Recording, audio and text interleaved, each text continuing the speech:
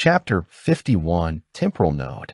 The thing that slithered out of Deputy Padre Michel Garriga's mouth was slender and covered in scaly brownish-green skin, like a diaphanous and fuzzy lizard.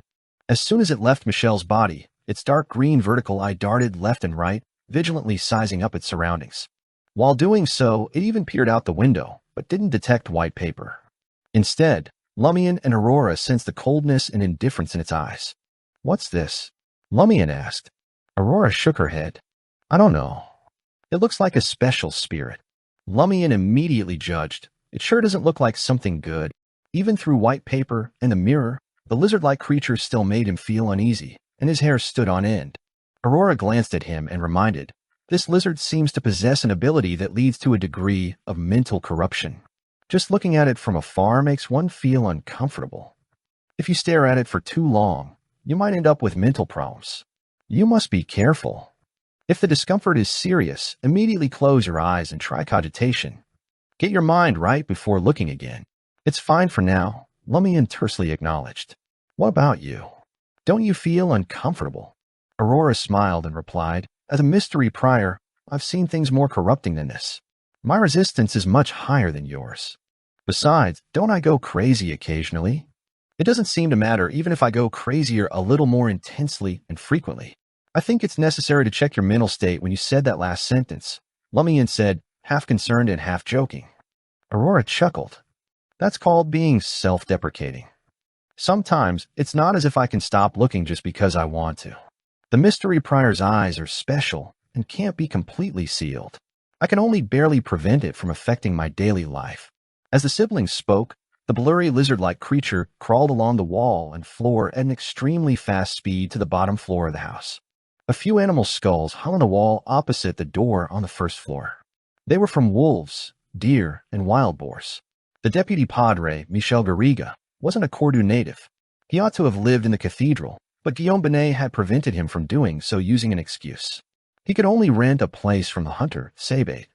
The lizard burrowed into the wolf skull and kept entering and exiting the socket. Not long after, it switched to the wild boar's skull and continued doing the same thing.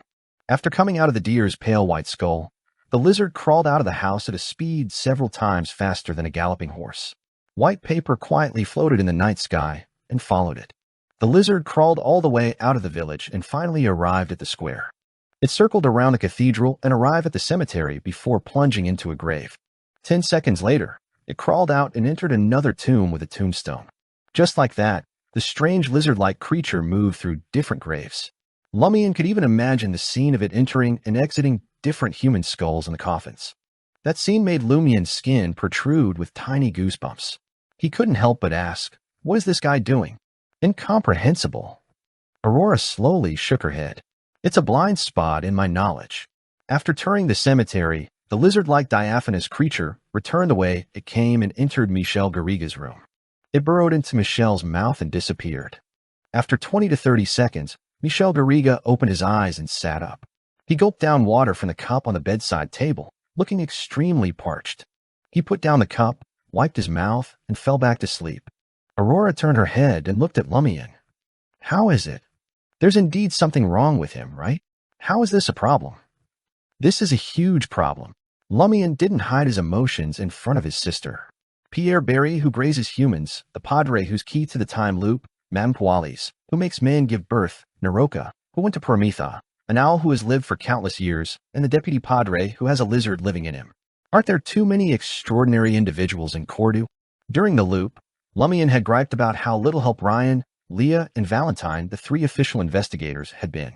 In hindsight, how could he blame them? The abnormalities in Cordoue were truly exceptional. They might have taken action, but the results were probably unsatisfactory. Aurora glanced at her brother, half warning and half teasing. "You haven't mentioned the most remarkable person yet. The only one in the village who can remember the loop and possess the unique dream ruin." Lumian was speechless and felt a headache brewing. Aurora turned to the mirror on the table, contemplating. "I don't expect any significant changes with the deputy padre. Although I could examine his astral projection more thoroughly, it could be hazardous. It's fine if it endangers me, because I'll be another living warlock in the next cycle, but we need more information. We should wait until we have enough before prying deeper." Starting a loop prematurely would waste time explaining and communicating. Lumian agreed, sharing her perspective. Aurora then suggested, I plan on having white paper monitor the Padre now. Lumian was taken aback. Didn't you just say we shouldn't pry deeper to avoid triggering the abnormality prematurely? The Padre was the linchpin to the mystery. Wasn't it reckless to rush him like that? Aurora smiled at Lumian. I'm sure what I'm doing is safe. Noticing Lumian's confusion and worry, she elaborated, you heard the Padre and Pons Benet's private conversation on April 1st during the previous cycle. The Padre claimed to be an ordinary person, but he had a way to deal with me, a beyonder. Based on the corresponding scene and the fact that there was no reason to lie to an ordinary person like you, I believe the Padre was truly powerless before April 1st. Today is March 29th, and we haven't crossed midnight, so it's safe to spy on him. Lumian felt relieved. That makes sense. Aurora continued. From their conversation, I deduced that the Padre found a way to quickly gain Beyonder powers on April 1st. If he senses danger, he can become a Beyonder instantly. Maybe he has an item that can deal with me.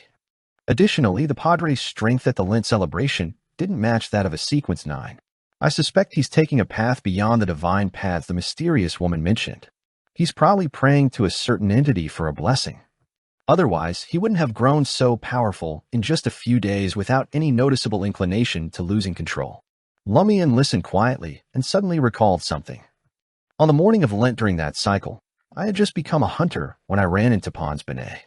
I wanted to test myself by fighting him, but he ran away as if he knew I had become a Beyonder beforehand. Maybe he had also received a blessing and could sense danger. Lumian added another crucial point.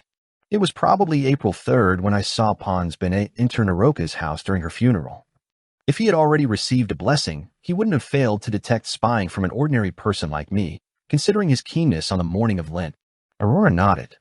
In other words, it's highly likely that the Padres group became Beyonders between Naroka's funeral and Lent, between April 3rd and the morning of April 5th. Of course, we can't rule out the possibility of them receiving blessings in batches, Aurora added.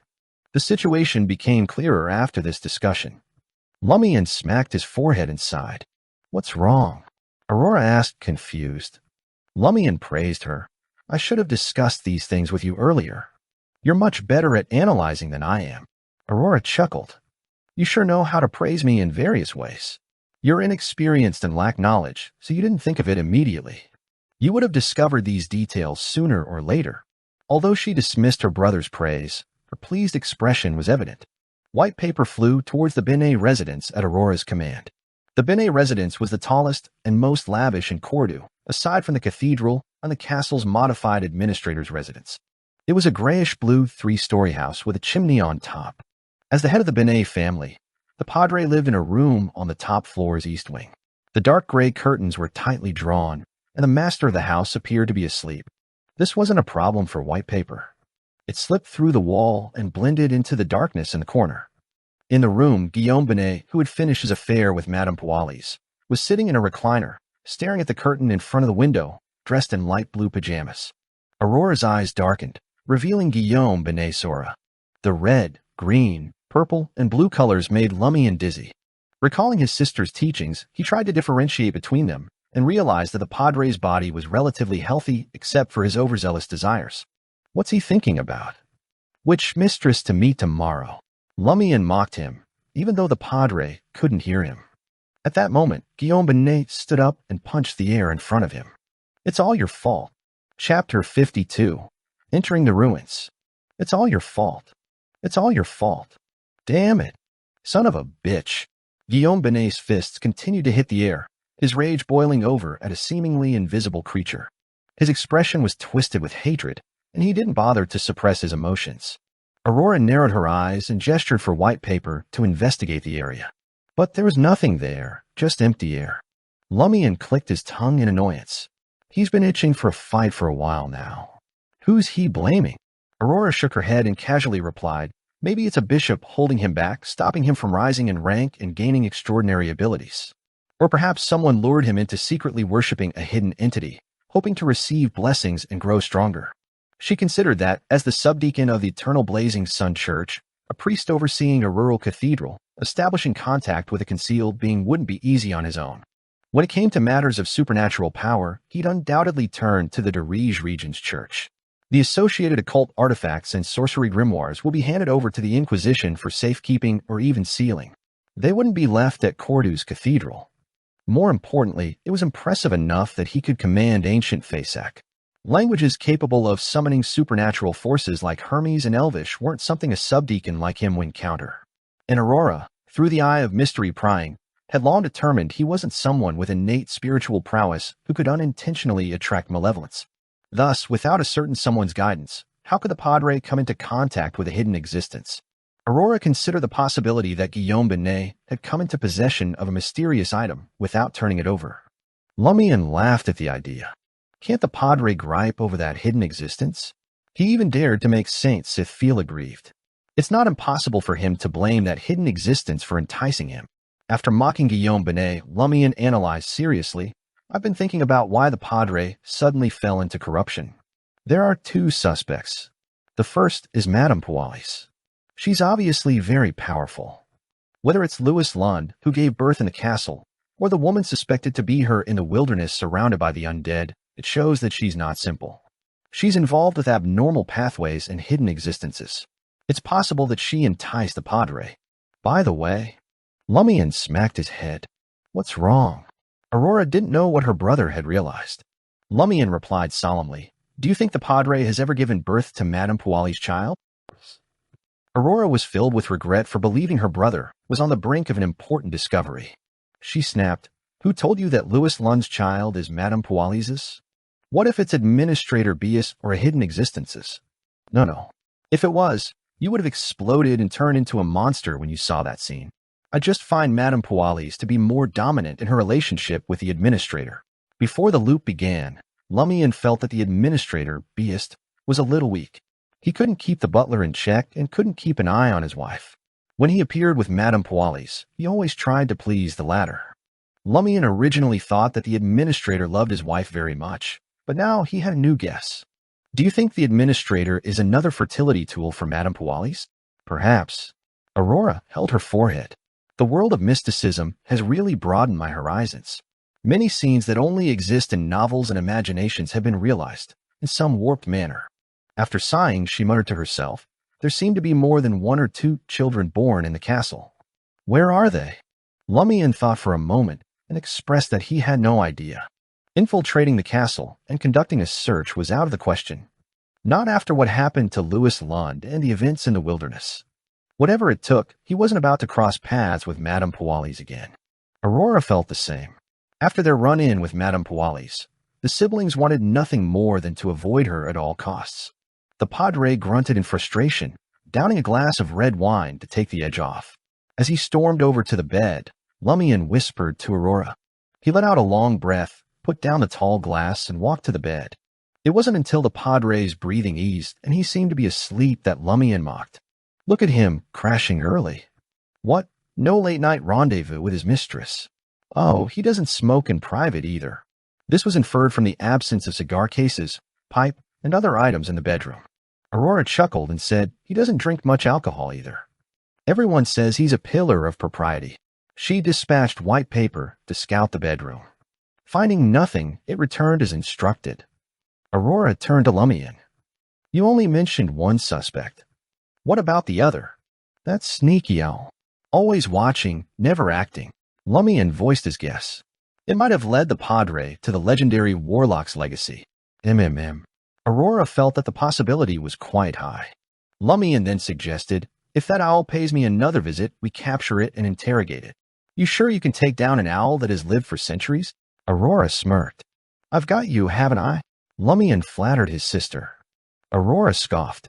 Our chances aren't great, even with both of us. But we can't just sit around and do nothing. We need to find out what's going on before it's too late. As long as we don't interfere with the advent of the 12th night, we'll be fine. Lumian nodded heavily. Aurora noticed his exhaustion and reached for white paper, who had returned. You've been using your spirit vision too much today. Get some rest. We'll continue tomorrow. She paused for a moment before continuing. In the morning, I'll teach you the basics of the Hermes language. Then, in the afternoon, go see Pierre Barry and have a drink. I'll sneak into his sheep pen, and see if I can get any useful information from his 3 sheep. She thought this was the easiest route to investigate. Isn't that too risky? Lumian asked, already on his feet. Aurora reassured him with a smile. Don't worry, I won't pick a fight. I just need to talk to them in Highlander. It shouldn't raise any alarms. They might know something useful. Lumian nodded. I'll head to Old Tavern tomorrow afternoon. I'll try to get to know the 3 foreigners. They could be valuable allies. Of course, he had to be careful not to reveal their identities as Beyonders. Okay, Aurora agreed with her brother's plan. Oh.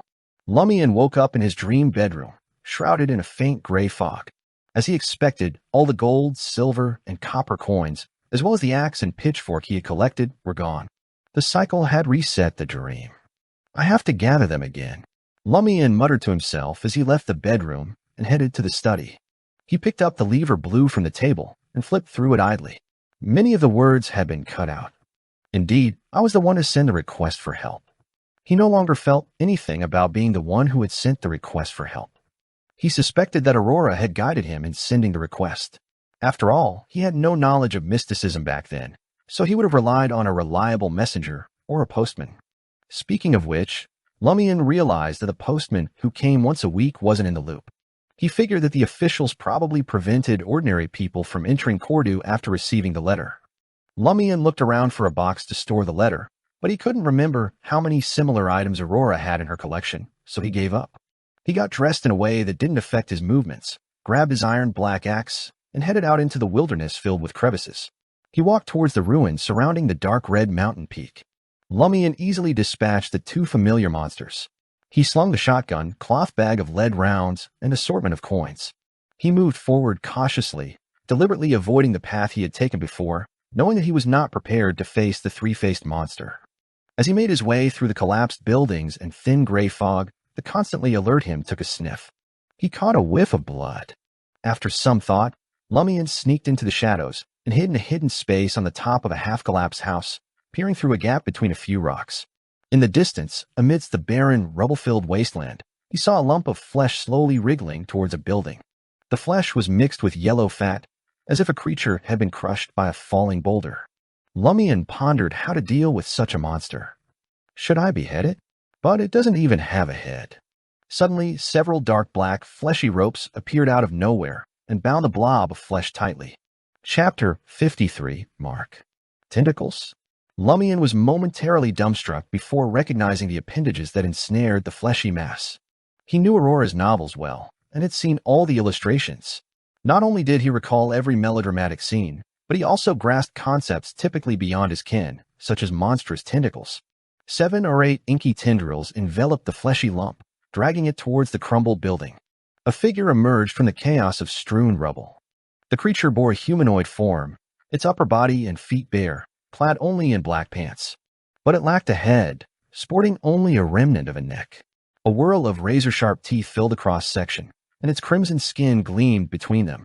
Lumian couldn't help but imagine a human whose head and half their neck had been replaced by some bizarre, gaping orifice. He shook his head, unable to locate a weak point for attack. 7 or 8 fleshy tentacles sprouted from the monster's maw, swiftly hauling the fleshy mass before it and hoisting it up. The creature's neck-mouth blossomed open like a morning glory. Its pearly, needle-like teeth clamped onto the flesh, swallowing it whole like a snake devouring its prey. Lumian scoffed silently. So you still need to eat. Thought you guys could survive without food. He then fell into deep thought. Monsters should be common in these ruins. Food must be scarce. So some monsters feed on others like now. Or maybe everyone's both hunter and prey. Could I lure an unbeatable monster to others and exploit the chaos? Theoretically, yes. But it's risky. They might just team up to kill me first. As Lumian mulled it over, he noticed the monster's chest, heaving from the effort of digestion, was beginning to swell and contract, as though it was undergoing intense digestion. This attracted Lumian's attention and made him realize that the monster's chest was anything but ordinary. 3 black, seal-like marks adorned its pectorals and base of the neck. Lumian's pupils dilated instinctively, straining for a better look. He'd seen something similar on the Padre. At the end of the Lent celebration, the Padre's body had swelled, tearing his clothes to reveal a black mark. Upon closer inspection, Lumian confirmed that the 3 black seals on the monster matched the Padres. Composed of cryptic words and symbols, they seemed to connect with an ineffable realm. The difference? The Padre bore at least 11 or 12 marks, whereas the monster had only 3. What's the deal with these marks? Are they bestowed by a hidden power? And the more you have, the greater the boon? Lumian wondered, perplexed. He tried in vain to memorize the markings but couldn't in such a short time. Without pen or paper, he couldn't reproduce them either. The monster finished digesting the fleshy mess. It swung its arm, shaking the fleshy tentacles beside its mouth orifice. The mark beneath its neck glimmered, and a low hum emanated from its chest. The sound swelled, evoking a maelstrom of air tearing through a beehive, whistling in and out of countless tunnels. The trumpet-like orifice gaped wide, amplifying the maddening drone. The cacophony grated on Lumian's nerves, making him itch to pummel the beast. Your noise is unbearable, you know that? As rage coursed through his veins, Lumian acted on impulse, leaping from the partially collapsed rooftop, shotgun in hand. Bang! Lumian hit the ground hard, his eyes locking onto the monster's gaping maw filled with razor-sharp teeth. He was about to rip the other party a new one for being a stubborn old pig, but serenity gripped him like a vice. He felt helpless, like a bystander who had been thrust onto the stage of a deadly play. The monster's blood-red mouth was trained on him, and it made no sound. Can I say that I'm sorry, that it's a misunderstanding? He muttered, his voice barely audible. He suspected that there was something wrong with the noise just now, causing him to lose his mind. He jumped out his hiding spot and tried to attack. But it was too late for apologies. He had to make a choice, fight or flee. With his experience, Lumian knew that running was not an option. The monster was enscathed and ready, its 8 tentacles raised and poised for attack. Therefore, if he really wanted to escape, he had to fight before finding an opportunity. If he wanted to survive, he had to fight. Without hesitation, Lumian raised the shotgun in his hand, loaded with lead bullets. Bang! The monster was caught off guard by Lumian's speed and decisiveness. It had no idea what the shotgun was and didn't stand a chance as it was pelted with lead bullets. Ah! It howled in pain, its mouth filled with razor-sharp teeth opening instinctively. Its chest was a bloody mess, including the black mark on its right side. However, the black mark seemed to be engraved in his blood and flesh. It was still clearly visible and remained unharmed. Lumian didn't revel in the monster's screams. He quickly repositioned himself and pulled out a new round from his bag. But before he could take aim again, the black mark on the creature's left side glowed, and it vanished into thin air. Just like that, it disappeared in front of Lumian. Had it escaped or turned invisible? He racked his brain for answers from the various novels Aurora had written and the mysticism knowledge she had taught. Lumian searched frantically for any sign of it, but it was gone. This scene and difficulty that he had never faced before made Lumian panic. He wanted to take the opportunity to escape and subconsciously take a few steps back. Lumian's ankles were suddenly yanked, and he lost his balance, flipping over and hanging upside down. Dark, fleshy tentacles appeared out of nowhere, wrapping tightly around Lumian's legs and hoisting him up. The monster was right in front of him, its black mark glowing on its right side. The vortex-shaped mouth filled with white, razor-sharp teeth widened to reveal a blood-red interior. The stench was overwhelming, and Lumian felt dizzy as he hung upside down. He could see the blood-colored skin of the monster's mouth and countless teeth. Thinking quickly, he grabbed one of the tentacles and wrapped it tightly around his arm. In his hanging state, he aimed his shotgun at the monster's mouth and fired. Bang! The monster screamed as flesh and blood spewed from its mouth. It flung Lumian away, and its body turned transparent before vanishing once again. Lumian hit the ground and rolled before getting back up, determined to find his target.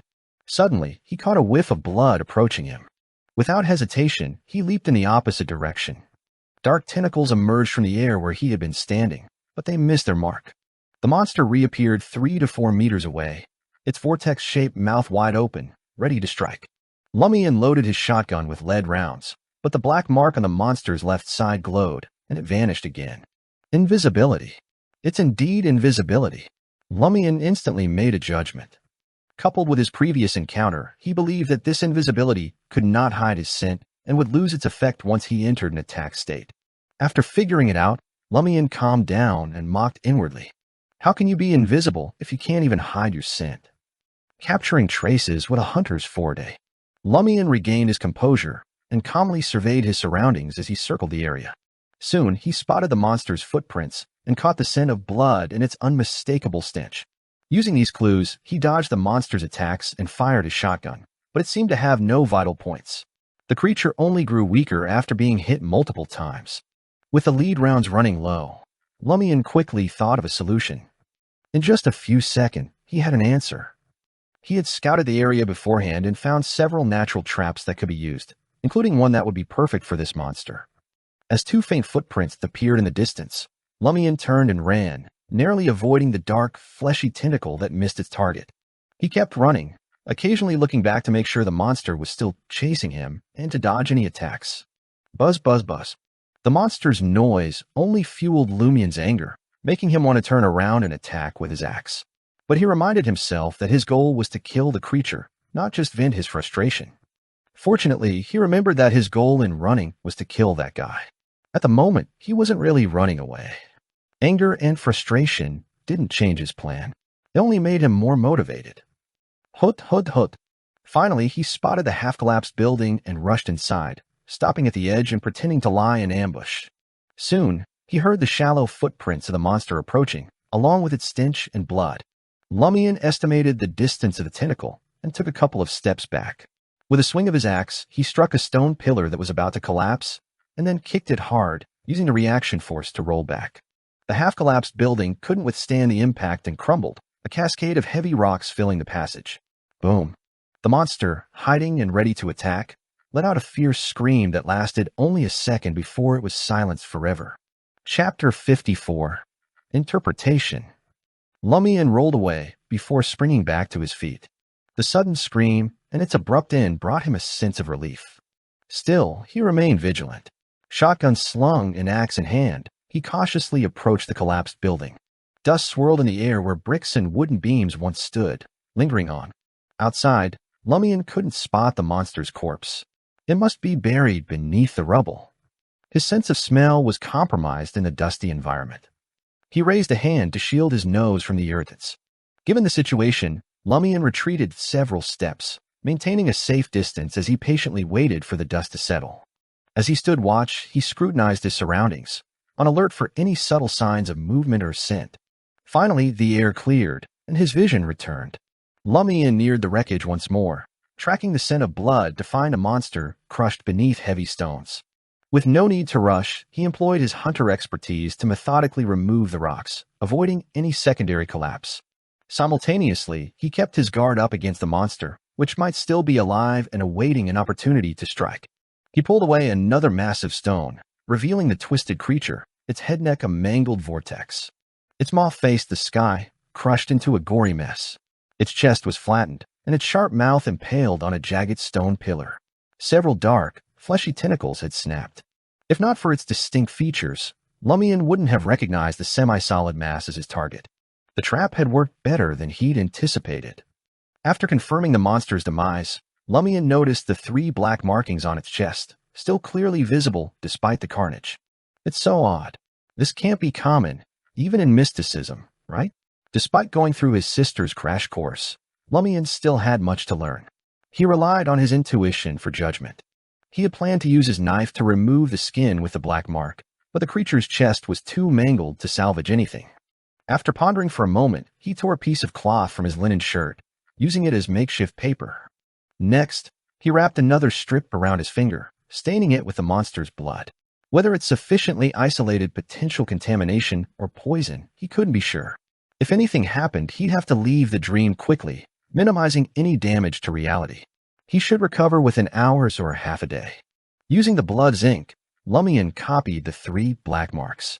As he drew, dizziness struck and a swelling pain pulsed in his forehead. Lumian surmised from his sister's teachings that his spirituality was nearly depleted. Just copying these marks almost drained me entirely? He was astonished by the bizarre markings and the meager spiritual capacity of a hunter, which he suspected was only slightly greater than a spiritually gifted person. After resting briefly, Lumian continued copying. It took 3 intermittent attempts before completion, his head throbbing. In his current state, further exploration was impossible. He pocketed the cloth, hoisted his axe, and headed back across the wilderness towards home. Emerging from the ruins, he felt a sense of accomplishment, as if he had absorbed a significant portion of the hunter potion. Looks like it was a successful hunt, Lumian mused. His unsorted experiences bubbled to the surface. Staying calm is crucial. When faced with unexpected prey and no time to prepare, calmness is even more vital. Always observe your surroundings and exploit opportunities. With his thoughts racing, Lumian made his way home, ascended to the second floor, and entered the bedroom. He forced himself to memorize the marks for a while before collapsing on the bed in exhaustion. Oh. The next morning, when Lumian woke up, his temples were still throbbing a bit. That was a sign his spirituality had been drained in the dream ruins. He shook his head and left the room to splash his face in the bathroom. When he went downstairs, he realized his sister had already made breakfast, toast with jam, sliced sausages, and strong black coffee. So early, Lumian blurted out in surprise. His sister rarely woke up early. Aurora replied grumpily, realizing we're stuck in a time loop, and the people around us are getting weirder and creepier. How can you sleep well? Not me. I've got no choice. Lumian comforted his sister. At least you can really sleep. I've got stuff to do in my dreams. That's true. Aurora picked up the coffee laced with half a packet of sugar and took a swig. After her brothers sat down and wolfed most of the toast and sausage, she asked, "What did you get out of exploring the dream ruins?" Lumian recounted his run-in with the monster and said, "Aurora, a grande, sir, help me figure out what those 3 black marks mean." At the end of Lent, the priest had something similar on him, but even more. Aurora nodded and took out a fountain pen and a note from a hidden pocket in her beige dress. Lumian began sketching, but he couldn't accurately replicate the black marks. Soon, he handed the note to his sister and introduced, "I only memorized it a few times. I can't be sure if some of it's right or wrong, but some of it must be. Here, and here's spot on." Just replicating part of the mark had drained a lot of his spirituality. Aurora placed the note on the dining table in front of her and focused on it for a while. "These words aren't any I know. The symbols that go with them are more warped than those commonly seen in mysticism too." Lumian was a little disappointed when Aurora added, "Judging by the influence of transcendent words and symbols on the surroundings and the leverage the marks have on natural power, I suspect this is the outward manifestation of a special contract." As she spoke, she tapped the note with her index finger. "Contract?" Lumian asked. Aurora nodded. "Paired with your battle with that monster, each black mark should represent a special contract. The effect of this contract is likely helping it gain a superpower from certain spirit world creatures, creatures from other dimensions, or extraterrestrial creatures. So the black mark on its left chest emits light and grants invisibility. The one below its neck corresponds to a voice that makes people frustrated, resentful, and lose their minds. The one on its right chest didn't show anything. I suspect it has something to do with its mouth orifice, tentacles, or digestion." No wonder. Lumian immediately understood some of the details of the previous battle. He then laughed and said, "The Padre signed more than 10 contracts with different creatures? What does this mean? Everyone can be his daddy. What a strange way to put it," Aurora muttered. "From the looks of it, the priest who fought you at the end of Lent didn't even show a tenth of his strength. He probably only used one ability he got through the contract. His body and mind went out of whack for no reason, and he was at your mercy." Lumian didn't get the previous 2 cycles, but he clearly knew it was luck back then. He eagerly asked, "Can I copy the contract obtained from the monster and contact the corresponding creature?" He was very envious of that invisibility ability. A contract is a contract, and a ritual is a ritual. Do you know how to conduct a ritual? Aurora doused his enthusiasm. Even if you master the ritual, do you know what the price of such a special contract is? The Padre might have only completed it with the blessing of a hidden existence. Aurora paused for a second and muttered to herself, "Why does the monster in your dream ruin have such a black mark? Did it also receive the blessing of that entity?" As she spoke, Aurora cast her gaze at Lumian's left chest. Could it be related to the black thorn symbol sealing your heart? The Padre had one too. Maybe the thorn symbol represents a hidden existence that created the dream ruin. The key to breaking the cycle might be hidden there. Or maybe reality can only solve the problem by doing something simultaneously with the dream ruin. It's possible, Lumian thought, realizing that this could explain why the monster had a black mark and why the mysterious lady wanted him to explore the dream ruins. He let out an emotional sigh. "Aurora, a grande, sir, your imagination is indeed much richer than mine. That's what an author should be like," Aurora replied with a smile. After breakfast, Aurora brought Lumian to the study to teach him Hermes. They ended the lesson around 3 or 4 in the afternoon, only stopping to grab a quick bite to eat.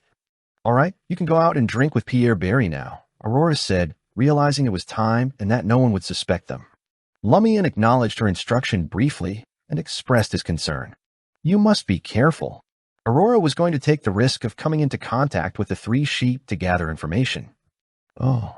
Lumian arrived at the dilapidated 2-story house where Shepherd Pierre Barry lived and looked around before asking the old woman, "Where's Pierre?" The old woman, Pierre Barry's mother, Marty, appeared to be in her early 50s but had many wrinkles due to overexertion from work. Her skin was freckled, and her black hair had turned gray. She looked almost as old as Naroka. "He went to the cathedral," Marty replied. Lumian was alarmed. He went to the cathedral again. Chapter 55 Persona. If Lumian remembered correctly, Pierre Barry would undoubtedly visit the cathedral to offer his prayers past noon of March 30th. He and Raimund had crossed paths with him during the previous cycle, and Lumian had also encountered him at the village square at a similar hour. However, it was already 3 or 4 in the afternoon. "When did he leave?" Lumian inquired. Marty pondered for a moment and responded, "Around the time taken to cover a mile."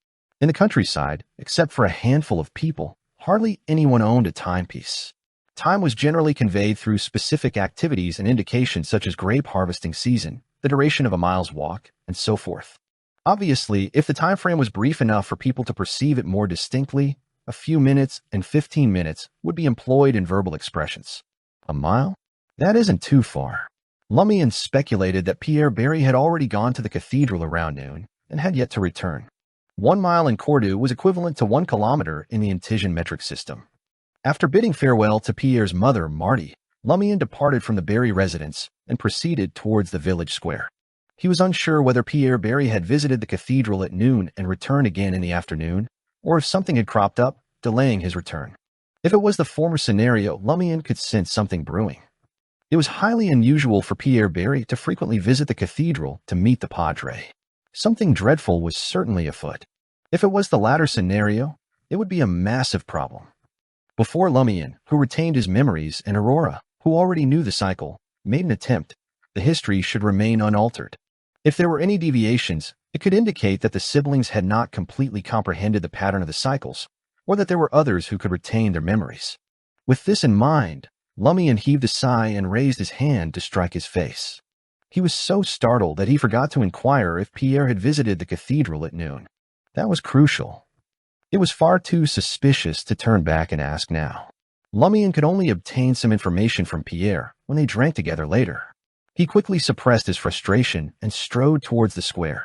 Upon entering the Cathedral of the Eternal Blazing Sun, he saw the Padre Guillaume Benet standing in front of the altar with several sunflowers.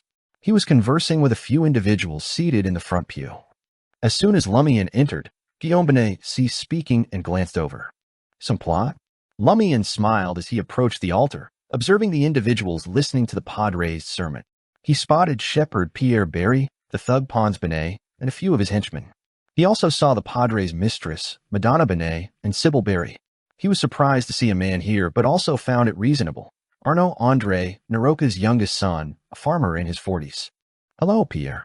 Lumian greeted him with a smile, but he halted midway. The second half of his sentence was meant to be, "Aren't you buying drinks? Why are you here?" However, he suddenly became vigilant and remembered that this arrangement had yet to occur in this cycle. This was something that had only transpired in the previous cycle. This was the first time Lumian had encountered Shepherd Pierre Barry in this cycle. As Cordu's prankster king, Lumian's reflexes were lightning quick. He promptly altered his posture and extended his arms towards the altar. Praise the sun. Keeping up the facade, his thoughts raced as he conjured up a fresh alibi. After paying homage to the sun and receiving a response from the priest, Lumian pivoted and addressed Pierre Barry, who sat at the front row's edge, gazing at him with bewilderment. "I heard you had returned to the village, so I went to your dwelling to seek you out. Lo and behold, you're here in the cathedral." He didn't specify who had informed him, knowing that Pierre Barry would have been spotted en route to the cathedral. With no witnesses to his lie, Lumian had a fallback option, Ava's father, the cobbler Guillaume Lizier. "Why are you looking for me?" Pierre Barry rose to his feet, clad in a dark brown robe, his blue eyes brimming with gentle amusement and perplexity. Lumian had already prepared a plausible excuse. He grinned and responded, I yearn to hear your tales while tending to your flock. Diverse countries, varied hamlets, and sundry locales. They must be enthralling. In the past, he had frequently conversed with newly returned shepherds to enrich his knowledge. Without waiting for Pierre Barry's reply, Lumian shifted his gaze from his disheveled and greasy black hair to his brand new leather shoes. Did you make it rich? My current employer was more generous this time and bestowed upon me quite a few things, Pierre Barry replied with a smile. I'll treat you to a drink later. All right. This was precisely what Lumian had been angling for. He even inquired, when will you be heading there? This displayed the panache of a regular patron of Old Tavern. He was unashamed when it came to cadging a glass of wine. Pierre Barry glanced at Guillaume Binet, the priest, and received a corresponding hint. How about after dinner, he suggested. Agreed. Lumian assented readily. Thereafter, under the scrutiny of the shepherd, priest, Pons Binet, and company, he seated himself in the second pew closest to him. Pierre Barry was momentarily taken aback. Aren't you going back? Lumian beamed. I haven't prayed in ages. I'll seize this opportunity to pray, lest the deity thinks I'm not devout enough. Carry on, carry on. Pretend I'm not here. Saying so, he closed his eyes, lowered his head slightly, and crossed his arms over his chest. Pierre Barry, Guillaume Binet, Pons Binet, and the rest exchanged glances, at a loss for words. After patiently waiting for an extended period and observing Lumian still engrossed in prayer, the priest turned to Pierre Barry, gesturing for him to inquire. Pierre Barry approached Lumian's side and patted his shoulder. How long do you intend to pray? Lumian opened his eyes and stated gravely, I plan to pray until dinner time. Since there's nothing else to do, I can make a confession later. Guillaume Binet's forehead twitched upon hearing this. Gazing at Madonna, Sybil, Pons, Arnaud, and the others waiting for him, he exhaled slowly. He signaled to Pierre Barry and gestured towards the door. Pierre Barry comprehended the priest's unspoken message and hastily informed Lumian, I'm done praying. Shall we proceed to Old Tavern now? Absolutely. Lumian stood up, grinning from ear to ear.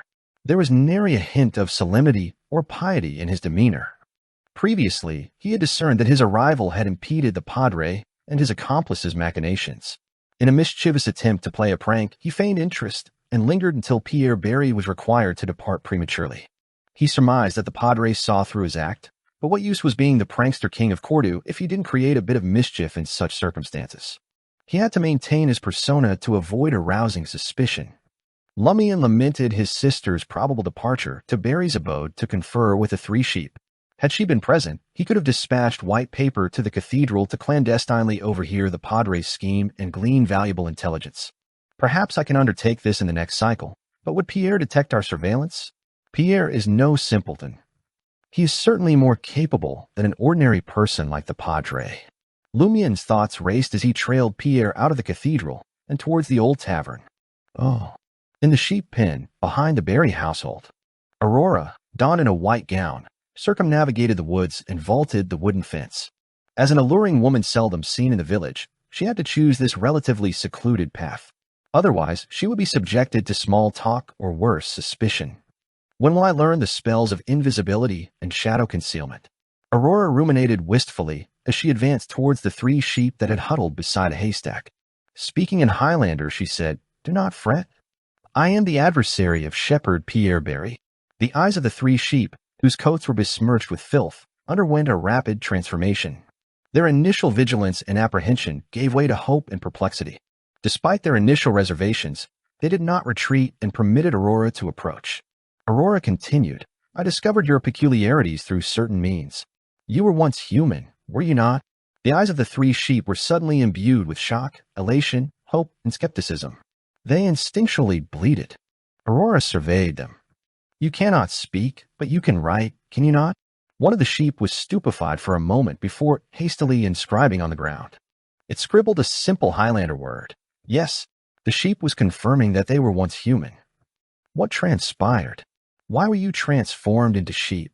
Aurora pondered briefly before adding, write the beginning, middle, and end separately to save time. The three sheep divided the task and inscribed different portions of the narrative on the surface of the soil, using their hoofs. Before long, they had each completed a sentence. We were caught. A ritual was conducted, swaddled in sheepskin and metamorphosed into sheep. A ritualistic sorcery that can convert a human into a sheep using sheepskin? That is decidedly easier than transfiguring a person into a sheep. The only question is, which deity was the ritual invoking? Aurora queried as her mind raced. Did Pierre Barry capture you? Is he alone? She wished to ascertain Pierre Barry's current strength. Yes, one of the sheep responded. The other sheep added more. He has an accomplice. They were both exceedingly formidable. Pierre Barry was already immensely powerful before his return to the village. Aurora suddenly detected something amiss. Why did Pierre Barry appear to be under the sway of Guillaume Binet, the Padre? Guillaume Binet was still an ordinary person. Chapter 56. Intuition. The more Aurora ruminated on the matter, the more her suspicions intensified. How could the powerless Guillaume Binet possibly subdue the mighty Pierre Barry, who possessed no less than supernatural abilities? If the Padre was indeed favored by the clandestine force to the extent that his clique considered him their leader, he should have been bestowed with a boon long ago and elevated above the common masses. Should he decline the boon, he would inevitably face ostracism. In these circumstances, his standing, authority, and machinations paled in comparison to his might or the gulf that separated him from divinity. Aurora lacked the luxury of time to ponder this and could only conceive of two plausible explanations. Either Guillaume Binet was not the true leader of the small group and was merely exploiting his status to orchestrate and conceal the anomaly from the eternal blazing sun church in Deriche, or he was not rejecting the boon but merely biding his time to attain greater power. Neither explanation boded well. Aurora directed her gaze at the three sheep and inquired, "Who was the man that accompanied Pierre Barry in his assault on you?" The three sheep scribbled down their responses. Nior Best, a shepherd named Nior. He goes by the name Nior. Nior Batet too has achieved extraordinary power. Aurora was acquainted with the individual in question. Nior was a fellow shepherd from Cordoue who frequently grazed his flock alongside Pierre Barry, but he had seemingly not returned early this time. Where is Nior? I did not spot him in the village, Aurora queried. The three sheep moved a few steps away and found a new patch of unmarked soil on which to write. He's dead. I killed him. We took him out, but we were apprehended. Had he fallen victim to a counterattack? Aurora nodded pensively. Are all of you Beyonders? The three sheep ceased riding Highlander with their hooves and nodded in assent. Aurora acknowledged them tersely as she raced to process the implications. Pierre Barry and Nior Best are hunting Beyonders. What is their motive? And one of them is now dead.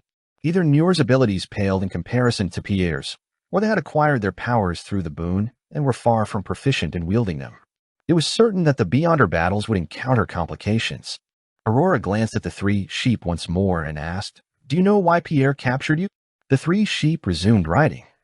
I have heard him speak of God and devotion. It may be for a blood sacrifice. I suspect he wants to offer us as a sacrifice to an evil god. Indeed, Beyonders possess remarkably high spirituality and unique characteristics. They are far superior to ordinary mortals as sacrificial offerings, and they can appease malevolent gods more effectively. Pierre Barry and Nior Best were using grazing sheep as a ruse to abduct Beyonders from other countries to offer them up as sacrifices. It is a scheme that can easily evade the local authorities' notice. Aurora nodded imperceptibly. She spoke solemnly. Did Pierre mention the honorific name of that god? Or rather, who were they praying to during the ritual that transformed you into sheep? The three sheep were taken aback, as if they were awash in recollections. Suddenly, they lowered their heads and extended their hooves towards the soil before them. For some inexplicable reason, Aurora felt that the temperature had plummeted, and the sun had been obscured by dark clouds as a chilly mountain breeze swept past.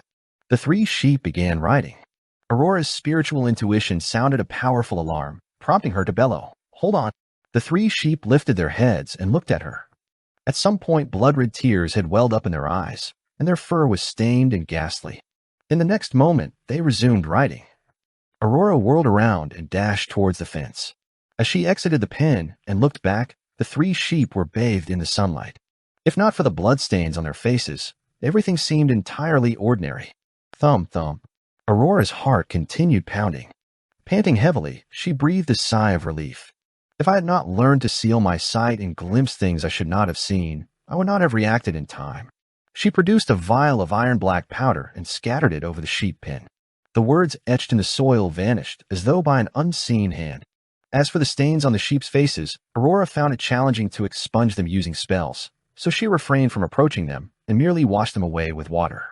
She feared that the 3 sheep were different from before and harbored latent dangers. In Old Tavern, Lumian sat at the bar, sipping on light green absinthe, his right elbow propped up casually as he surveyed the room. He searched for the mysterious lady, but she was nowhere to be seen, nor were Ryan, Leah, and Valentine. Lumian knew not when the former would arrive, and as for the latter 3, he assumed they were wandering the village, engaging in idle chatter. Pierre Barry, who had just finished his glass of absinthe, picked up a new pale green liquid and babbled, "I had a chance to get married." "Is that so?" Lumian scoffed. "Who would fancy a shepherd?" Pierre sighed and replied, "Most of the pastures we graze in are owned by manor owners or nearby villages. If we want to graze, we have to pay a ranch tax or marry a village girl and settle down there." Lumian smiled. "That's a good thing for a shepherd." Pierre took a sip of absinthe and glanced sideways at Lumian. "That girl must fancy you and not ask for dowry. At one time, a lady thought I was not bad and didn't mind that I was a pauper and a shepherd. She was willing to marry me. Was she very foolish?" "Yes." Lumian nodded, honestly. Pierre took another sip of absinthe and was silent for a long time before saying, "Later, she died. She worked in a factory in the suburbs and fell ill due to exhaustion. I went to several cathedrals, got the priest to pray for her, and found doctors to treat her, but it was useless. After that day, I realized something."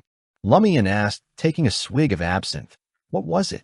Resentment flashed across Pierre's face as he replied, "Those who possess flesh and excrete from their posterior cannot absolve us of our predicament." Lumian asked, "So those without flesh and those who do not excrete from their posterior are acceptable?" Pierre chuckled. "Those are saints and angels, but will they deign to look at us?" Lumian skid. "Then why did you go to the cathedral to seek the Padre's counsel? Not only does he possess flesh and excrete from his posterior, but he also indulges in the carnal pleasures with women." Pierre turned his head towards Lumian and cast a sidelong glance. "You fail to comprehend. He possesses a certain intellectuality that can redeem our souls." Intellectuality. Lumian struggled to grasp the term. Pierre took another sip of his light green absinthe, seemingly oblivious to the question. Lumian dared not press the matter further, and instead inquired, "I heard that you visited the cathedral at noon. Why did you return in the afternoon?"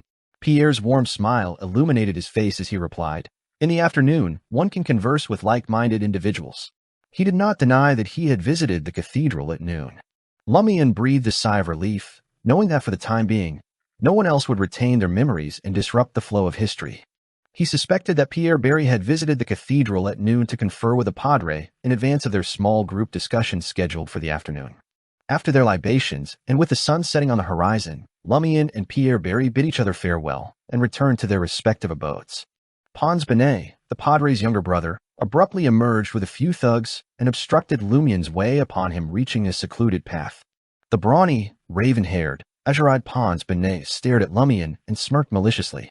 "You were good at pranks in Z afternoon, no? Wasting our time in Z Cathedral. If Z Padre wasn't there, I would have beaten you up. Bastard, come and eat Daddy Pons's XX." Initially taken aback by this imbecile's foolishness, Lumian was elated. His and Aurora's judgment was correct. In the previous cycle, Pons Benet likely hadn't acquired supernatural abilities before Naroka's funeral, and thus had no sense of danger. He had actually dared to obstruct a Beyonder's path. Without hesitation, Lumian turned and bolted, with Pons and his thugs in hot pursuit. However, as soon as they exited the trail between 2 buildings, they lost sight of their quarry. Pons Benet scanned his surroundings and ordered his subordinates, spread out in search. He deemed it impossible for Lumian to have fled so swiftly and believed he was hiding nearby. The thugs dispersed and combed the area for any potential hideouts, leaving Pons Benet alone at the trail's entrance. Lumian, who had ascended to the 2nd floor of the adjacent building, chuckled and leapt towards Pons. Bang! Pons was sent hurtling to the ground with tremendous force, gasping for breath and momentarily incapacitated. Had Lumian not restrained himself and struck him directly, he might have broken several bones. Lumian stood up, clasped Pons's forearms, and smiled at him, saying, "Come, let us become better acquainted." Before Pons could offer any resistance, Lumian pulled him into his embrace and kneed him. Pons's eyes nearly bulged out of their sockets, and his face twisted in agony. Thud. Lumian released him, allowing the man to crumple to the ground like a shrimp. He then turned and darted down the trail, vanishing from sight before the thugs returned. In the kitchen, which also doubled as a part-time living and dining area, Lumian updated his sister on his situation. Pierre Barry visited the cathedral in the afternoon. It's confirmed that Pons Benet still lacks any superpowers. Aurora nodded slightly and recounted her own experience, particularly the inexplicable danger at the end. Lumian pondered for a moment before remarking, that enigmatic lady claimed that certain entities might corrupt you merely by acknowledging their existence. Chapter 57. Arrangements. Aurora recollected the situation and surmised that her brother's account was accurate. She sighed, overcome with emotion, and remarked, to think that such dreadful corruption can be brought about by that concealed entity worshipped by Pierre Barry and his accomplices. Even the evil deities mentioned in ancient manuscripts fail to elicit such a reaction. Lumian showed no signs of surprise and said, otherwise, why are we trapped in a time loop? The more Aurora contemplated, the more perplexed she became. She muttered, is it possible that we have to confront the concealed entity on the 12th night and defeat it to end the cycle? This would entail gathering ingredients, digesting the potion, and undergoing repeated cycles to become a deity. Lumian interrupted her train of thought as he realized that his sister was becoming increasingly irrational. Stop. It cannot be this extreme. Aurora acknowledged his remark tersely and nodded slightly. You are right. We have, at most, one more cycle. It is impossible for us to become deities within 20 days. She then shrugged and added, there is no hope. Let us wait for death. Even Lumian, who had an inventive mind, struggled to keep up with his sister's thoughts. Aurora exhaled and looked at her brother. All right, I'm done venting. Continue. Huh. Lumian appeared puzzled and took a few seconds to understand what his sister meant by continuing. By the look of things, the 3 transformed sheep are to be offered as sacrifices and brought back to Cordu. It is no surprise that they did not wait until early May. The 12th night is, in fact, the day of a grand-scale sacrifice to the concealed entity. Aurora's eyes scanned the surroundings, and she said, that was my assumption, but why did the Padre and his accomplices receive varying degrees of blessings before Lent? According to my understanding, it should have been an exchange through sacrifice. Drawing on his malicious perspective, Lumian made a bold conjecture based on the previous cycle's events. A small sacrifice and a grand ritual? At the end of the Lent celebration, the Padre, who had obtained extraordinary powers, no longer concealed his abnormality. It is evident that he was planning something significant. After pondering for a moment, Aurora said, the Lent celebration could be a part of the grand ritual. Before the grand ritual, the Padre made up his mind and offered his soul to the evil deity. With a certain amount of offerings, he obtained a plethora of blessings, completely revealing his true colors. By the looks of it, everyone in Cordu will be implicated once the Lent celebration commences. No one can escape. The siblings exchanged glances and believed that their assumption was close to the truth. However, if the abnormality erupted entirely from the Lent celebration until the 12th night, how could they patiently wait until the final ritual to find the key to the cycle? There was a high probability that everyone in the village, apart from those who died as sacrifices, would be corrupted. I am only a sequence 7. Aurora covered her face and said, and you are only a sequence 9. They were facing such a dire situation. Based on Lumian's account of the battle at the end of the Lent celebration and Aurora's recent experience hunting black-marked monsters, she knew that she was no match for the Padre who had received a boon. She felt that she had to prepare in advance before she could confront Pierre Barry. Lumian had fortunately defeated the mutated Padre in a 1-on-2 battle. Yet, preventing the Padre and his accomplices from obtaining supernatural powers in advance could avert the 12th night. The cycle would most likely restart in advance. Hell difficulty. Aurora slammed the dining table with a mournful expression. Without waiting for Lumian's response, she raised her hands and tousled her blonde locks, as if releasing pent-up emotions. After a series of gestures, Aurora composed herself and calmly addressed Lumian, seek out the trio of foreigners tomorrow morning. You may disclose the abnormality in the village to them. Concealing our status as Beyonders is unnecessary. It's very dangerous. Lumian instinctively replied. Was it not natural for wild Beyonders to be considered culpable when they encountered officials? Aurora let out a slow exhale and stated, in this predicament, we can't care less. Other than the enigmatic lady, the trio are likely the most reliable individuals in the village. Moreover, each of them possesses strength that is on par with mine or even surpasses it. We are all in the same boat. Do not underestimate one another. Whether one is a wild beyonder or an official, we must band together. As for the possibility of being hunted down by officials in the future, we shall cross that bridge when we come to it. For now, we must focus on escaping this loop. Lumian had heard his sister use the phrase, all in the same boat, before.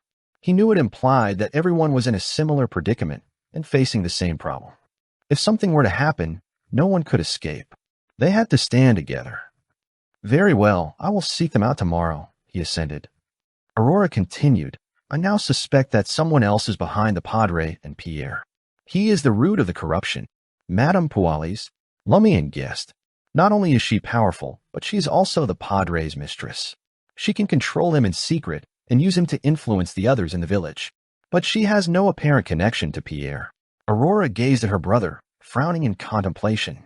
From the encounter with the three sheep, Pierre and Noor should have gained supernatural powers when they grazed the plains last October. At the very least, they should have acquired the corresponding knowledge. This is because they did not return midway, so it is impossible to obtain it elsewhere. This means that the abnormality in the village can be traced back to July and August of last year. Did you notice any anomalies? Lumian shook his head slowly. No. He had initially thought that he was thoroughly acquainted with Cordu, but now he realized that the undercurrents had been present for over half a year. This realization filled him with dread and made him feel like a stranger in his own home. What is the problem? Lumian felt as though he was shrouded in layers of fog. He could never discern the truth of the matter. Aurora continued, it could also be that owl. Perhaps the legendary warlock who died is not truly deceased. He may still be hiding somewhere in the village, or perhaps someone who we frequently encounter. He may have already discovered that I am a warlock and deliberately suppressed the legend from me. There are no such restrictions for ordinary individuals like you. Aurora instructed in a low voice, notify me immediately the next time the owl pays a visit. I will get white paper to track it and determine its whereabouts. Lumian tersely acknowledged his sister's request, indicating that he too was waiting for the owl to appear. This time, I will pluck all your feathers. He cursed inwardly. Aurora pondered for a moment before issuing a third directive. Tomorrow afternoon, I shall extend an invitation to Madame Pualis. The administrator remains at his post, leaving the butler and the servants as the only occupants of the castle. You may clandestinely enter and scour for any clues.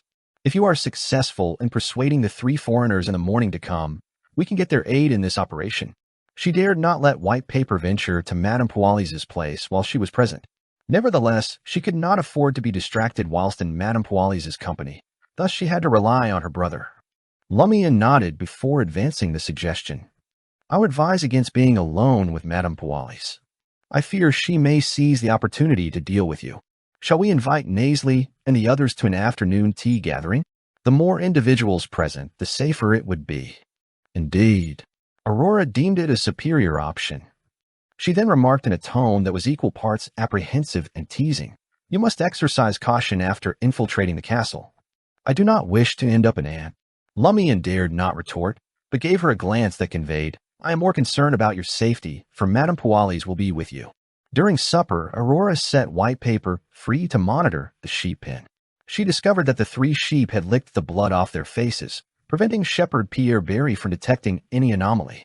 Following that, Lumian resumed his education on mysticism until he fell asleep. He acquired mastery over many Hermes words, including me, name, summon, need, light, and sun. Light served as an incantation to activate the integrity brooch. There were 3 paragraphs in total. Oh. Lumian awoke in the room shrouded in a faint gray mist. He strode to the window and scrutinized the dark red peak and the dilapidated edifices that surrounded it once more. I wonder what secrets lie here. Lumian muttered. As he gazed, a thought suddenly struck him. The ruins contained too many hazardous zones that he either could not or dared not approach. For instance, the lair of the 3-faced monster. However, if he could summon a spirit world creature akin to white paper and forge a pact with it, allowing it to infiltrate and observe, he ought to be able to gather more intelligence. His vision, sense of smell, and hearing were all heightened by his beyonder characteristics. In theory, they constituted a kind of supernatural power that could be conveyed upon white paper. As he ruminated, Lumian muttered to himself, the problem now is whether I can summon a spirit world creature in the dream ruins. If I cannot, can I utilize our connection to bring it into the dream after summoning and forging the pact in reality? What implications will the addition of a contracted creature have on the cycle? Can the corresponding spirit world be added to the mix? If not, once the summoning duration elapses, the contracted creature will return, and the cycle will recommence. The more Lumian thought about it, the more his head throbbed. He felt a profound reverence for mysticism. He could only hope to swiftly master a few languages that would enable him to complete a summoning ritual. Without further ado, he seized his shotgun, the meager quantity of lead bullets that remained, and the sharp axe. He departed his home, traversed the wilderness, and re-entered the ruins. Chapter 58. Cherishing Talent. After 2 nights of reconnaissance, Lumian discovered that the monsters inhabiting the outskirts of the dream ruins were fewer in number than he'd initially believed. Having dispatched the skinless creature, the shotgun-wielding monstrosity, and the monster with the black mark, Lumian found little else in his search of the area. All he uncovered were a few twitching chunks of flesh. Their sole purpose seemed to be as sustenance. Yet Lumian had long since realized that he had no need for food within the dream. Each time he entered, he felt invigorated and hunger-free. His energy would wane only after extended bouts of exploration or combat, replaced by a sensation akin to hunger. But it was a mild feeling that didn't necessitate additional nourishment. Once the hunger became unbearable, Lumian's spiritual reserves and stamina would be all but depleted. Physically and mentally drained, he'd be forced to exit the dream. After consuming a meal and recovering in the real world, he would return to the dreamscape, his vigor restored and hunger vanquished. As he delved deeper, Lumian surveyed his surroundings for any signs of collapsed structures. He discovered a smattering of coins, but their combined value amounted to little more than a Lewis door. He found merely a few lever blue inscribed with words. Left with no alternative, Lumian decided to venture further into the ruins. He cautiously navigated through the faint gray fog and oppressive darkness, weaving between the ruins' standing and fallen walls. Suddenly, he stumbled upon a series of shallow, bizarre footprints. It was difficult to classify them as footprints. The left one appeared ordinary, but the right seemed more akin to a palm imprint. Another monster? Lumian stealthily trailed the footprints, all the while scrutinizing his environment and envisioning the ideal battlefield for various scenarios. Eventually, he detected movement, prompting him to halt. He skirted around the area and scaled a toppled building, using the scattered, hefty rubble as cover. Peering out cautiously, Lumian surveyed the source of the noise. There, in the center of an uncluttered wasteland, stood a figure that could scarcely be described as human. While vaguely humanoid in shape, closer inspection revealed a host of incongruities. 2 eyes occupied the space where a nose should have been. Above them, a mouth, and below, a pair of ears. The nose was nestled near the temples, while a leg and an arm replaced each shoulder. The lower half of the figure consisted of another leg and arm. The entire form seemed to have been haphazardly assembled from mismatched human components. This revelation instantly clarified the nature of the peculiar tracks Lumian had been following. The creature was garbed in a brown short-sleeved shirt and dark blue trousers, typical attire for lower-class Intisians. It paced the barren landscape, shoeless and hatless. Lumian refrained from attacking, opting instead to observe patiently. Before long, the monster raised an arm and contorted its body backward, its head making contact with the ground. It's incredibly flexible. It would make a great dancer. Lumian mused sardonically. As if on cue, the creature launched into a dance. Its movements alternated between bold and graceful, sometimes bizarre and comical, yet always rhythmic. More notably, the creature seemed to possess no skeletal structure, its limbs twisted and folded behind its back, and its legs and arms intertwined with ease. As the prankster king of Cordu Village, Lumian quickly devised a fitting moniker for his newfound quarry, Noodleman. Drawing on his observations, he began to formulate a strategy for the impending confrontation. I mustn't assume that I can evade its attacks simply by maneuvering behind it. Noodleman is capable of treating its front and back interchangeably. I must be wary of its potential to constrict me like a serpent. Though its vital points remain uncertain, it does have a head I'll start by chopping off that. As Lumian's thoughts raced, the monster's dance grew increasingly frenetic. It leaped skyward, limbs splayed as if attempting to embrace the heavens. Lumian found himself somewhat entranced, an urge to sway his body in sync with the creature's movements taking hold. He couldn't help but recall a melody his sister often played, the beat echoing through his mind. That's it. Suddenly, a warmth spread across his left pec as whispers seemed to reverberate in his skull. His scalp prickled and body shuddered, as though the phantom voice that had once pushed him to the brink of madness was about to speak again. Oh. Lumian hastily undid the buttons of his leather coat and gray shirt with his left hand and gazed at his bare chest. The inky thorn mark over his heart had returned. The bluish-black symbol, consisting of an eye and writhing worms, materialized and bore down on the former. Lumian froze in shock as his mind raced. I hadn't even entered cogitation, let alone held it for a few seconds. Did Noodleman's dance somehow trigger this? Is there something related to mysticism about that dance? Some hidden magic? Luckily, when the mark activates like this, the horrific whispers are nearly mute. It won't drive me to death's door or strip me of all restraint. But I'll suffer a skull-splitting migraine, uncontrollable tremors, and disorientation. Since becoming a hunter, Lumian had avoided entering that cogitation state to tap into his special trait. The dangers seemed far greater now. Before, he had flirted with death and emerged unscathed. But now, hovering at death's door might cause him to lose all self-control, with irreparable consequences. Worse, excessive exposure to that ghastly whisper might drive him irreparably insane, even if he survived and retained control. He dared not take that risk again, unless it was a last resort. After 2 or 3 seconds, Lumian was no longer astonished by the thorn symbol being stimulated by Noodleman's dance. An indescribable joy welled up in his heart. He could endure such a negative state completely. So, is there a chance that by learning Noodleman's dance, I can dance it ahead of time to partially activate the special trait of my dream when hunting powerful monsters? Then, I'll charge at the stunned target and finish it off in a few moves. Even if I can't fully trigger my special trait by dancing, it should be useful. I don't expect the target to give up resisting like the shotgun monster. It's enough to weaken them greatly. Lumian's thoughts raced. The more he watched the dancing Noodleman, the more he found it pleasing. The eyes on the nose, the mouth on the forehead, and the arm that acted as a leg. How could any of that be as beautiful as the magical dance?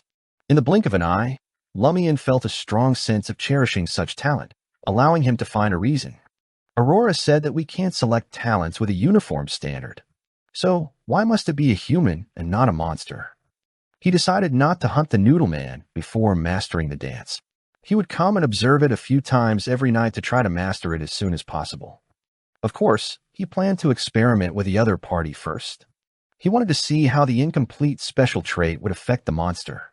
Lumian quickly made up his mind. He didn't button his clothes and bared his left chest.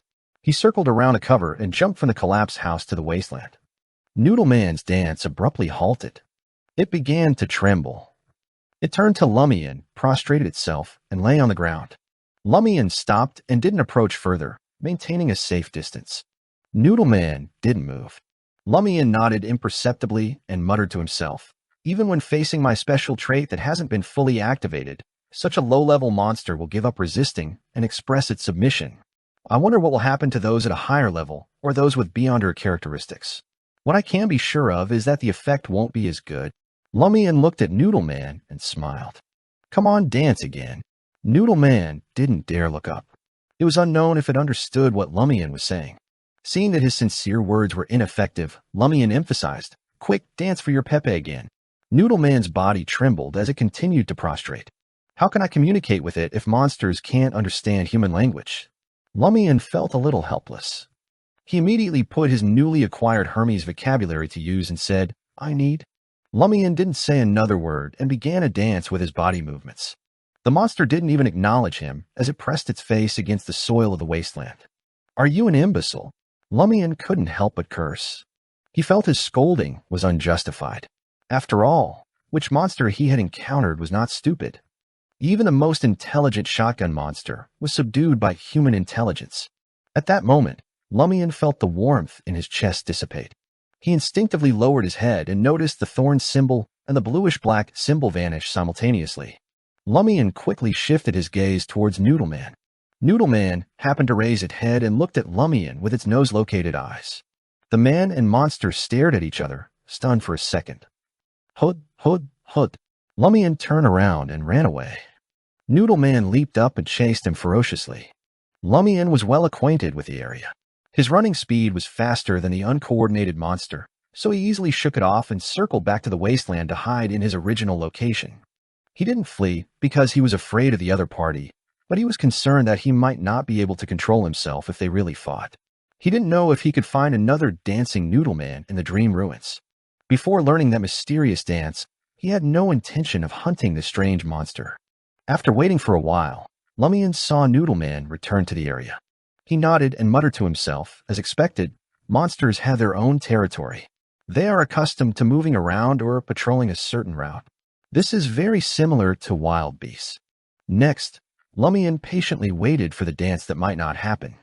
After nearly 2 hours, he had expended quite a bit of his spirituality and felt a little hungry. Noodle Man, who had rested for a long time, walked to the center of the wasteland and raised its arm and leg. Chapter 59 again. Noodle Man danced once more, and Lumian confirmed that the mysterious dance could prevent the black thorn symbol on his chest from activating fully. It produced no terrifying sound, only an illusory whisper. This was highly advantageous for Lumian's special trait in the dreamscape. However, he discovered 2 problems. Firstly, Noodle Man's dance moves were extremely difficult and violated the human body structure. Only a monster with exaggerated flexibility like Noodle Man could complete them. Although Lumian was a beyonder and a hunter with a greatly enhanced body, he had no confidence in replicating them himself. He feared that dancing even once would result in ligament tears, muscle strains, or worse, fractures. Secondly, the dance stirred the surrounding powers of nature and depleted Lumian's spirituality considerably. After watching it for the 3rd time, Lumian sighed silently, realizing he needed rest. I have to go back and rest after watching this. A hunter's spirituality is really useless. He was almost certain that the hidden existence corresponding to the thorn symbol was closely related to this dream ruin. The Padre had a black mark on his body, and there was a dancing monster that could activate the thorn symbol. It would be surprising to say that it had nothing to do with the hidden existence. Lumian believed Aurora's guess even more, thinking of the similar symbol on the Padre's chest and the dream ruins rebooting along with reality. The key to resolving the loop might be hidden in the depths of this place, playing a vital role. Is that why the mysterious lady kept hinting at me to unravel the secret of the dream ruins? The more Lumian thought about it, the more frustrated he became. He raised his left hand, which wasn't holding an axe, and made obscene gestures at the blackthorn symbol on his chest. Ignoring the question of whether the hidden existence could sense or see him, Lumian felt that the problem wouldn't deteriorate any further, given that he had already fallen into a time loop thanks to him, and the people around him were becoming stranger and more dangerous. After watching the dance for the 3rd time, Lumian rubbed his somewhat empty head and left the ruins to return to his home on the other side of the wilderness, enduring the slight warmth in his chest. Before leaving the dream, he attempted to consolidate the dance movements he had memorized and almost sprained his back, broke his knee ligaments, and tore his calf muscles. T. This isn't something an ordinary human can do. Lumian cursed and lay on the bed. As his spirituality was greatly drained, he quickly fell asleep. As Lumian awoke, the sky was just beginning to lighten. The sun had yet to rise, and the crimson moon had lost its luster. He sat up slowly, feeling the satisfaction of a deep sleep. His exhausted spirituality had been perfectly replenished. Walking to the window, Lumian drew back the curtains, allowing the light of dawn to flood the room.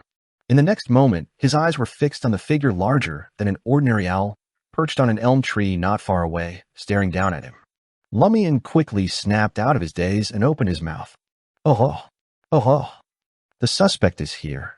Quick, follow it. Upon hearing the shout, the owl unfurled its wings and soared towards the edge of the village. It gradually descended and vanished into the forest bordering Cordu village. Aurora, dressed in a white silk nightgown, entered Lumian's bedroom seconds later, her face contorted in irritation. Is it that owl again? Lumian gazed out of the window and replied, yes. Did white paper manage to follow it? Aurora pulled at her long blonde tresses and spat. Why does it always appear at such ungodly hours? I was sound asleep when you woke me up. By the time I could release white paper, it had flown away. Lumian shot back, but you said you couldn't sleep well with something on your mind. Aurora rolled her eyes at him and sneered. Humans tend to feel nervous, uneasy, and fearful at the beginning. Once they get used to it, they become numb to it. Only by sleeping well can they remain alert and rational. If you don't sleep well, it will affect your mental state and signs of losing control will surface. Lumian's expression was remorseful as he said, we can only wait for the next time.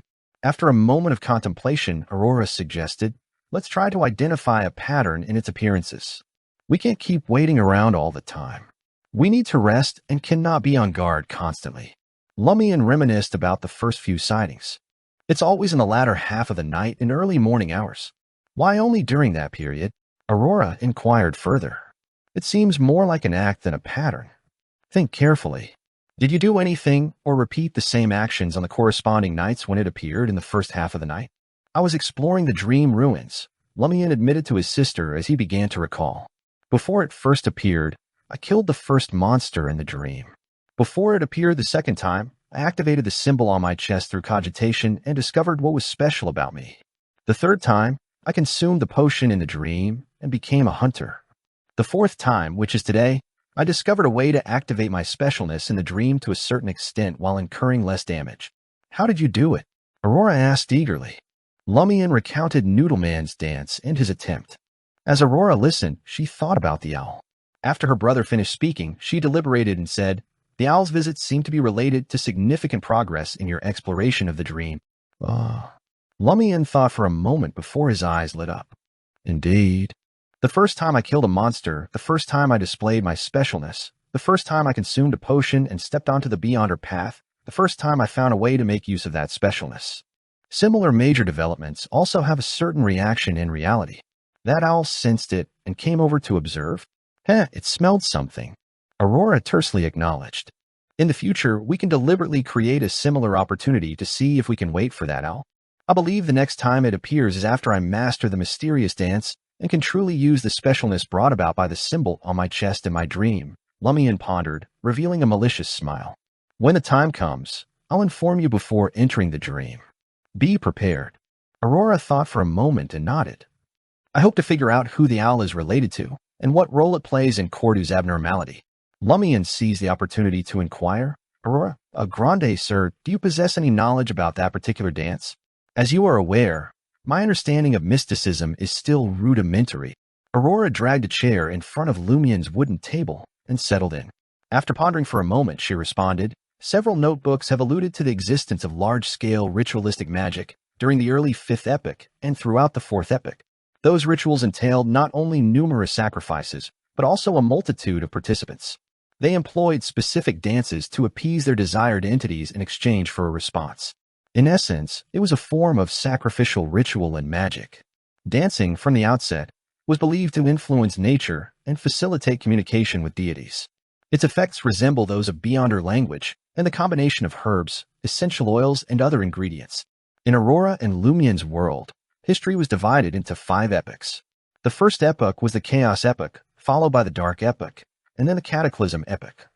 However, Aurora had heard from a pen pal that the Cataclysm Epoch was also known as the Glorious Epoch. The 4th epoch was the Age of the Gods, or the Epoch of the Gods. The 5th epoch was the present day, which began 1,358 years ago and was referred to as the Iron Age. Of the 5 epochs, the history of the first 3 remained unverifiable, with only myths and legends surviving. The 4th epoch occasionally yielded documents, information, notebooks, ruins, mausoleums, ancient cities, and so on. Nevertheless, history seemed shrouded in a thick fog, with only a faint outline discernible. The theological texts of the 7 churches often recounted stories from the 4th epoch, which served as the only source of illumination. After listening to his sister's explanation, Lumian hazarded a guess. That Noodleman employs dance to appease the hidden entity that corresponds to the thorn symbol. Is it hoping to elicit a response or a boon? Perhaps a significant portion of its ritual is absent, resulting in an extremely weak effect.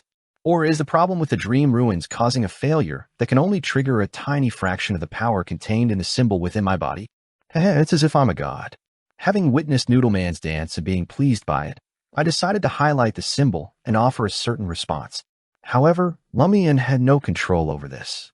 It was an automatic reaction of the thorn symbol. Aurora smiled and replied, "You are more like a carrier of that symbol, a tool in sense." She paused thoughtfully and said, "I suspect that the dance was specifically invented to please or communicate with a hidden entity that corresponds to the thorn symbol. Otherwise, it wouldn't have elicited a reaction from the symbol. Furthermore, based on your description, this is not something an ordinary person can accomplish. Only Beyonders with special enhancements can do so. Although I am familiar with the names of the corresponding Sequence 9 and Sequence 8 pathways, I have a certain level of understanding of them. None of them can execute that kind of dance, and Noodleman's performance does not seem like that of a higher sequence. Otherwise, you would not have been able to escape. Perhaps it is not from the 22 pathways, but rather a boon from a hidden entity? Lumian recalled the mysterious lady's words. Aurora looked out the window and pursed her lips. I wonder if this has anything to do with the circle inhabitant or a power equivalent to Sequence 9 or Sequence 8? Probably. Lumian suddenly laughed. Let me name it. Noodle Man, circle inhabitants corresponding Sequence 9. Aurora couldn't help but look up at the ceiling. The siblings chatted for a while before heading downstairs for breakfast. After studying Hermes until past 10, Lumian departed with important items. Chapter 60, Dancer. Lumian was in no rush to track down Ryan, Leah, and Valentine.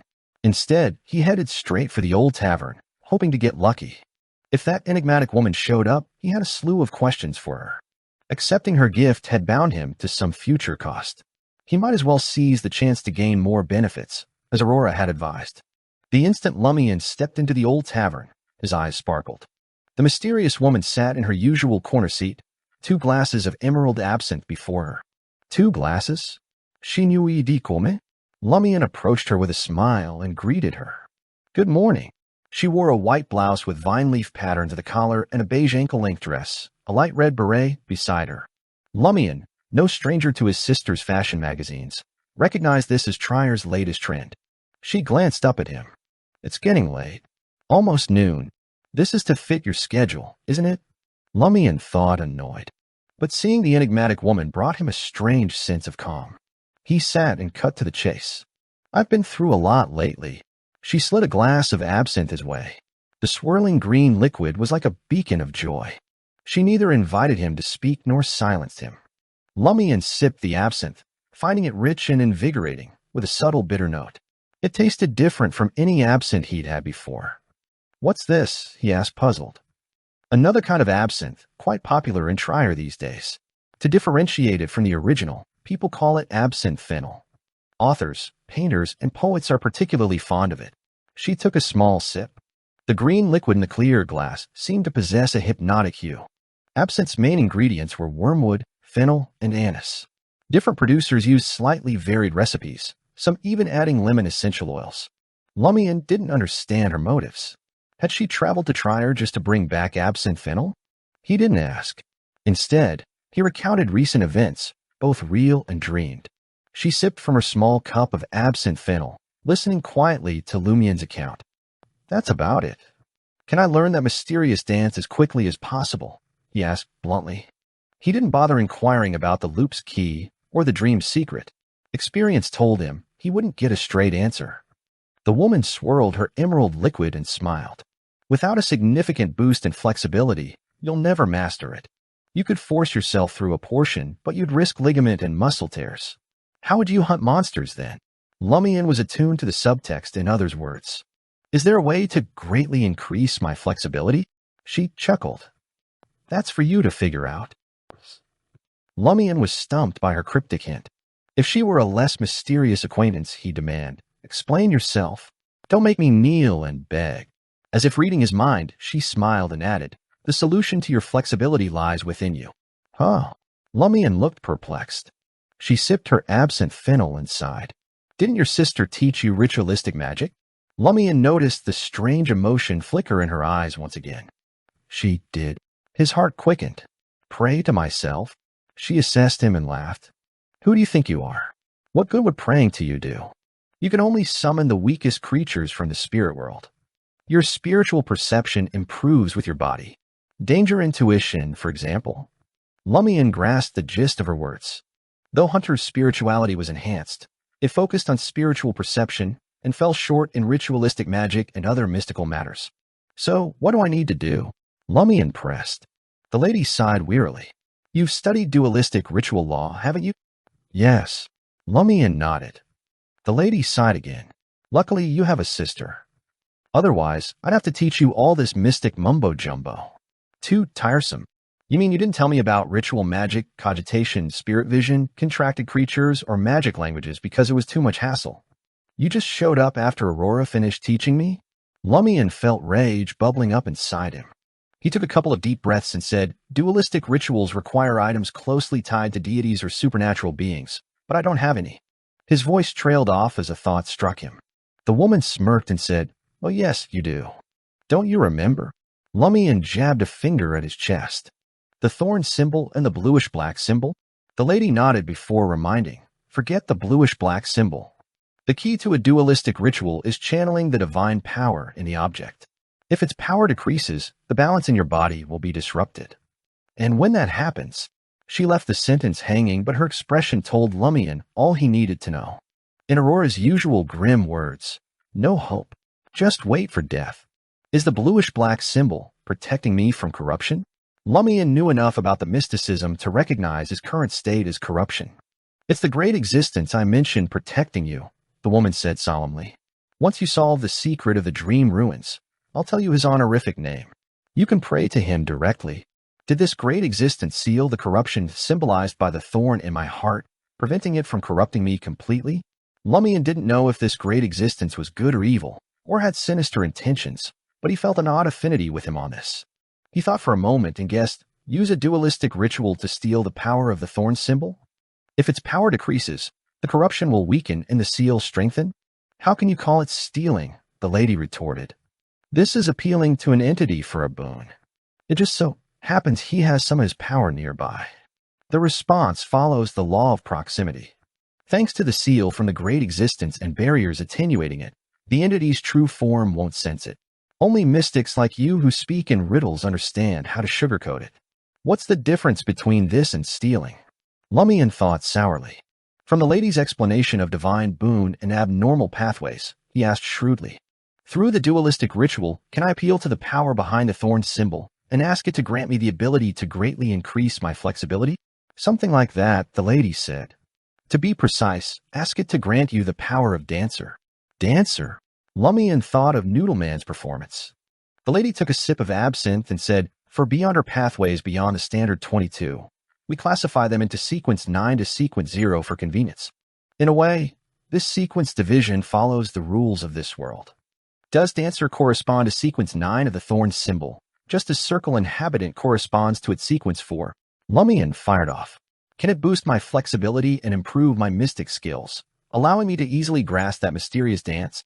The lady smiled in relief. As expected, with a foundation in mysticism, communication is much easier. No need for me to explain further. Lumian asked eagerly, then what are sequences 8, 7, 6, and 5 of the thorn symbol?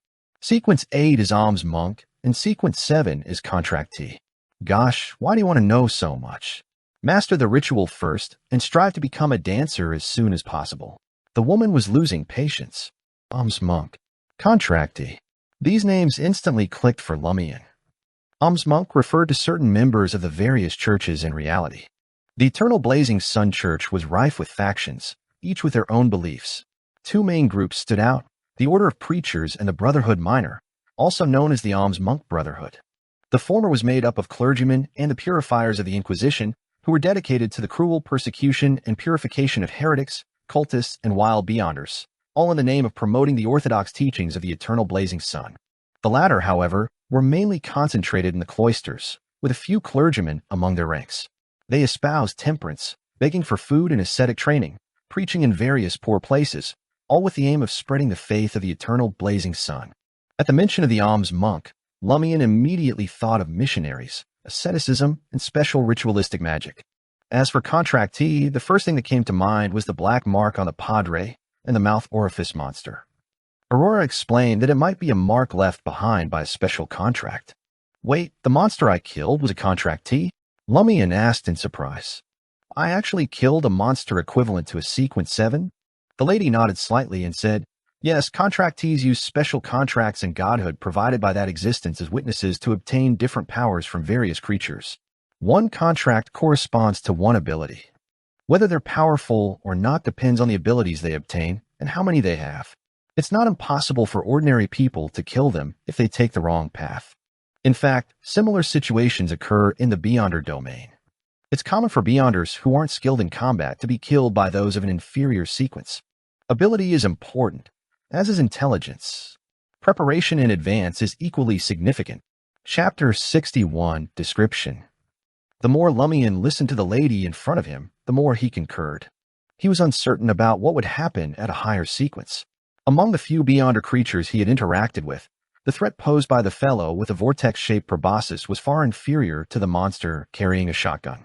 Although he had become a beyonder, significantly improving his close combatability and exploitation of the environment, the problem primarily lay with the contractee monster. Firstly, it did not display a relatively strong pursuit ability. Secondly, it lacked long-range attacks. Thirdly, its invisibility ability was not ridiculous. It was completely countered by a hunter's grasp of the surrounding environment and minute traces. Moreover, it had the common problem of monsters. It did not have high intelligence and was not as combat intelligent as the shotgun monster. It had easily stepped into the enemy's trap. With all of this combined, the final outcome was obvious. Lumian just never expected it to be equivalent to a Sequence 7. He didn't even compare it to the shotgun monster, recognizing the vast difference between the two. The shotgun monster was a force to be reckoned with, while the mouth orifice monster was weak. Ability, intelligence, preparation, improvisation, environmental factors. There are too many variables that can affect the outcome of a battle. Lumian concluded inwardly and asked without much hope, "Can I directly pray for contractee powers?" The lady chuckled. "That's a good way to kill yourself." She casually explained, "In theory, it's possible. After all, the power sealed in your body isn't limited to the Sequence 7 equivalent. But can your body withstand such a tremendous boon, or rather, corruption? If you don't mind turning into a monster, a puppet of that existence, or transforming into another creature, then go ahead. TSK, then it won't be long before I see you personally turning your sister into a sacrifice." Lumian's hair stood on end from the woman's words. A chill ran down his spine, realizing that he wasn't ready to advance beyond his current level. He cautiously asked, "So, the most significant boon I can handle right now is a dancer?" "Yes, that's why I waited for you to become a beyonder and digest some of it before telling you about it," the woman explained, taking another sip of her green liquid. "Only when your mind, spirituality, and body have improved significantly will you have a chance of resisting the corruption attached to the boon. Then you can slowly control the power. As your soul body and body of heart and mind strengthen, and your body adapts to the slight changes brought about by the power of the boon, you can consider Om's monk." For Lumian, the most crucial thing was to learn the mysterious dance. Initiating the incomplete activation of the thorn symbol would significantly improve his ability to explore the dream ruins. Therefore, he nodded slightly, no longer thinking about Om's monk and contractee. How should I pray? He had already learned the duality ritual, but he still didn't know the target's honorific name, domain, and corresponding ingredients. Ahem, the lady coughed. Then she spoke solemnly. "What I'm about to say shall leave my mouth and enter your ears. You must not tell anyone, or you'll harm them. Leave my mouth and enter your ears." This is a sentence Aurora likes to write. Has this lady read one of her novels? Lumian thought. I understand. He thought for a moment and asked, "Will anything go wrong from hearing it?" The lady took a sip of absinthe fennel and smiled. "When did you have the illusion that there's nothing wrong with you?" Lumian was stunned for a moment before looking down at his left pec. The lady scoffed. "You belong to the group of individuals who are on the brink of being corrupted. Luckily, the mark left by that great existence was activated, and the corresponding power descended upon you, sealing the source of corruption and establishing balance. Next, you will perform a ritual to confront the power within the seal and pray for the corresponding blessings. It is akin to proactively withstanding a certain level of corruption. So why should you be afraid of minor issues that you hear? The more I hear, the more I feel that there's a huge problem." Lumian wasn't too confident. The lady shook her head and smiled. "Do not fret. When I reveal the corresponding words, I will provide you with a sufficiently concealed environment and secure protection. In the future, it would be best to perform the ritual in the ruins, where there is gray fog and the protection of the great existence. It will not directly draw the attention of that entity. Furthermore, before the ritual, scramble every segment and description. Attempt not to piece them together and analyze them in a complete manner. Otherwise, She chuckled and did not elaborate on the outcome, but Lumian could imagine what would occur. Observing that he did not inquire further, the woman nodded slightly. "Let us commence. The first part is the power of inevitability. Using it is sufficient. It corresponds with your blackthorn symbol. The complete name of that being is not something you can comprehend at the moment. Even I must provide some concealment before daring to contemplate it." For some reason, Lumian felt the light around him diminish slightly, but he was unsure. At that moment, the woman controlled her expression and said solemnly, "The second part is, you are the past, the present, and the future. You are the reason, the result, and the process. As the lady enunciated each word with precision, Lumian felt his senses spin. He realized that a vortex of dark wind was enveloping him. The table, on which his absinthe fennel rested, writhed as if imbued with a life force of its own. Suddenly, a sharp sound echoed. An ebony worm, as long as an adult's index finger, slithered out of the wooden board, and an ominous aura spread instantaneously. Before Lumian could observe the worm's features, the woman sitting across from him lowered her cup filled with the green liquid and slammed it onto the grotesque creature, reducing it to a pulpy mess. Next, the woman produced a patterned napkin, wiped the glass's base clean, and wrapped the worm's remains in it. She took another sip of the absinthe fennel as if nothing untoward had occurred and emphasized, "Remember, the first and second parts must be recited in ancient Hermes. Jotun, Dragonese, and Elvish are acceptable as well. Similar to how the initial I in the rite that worships oneself cannot be in Hermes." Lumian nodded to indicate his comprehension. Although he had always been audacious, he felt slightly discomfited and uneasy when confronted with the strange phenomena that kept manifesting during their conversation. His heart raced, but the enigmatic woman acted as if she had merely detected some impurities in their meal. She continued, "The third part can be spoken in Hermes. The text is as follows. I implore you, I beseech your benediction. I plead with you to grant me the power of dancer." Remember, the three sentences are progressive. These words did not elicit a new environmental shift. The anomalies that had caused Lumian's unease and trepidation gradually subsided. Lumian committed them to memory earnestly and followed the woman's instructions to scramble the words to prevent any potential issues. The woman savored the remaining absinthe fennel with satisfaction. The rest of the ritual is similar to common ritualistic magic. The corresponding ingredients are gray amber, tulips, cloves, and deer musk. Choose any two to make candles. The remaining two can be used as herbs, essential oil, and extract during the ritual. Lumian furrowed his brow as he recalled the dualistic ritual he had learned. The spot representing the deity should have an item that's closely related to the deity, but my thorn symbol is on my chest. I can't skin it, right? Besides, I doubt it's useful even if I skin it. The power was sealed in his heart and spirit body. The woman nodded slightly. Didn't I tell you to make candles? When making the candle, take 5 milliliters of blood from your chest. It doesn't matter if it's more or less. In any case, fuse it into the material and let it become a part of the candle. In the ritual, the candle is placed in the deity's location. There's only one candle. Because of your blood, the candle is awakened by ancient Hermes. After becoming a symbol, it will point directly at you. Then, with the subsequent description, it will activate the power sealed in you to a certain extent. It feels like a special variant of the dualistic ritual. Aurora didn't mention that it could be done like this, so not many people know about it. Lumian thought for a moment and asked, "Can I use perfume with gray amber?" He remembered that his sister had it, and she liked to call gray amber ambergris. The woman nodded. "Sure, use it like an essential oil. I possess the gray amber in that case. I have some cloves at home." Lumian pondered where he could acquire tulips and deer musk. After much contemplation, he could only come up with 3 possibilities. Firstly, Aurora, being a warlock, might have already prepared the required materials. Secondly, the materials could be found at the administrator's residence. Thirdly, the Padre's house could be a potential source. Lumian decided to inform his sister about the ritual and break down the instructions into individual words. He planned to learn the corresponding ancient Hermes and Hermes words from her and inquire about the availability of the materials. If she didn't have them, he would explore other options. As the lady was about to depart, Lumian hastily questioned, "What was that lizard that crawled out of the deputy padre's mouth?" The lady smiled and replied, "I cannot explain it to you." Lumian struggled to maintain his composure and thought, why not just say you don't want to tell me? After the lady left, Lumian retrieved the pen and paper he had brought and jotted down the ritual instructions in a disordered manner. He then numbered them in the correct sequence. Upon leaving Old Tavern, Lumian scoured the village for the trio of foreigners. It didn't take long before he heard a faint tinkling sound. Lumian's lips curved into a smile as he quickened his pace. As expected, Leah wore 2 bells on her veil and boots. Ryan donned a dark bowler hat, and Valentine had sprinkled powder on his head. Lumian had an urge to open his arms and exclaim, "My cabbages, I missed you so much," but he quickly remembered that he had not interacted with the foreigners in this cycle.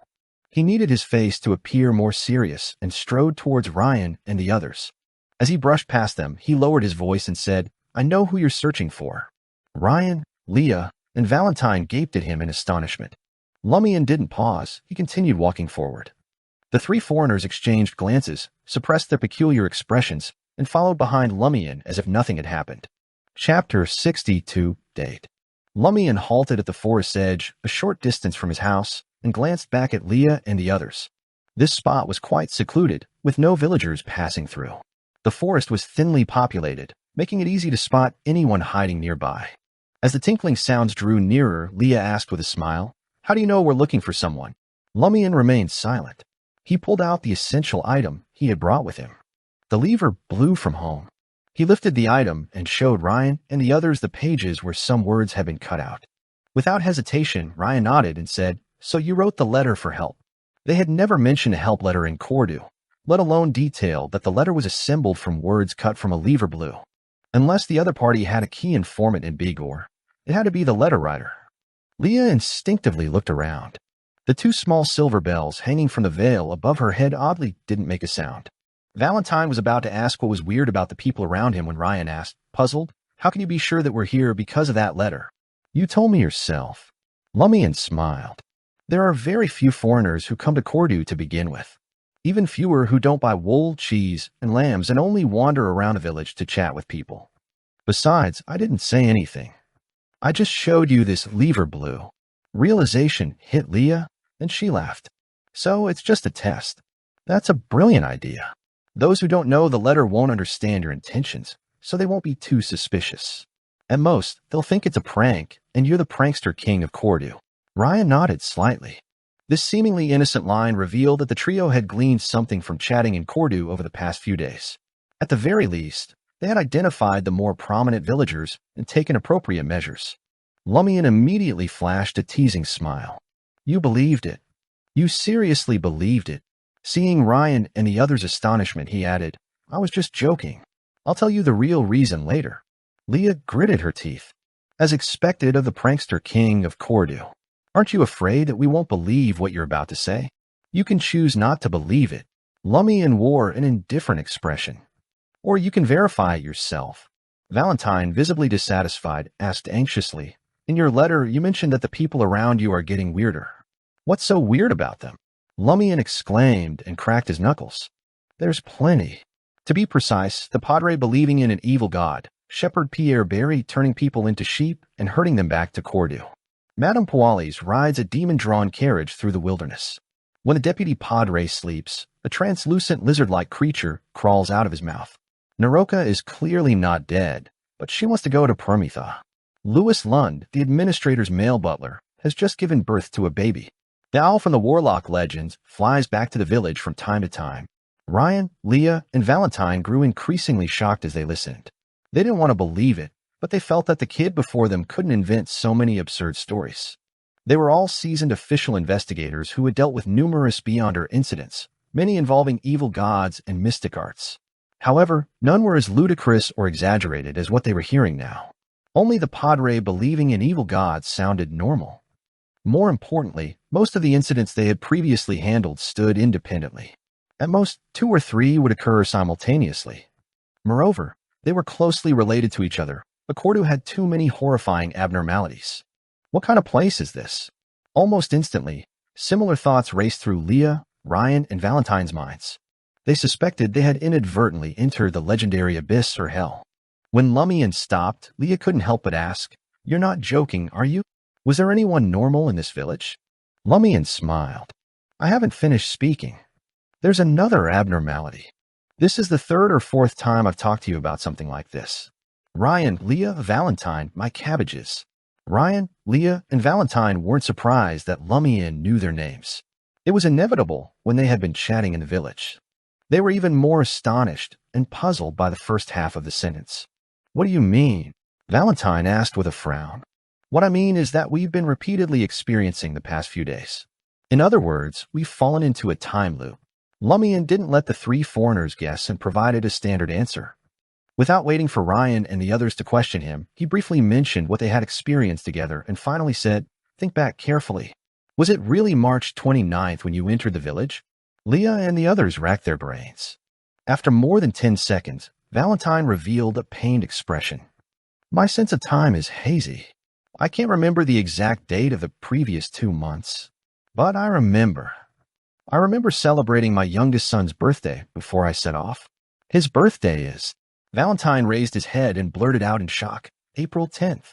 In other words, the actual date now is mid to late April. Judging from the looks of it, the number of cycles I went through before I had my memories wiped can't be more than a couple. It can't even be more than once. Yes, that was the first cycle. The loop hadn't even begun, so I could send a letter without the river's help. When the loop happened and time rewound, the corresponding memories would be replaced, but material objects beyond the range wouldn't be able to turn back. Lumian had a new theory about the letter. He nodded imperceptibly and said to Ryan and Leah, you can also wire the outside world and get the current date in a way that won't raise any red flags. When the time comes, you'll believe me. Yes, yes. Send a telegram. Valentine snapped out of his stupor. Ask the higher-ups for help. Lumian looked at him as if he were a fool. Ask for help? In the face of such a bizarre time loop, what do you officials usually do? Ryan fell silent for a moment before saying, stamp it out directly to prevent the corruption from spreading. Therefore, asking for help now is as good as suicide. Lumian smiled and shrugged. Valentine replied fervently, according to the rules, we have to report back ASAP. I'm willing to sacrifice myself for this. Lumian was stunned. Such people exist? No, I have to get rid of this guy immediately, or everyone will die together. Fortunately, Leah and Ryan clearly felt that they could still be saved. They exchanged a glance and nodded. Ryan patted Valentine's shoulder and said, stay calm. We still don't know what's going on. Perhaps there's a better solution. If we really can't save ourselves, we'll report it to the higher-ups. That's right, Lumian hurriedly added. He recounted the discoveries and speculations minus the symbol on his chest, the dream ruins, the mysterious lady, and the curly-haired baboons research society. Finally, he said, the key to the problem most likely happens on the 12th night. We have to survive until then. Only then can we truly resolve the issue in the next cycle. Seeing that he had revealed so many details and that they could verify them all, Ryan and the others were completely inclined to believe him.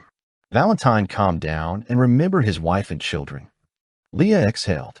No wonder you know us and know we're looking for someone. It turned out that they had communicated in a previous cycle. She subconsciously touched the silver bell above her head, wanting to do a divination, but she held back when she recalled the abnormalities Lumian had described. She didn't want to blow up because of a divination that shouldn't be done before the real investigation began. Ryan thought for a moment and said to Lumian, you're telling us this because you want us to cooperate with you and your sister? Very astute, my cabbage. Lumian laughed and said seriously, first, wire the outside world, saying that your investigation has made some progress. The Padre seems to have a certain issue. Then ask what the lizard-like thing that crawls out of a mouth is. This is the least likely to cause a destructive blowout of all the abnormalities. All right, confirm the real date and be careful in how it's done. Don't let anyone outside suspect anything. Secondly, my sister will invite Madame Pualis to my house for afternoon tea this afternoon. I hope that you can sneak into the administrator's mansion with me and do a search. As for the future, it depends on the information we obtain today. Ryan, Leah, and Valentine looked at each other and felt that Lumian's request wasn't too unreasonable. This was what they would have done. The four of them arrived at the village square. Ryan went to wire the outside world while Leah, Valentine, and Lumian waited under the elm tree outside. After calming down, Leah glanced at Lumian and asked curiously, you're a Beyonder, and so is your sister? Yes. Lumian didn't hide it. Leah laughed. Aren't you afraid of being arrested by us? We're in the same boat now. In the face of an emergency where the boat is about to sink, we can only help each other. Lumian shrugged. As for the future, we'll talk about it later. It's still unknown if we can escape this loop. That's true. Leah turned her head and looked at Valentine. The reason why she brought up this topic was to let her companion understand this and not do anything stupid. Valentine's expression remained cold as he nodded imperceptibly. Leah then asked about something she was more concerned about. Why can you keep the memories from before? I'm not telling you. Lumian laughed. Without waiting for Leah's response, he spread his hands and said, I'm just joking. Actually, I'm not sure either. I somehow retain my memories, and it's only from the last 2 cycles. Think back to what happened back then. Perhaps this is very important, Leah said after some thought. Lumian said sincerely, I've been thinking, but I haven't figured out anything. Perhaps I'll only suddenly realize when I encounter something. Leah was about to help analyze the situation when Ryan, who had received a reply, walked out of the administration building. Chapter 63, Shocking News. Leah and Valentine asked Ryan in unison, how is it? Although they had already believed Lumian's words, it was inevitable for people to hope for luck. They still held on to the hope that perhaps the problem wasn't that serious because the kid wasn't knowledgeable enough to exaggerate. Ryan looked around and saw that there was no one else around the elm tree. He spoke in a low voice.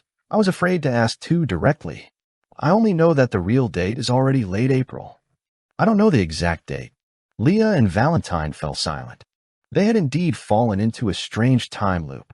Judging from the various files and information, this was definitely not something the three of them should face or deal with.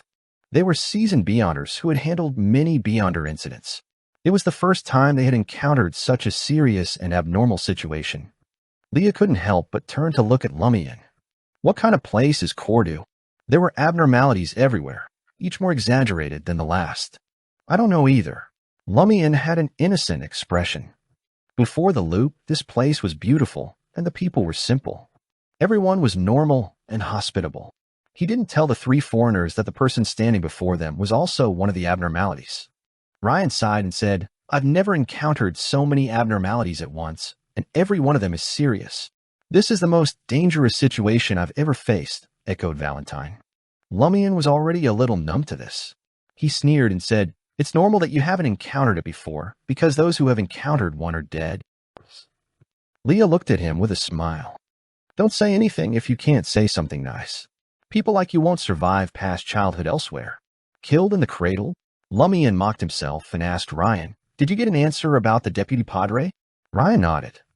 In the past few years, similar legends have emerged in various places across the northern and southern continents. Legend has it that heaven banished a group of sinful elves to the ground. They can only reside within human bodies, hoping to redeem their sins and gain absolution before returning to heaven. In some versions of the legend, these elves appear as translucent lizards. However, the elf I'm referring to is not the ancient elf race. It is more akin to a mixture of fairies and various spirits.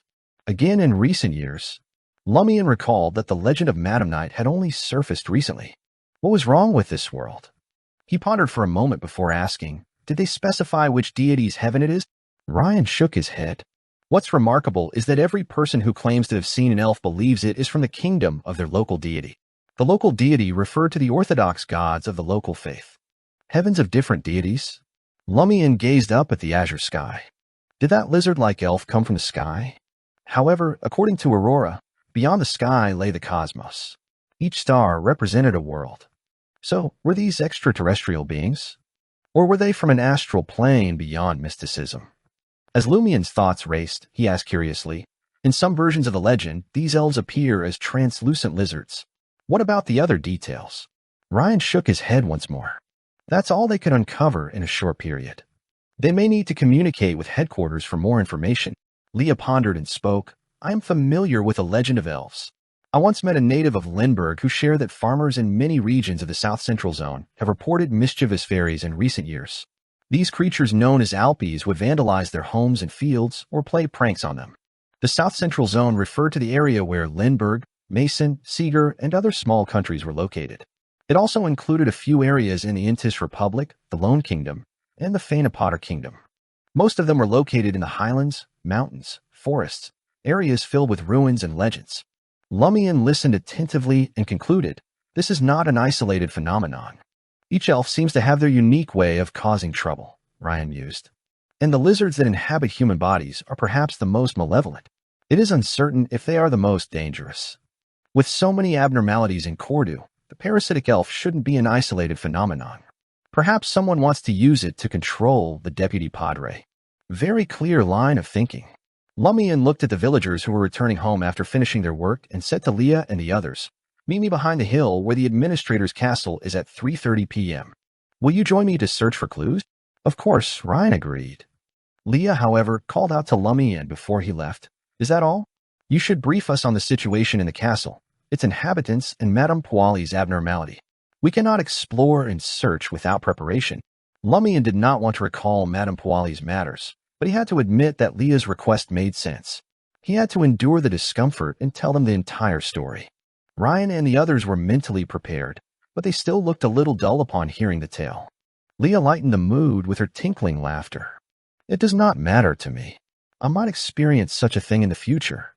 This is an opportunity that most men never encounter. You must cherish it. However, Valentine ignored her joke and whispered with a cold expression. All of this needs to be purified. Lumian did not want to provoke Valentine and waved his hand. See you in the afternoon. After taking a few steps, Lumian turned around to look at Ryan warily and asked, Did Bertrand have any knowledge of the contents of your telegram? Bertrand was responsible for the telegraph, and if he knew about the date and the legend of the elves, it meant that the administrator knew as well. And if the administrator knew, Madame Poalis would know too. Don't worry, Ryan said reassuringly. We have a secret code. He won't be able to decipher it. Lumian breathed a sigh of relief only then and left the village square, heading back to his building. As he walked a distance away, he spotted Ava Lizier herding a flock of white geese back home. Hey there, isn't this our spring elf?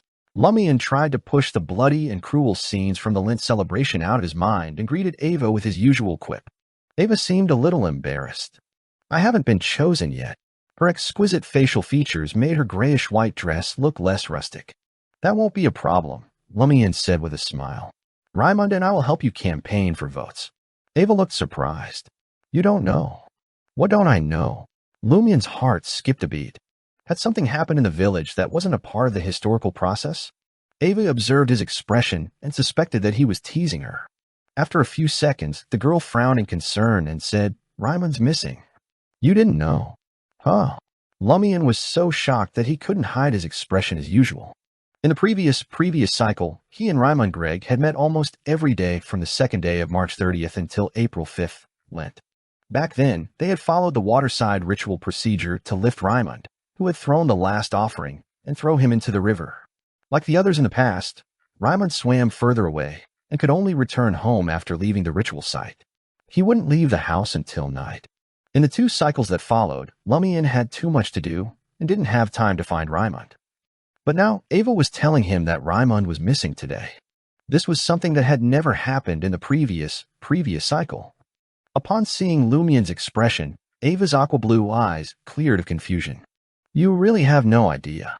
Raimund's father may come to you today to ask where Raimund is gone. Lumian suppressed the tumultuous waves in his heart and asked, When did Raimund disappear? Could it be that something happened because I didn't follow the historical process of finding him? 2 days ago, Ava recalled. It said that he didn't return after leaving the house in the afternoon of the 29th. His family assumed he was at Old Tavern or chatting with the Green Watchers. They only began searching for him last night. They should be asking you today. She paused and lowered her voice. They suspect Raimund of sneaking away because he doesn't want to learn how to shepherd. They think I instigated him and are questioning me later. Lumian roughly understood what had happened. The afternoon of the 29th reminded him of the beginning of the cycle. The last 2 cycles had started on the afternoon of the 29th. In other words, Raimund disappeared from the beginning of the cycle. This means that perhaps no one deliberately changed the course of history because it was too late. Then why is there such an anomaly and difference? Lumian fell into deep thought. Ava glanced at him and asked softly, Do you know where Raimund went? I haven't seen him in the past few days, Lumian said truthfully. He began to suspect that Raimund's disappearance had something to do with being thrown into the river during the previous cycle. However, it was impossible for Raimund to leave Cordu because of this. That would trigger the loop. After bidding farewell to Ava, Lumian forced himself to remain calm and return home. He couldn't be bothered to discuss anything else. Initially, he divulged Raimund's disappearance to Aurora. Aurora's countenance turned solemn as she furrowed her brows and whispered, If you hadn't mentioned it, I would have completely forgotten about this person. She donned a simple rose-red dress and paced back and forth. Lumian began to contemplate potential reasons. After a while, Aurora gazed at her brother and uttered solemnly, I recollect that the crux of the Lent waterside ritual is to offer sacrifices to the concept of a water source symbolized by the river. Is it probable that Raimund, who was thrown into the water, was also regarded as a sacrifice and was taken away by a certain entity? Subsequently, as there was no corresponding tangible reward, the cycle portrayed his absence as a disappearance. Lumian shook his head. That will trigger the cycle. Humans departing Cordu and the surrounding vicinity acted as a trigger. Aurora asked in a profound voice, "What if it's in the form of a corpse?" Chapter 64, Weapon. In the form of a corpse? Lumian's heart sank upon hearing that. If Ryman's body had left the loop due to the sacrifice, he wouldn't be able to revive through the loop. Once the abnormality in Cordu was resolved, he would truly be dead and not just missing. Although Lumian wasn't willing to admit that a foolish chap like Raimund was his friend, they had known each other for almost 5 years. They had played together, pranked together, and experienced many things together. Regardless, he couldn't treat him as a stranger. Recalling the past, he realized that other than Aurora, Raimund was probably the person he interacted with the most. Didn't Aurora often say that the fools are the lucky ones? Why is this happening? Lumian couldn't help but retort, even if he became a corpse, there will still be a spirit. It will trigger the cycle. Aurora sighed softly. Perhaps the entity receiving the sacrifice isn't interested in spirits and only wants flesh and blood? Perhaps he didn't want to trigger the loop and only wanted flesh and blood instead of Raimund's spirit, leaving him in Cordu or directly destroying him. In that case, Raimund's corpse was equivalent to pure matter, without any spirituality. It could leave the loop without triggering a reboot. Upon hearing his sister's retort, Lumian's mind instantly replayed what might have happened. After everyone left the water, Raimund swam further away. Suddenly, an invisible force grabbed his legs, covered his mouth, and dragged him to the depths of the river, where he drowned. After that, his spirit would remain at the bottom of the river or be destroyed. His corpse would drift to an unknown place and become a sacrifice. At this thought, Lumian suddenly became inspired. Regardless of whether Raimund's spirit was left behind or destroyed, once the cycle restarts, he should appear in the form of a ghost. Logically speaking, that's correct. Aurora nodded thoughtfully. After dark, I'll hold a psychic ritual and see if I can find Raimund's spirit. Yes, it's best if we have something he often uses as a medium. Lumian replied without hesitation. After exploring the castle in the afternoon, I'll go to Raimund's place. His parents are looking for me to ask about his whereabouts anyway. When the time came, with his hunter skills and Lumian's vigilance, it wouldn't be difficult for him to obtain an item that Raimund had used. Okay. Aurora didn't object.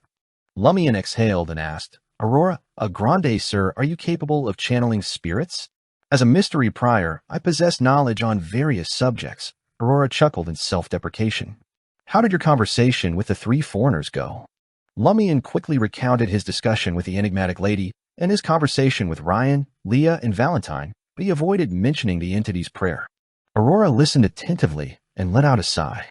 It's perilous to actively resist corruption, but it's the only way to explore the dream ruins, uncover their secrets, and find the key to break the cycle. It'll be a difficult journey for you. What's so terrible about it? Lumian patted his chest. I'm saving myself. Aurora nodded slightly. You can use my gray amber perfume. We have lilac at home, and I also have deer musk and candle-making ingredients. Only tulips need to be acquired elsewhere. I remember Madame Puali's has a garden, but I don't know if it's blooming. It has bloomed, Lumian affirmed with certainty. During the last cycle, when he and Aurora visited the castle to borrow the carriage, they noticed that many flowers in the garden had already bloomed, which was unusual for early spring in the mountains. Aurora acknowledged tersely. Regardless, you must explore the castle in the afternoon. You can pick a few flowers while you're at it. Will that woman send those items into the dream ruins for you? Yes, Lumian replied, feeling confident in his assumption.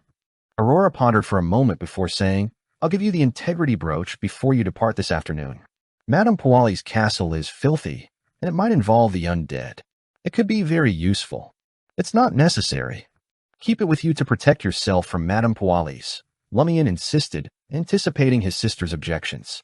Valentine is a fanatical believer of the eternal blazing Sunday. According to you as a Beyonder, he should have chosen the sun pathway. He would be more useful than the integrity brooch. Based on Aurora's observations over the past few years, fanatical believers of the eternal blazing sun typically chose the sun pathway. This also made sense. Eternal blazing sun believers who chose the sun pathway tended to become more and more fanatical unless they didn't believe in this true God from the beginning. That's true, Aurora conceded. You can practice the simplest way to activate spirit vision. Afterward, take a nap at noon to replenish your energy. I'll teach you the ancient Hermes and Hermes words required for the ritual tonight. Upon hearing his sister's words, Lumian suddenly recalled something she often said when she was rushing her manuscripts, The schedule is tight, and the task is enormous. Oh.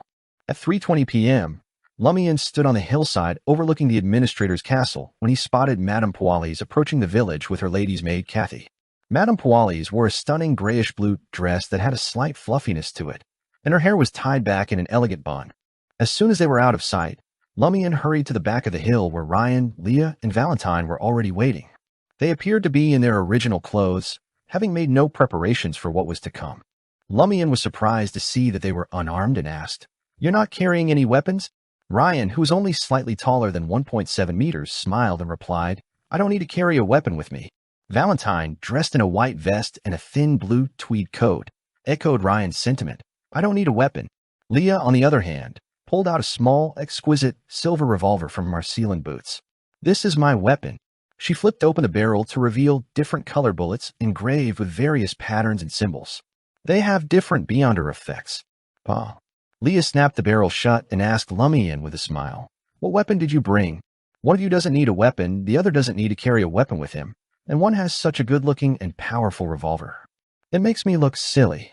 He lifted the dark jacket on his back to reveal an iron-black axe tucked into his belt. Without waiting for Ryan and the others to speak, he sighed and said, "You all act like beyonders, and I'm like a gangster preparing for a fight." Leah chuckled, her bells tinkling along. "You have a talent for self-deprecation.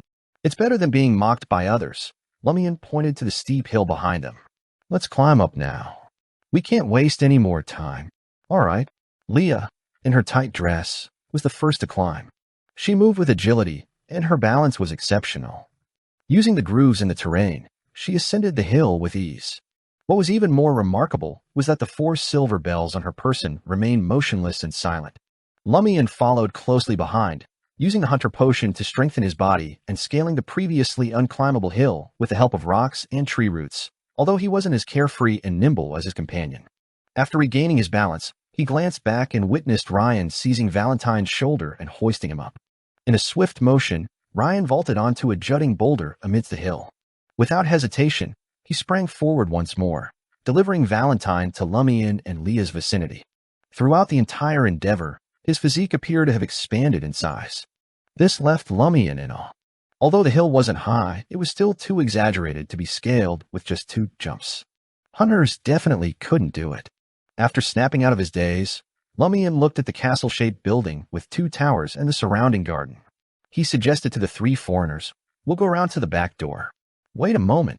Ryan stopped him and glanced at Leah. Leah remained silent and strode 2 steps towards the rear entrance of the castle-like structure. Her lips moved soundlessly, muttering something under her breath. In the next instant, the 4 small silver bells attached to her veil and boots jingled. The sound was not deafening, but it was urgent and intense. Leah pivoted and addressed Lumian and the rest. "It's a treacherous path. A grave problem, indeed." With that, she took 2 steps towards the front entrance. Ding, ding, ding. The bells continued to ring, growing even more insistent and pressing. "We'll likely encounter significant trouble if we attempt to enter through the front." Leah's tone was severe, but there was a hint of a smile on her face. "What if we climb in through a window?" Ryan inquired. Leah nodded and altered course, making her way towards the garden. This time, although the bells rang, they were faint and slow. Leah grinned and exhaled. "This route is safe." Lumian, who had observed the entire process, felt bewildered. He couldn't fathom what the 3 foreigners were up to. Is this how beyonders operate? He recollected his sister's teachings and queried, divining the danger? "Indeed." Leah nodded and turned to Valentine. "I'll scout ahead. Be prepared." "Understood." Valentine responded gravely. "What preparations?" Lumian asked, confused. Leah chuckled. "Prepare to cast divine spells and conjure flames." "Then, what's the purpose of creating flames?" Before Lumian could ask, Leah had strolled into the garden and headed towards the castle. She arrived at a window and signaled that everything was clear. "Let's go."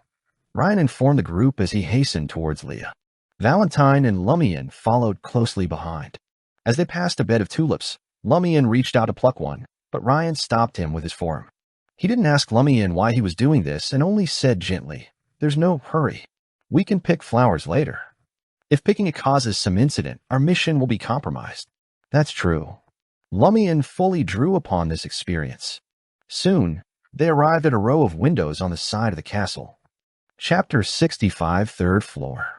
The administrator's official residence was originally the castle of the Daryagi nobles, with defense being the top priority. The windows were narrow and high up, making the lighting poor even during the day.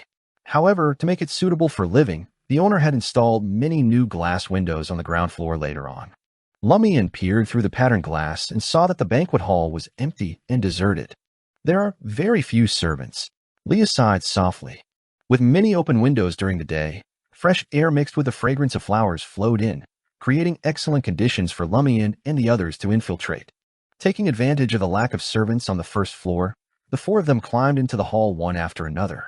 However, they didn't rush to go deeper and instead found a hiding spot nearby. Leah turned her head towards Valentine, who was clinging close behind an ornamental pillar, and said, "I'll scout ahead. Make preparations." "Okay." Valentine nodded coldly. Lumian was squatting behind a stone platform with a porcelain vase. When he heard this, he stuck his head out and reminded them, "There's no need to explore the first floor. It's often used to entertain guests, so there's nothing unusual."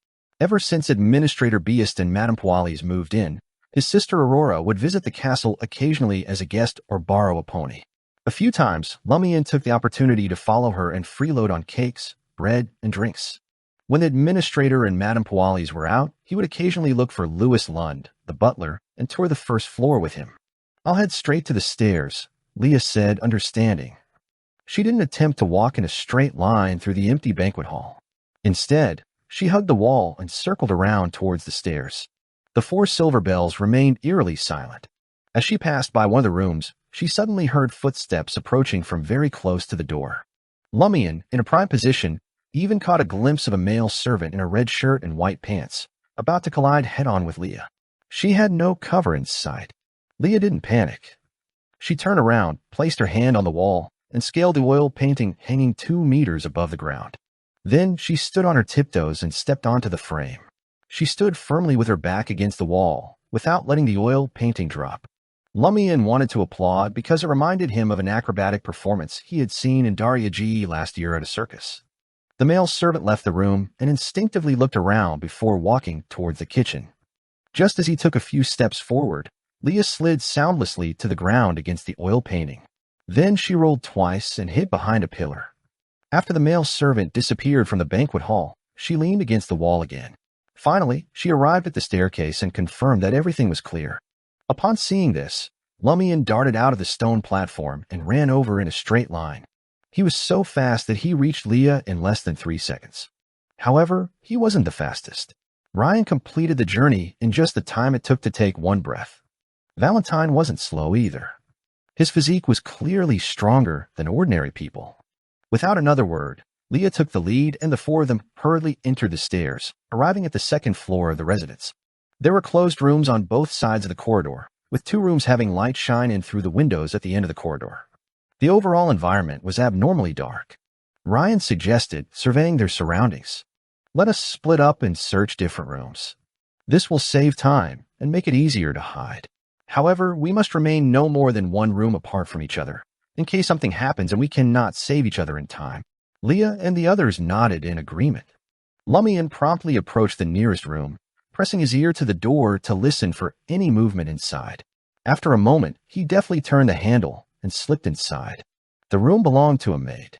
He searched for a while, but found no clues. He moved on to the next room. In this way, the four of them carefully avoided the servants and explored most of the second floor. Towards the end of their search, Lumian arrived at the door of the room that had traumatized him, Louis Lund's bedroom. According to the historical sequence of events, this butler should have given birth yesterday. His stomach had been torn open, and even with sutures, he would not recover quickly. He must be recuperating in bed. Lumian thought to himself, contemplating whether to push the door open and have a chat with Louis Lund. As someone who had personally experienced bizarre phenomena, this male butler undoubtedly knew a great deal. However, this would contradict their principle of observation and exploration. Lumian couldn't guarantee that Louis Lund wouldn't reveal his presence to Madame Poalis. The fact that he had given birth to the other party's child meant there were no secrets between them. Silencing him would only confirm Madame Poalis' suspicions. What a pity. If only I knew something about hypnosis. Lumian sighed inwardly. He habitually pressed his ear to the door, listening for any sound. Nothing. As a hunter, Lumian's hearing was acute enough to detect breathing from 2 to 3 meters away, even with a barrier in between. No one. Louis Lund has just given birth. Where can he go? Lumian turned the doorknob and slowly pushed the door open, peering inside. The room was clean and free of the bloodstains he had seen before. Louis Lund was nowhere to be found. Lumian furrowed his brow and stepped inside. The signs of a recent human presence were evident. A blanket rumpled on the bed, a cigarette but on the nightstand, a black coat hung on the chair, and faint footprints on the floor. In addition, there were bloodstains on the edge of the bed that had not been cleaned. Apart from this, Lumian also saw some bloodstains that hadn't been wiped off from the edge of the bed. Lumian nodded to himself. He had indeed given birth here yesterday. Suddenly, faint voices outside the window caught his attention. He hurried to the glass window, turned his body, and peered out. In the stables, Louis Lund, black-haired, blue-eyed, and dressed in a white shirt, black suit, dark pants, and leather shoes, conversed with the carriage driver Sewell, who had sent the siblings to Permitha. Lumian was taken aback by Louis Lund's healthy and steady appearance. Is this the person who had just given birth yesterday? And it was a C-section. Lumian suppressed the shock in his heart and listened carefully to what Louis Lund and Sewell were saying. Unexpectedly, these two fellows were only exchanging experiences in gardening. What's the matter? With Lumian inside the room for so long, Ryan, donning a dark bowler hat, pushed open the door and entered the room, followed by Leah and Valentine. Lumian quickly filled them in on Louis Lund's situation. Ryan pondered for a moment before asking, "Have you heard of Earth Mother?" The Darya region had a border with the Phaenopoder kingdom. Shepherds often went there. Coupled with his sister's basic education, Lumian was no stranger to this. Yes, the deity that Phaenopoder believes in. Ryan nodded and said, Earth Mother is associated with fertility, healing, and life. These domains are reflected in the beyonder powers of the corresponding pathway. While I'm not saying that Louis Lund's situation is related to the Earth Mother, it's possible that his ability to give birth and quick recovery are linked to these domains. Is that so? Lumian found this plausible after some thought. After all, men were already capable of giving birth. What was so strange about them being out and about after a C-section? Did you find anything? Lumian asked Ryan and the others. Ryan shook his head. They were all normal servants' quarters. We may have to check the third floor. Lumian felt a sense of unease wash over him. Madame Puali's and Administrator Bias' quarters comprised a bedroom, study, solarium, and activity room, all located on the third floor. This posed a significant risk.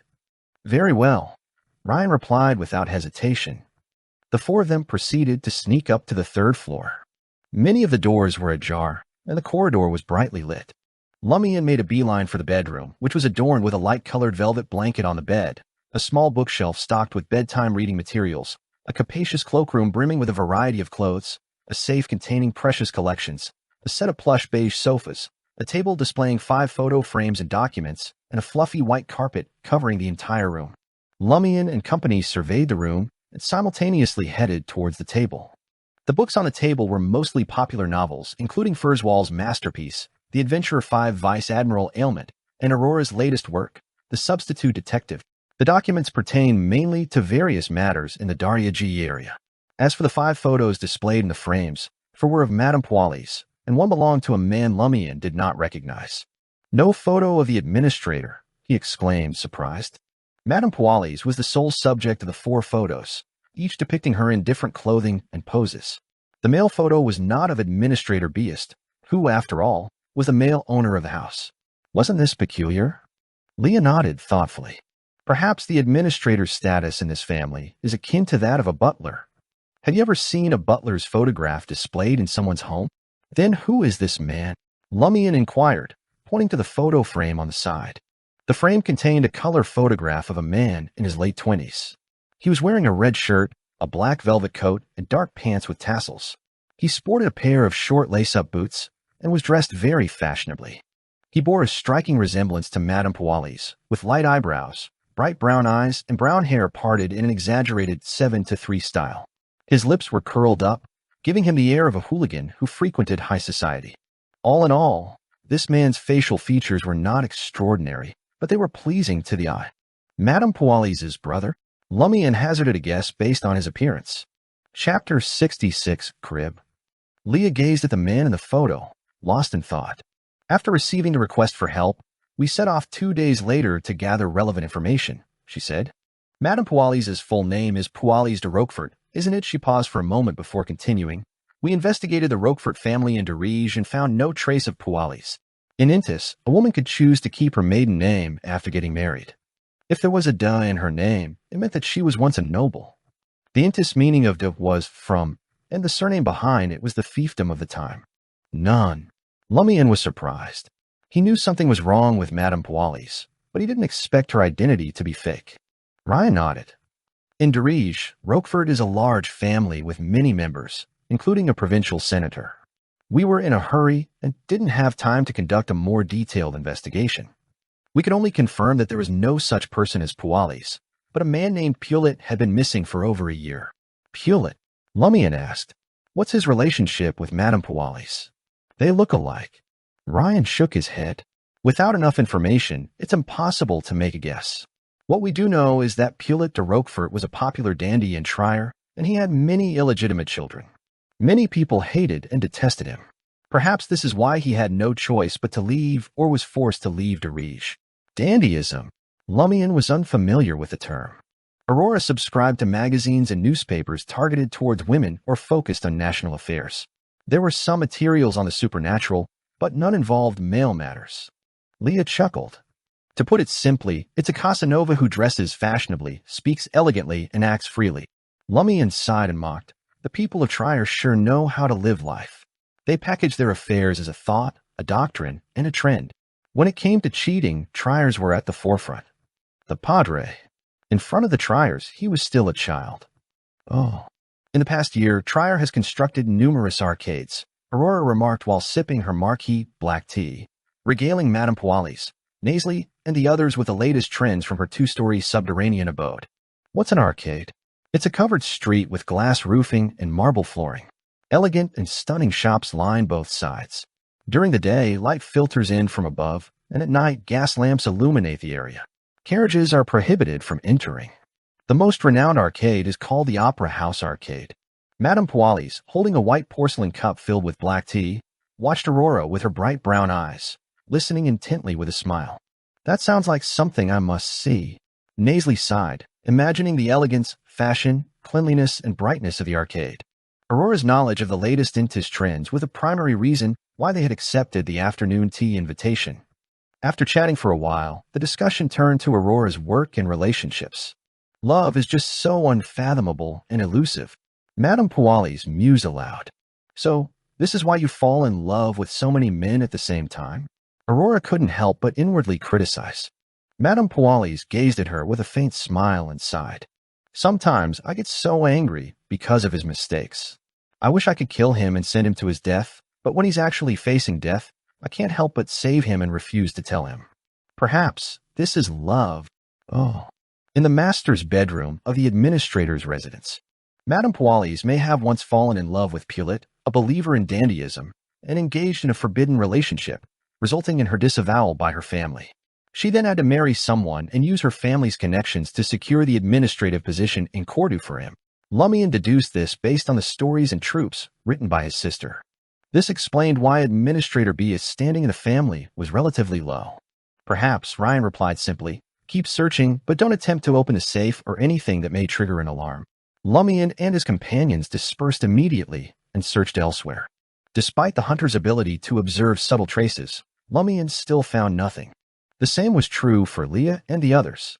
They had no choice but to move to the study and search patiently. As time passed, the 4 of them arrived at the end of the corridor, where a closed room stood opposite an open solarium. Beside it was a staircase leading to one of the towers.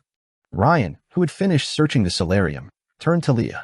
Leah touched the small silver bell hanging from her veil, mumbling to herself as she walked towards the tightly shut wooden door.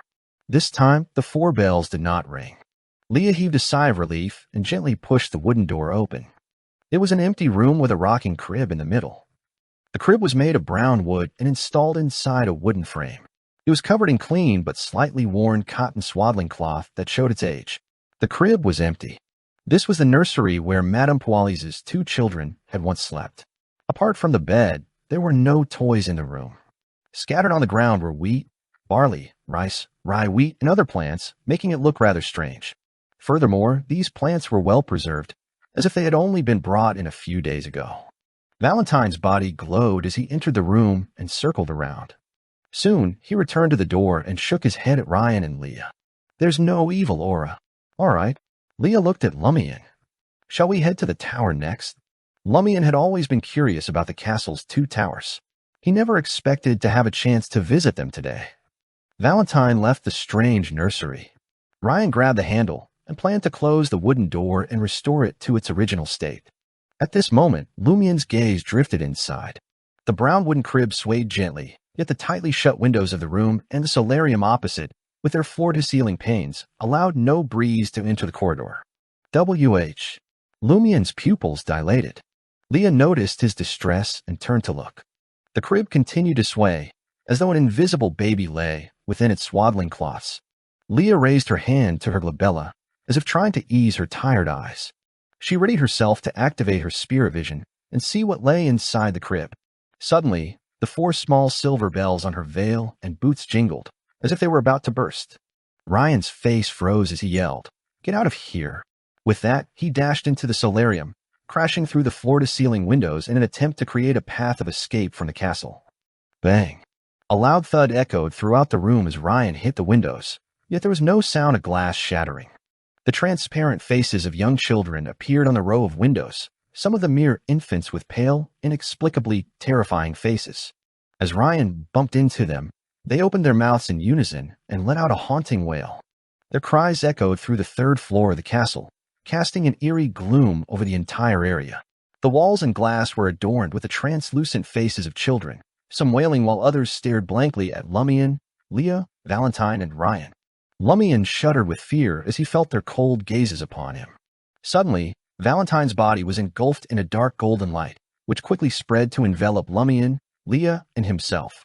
A warm sensation spread throughout Lumian's body, dispelling his fear and filling him with courage. He drew his iron-black axe with newfound confidence.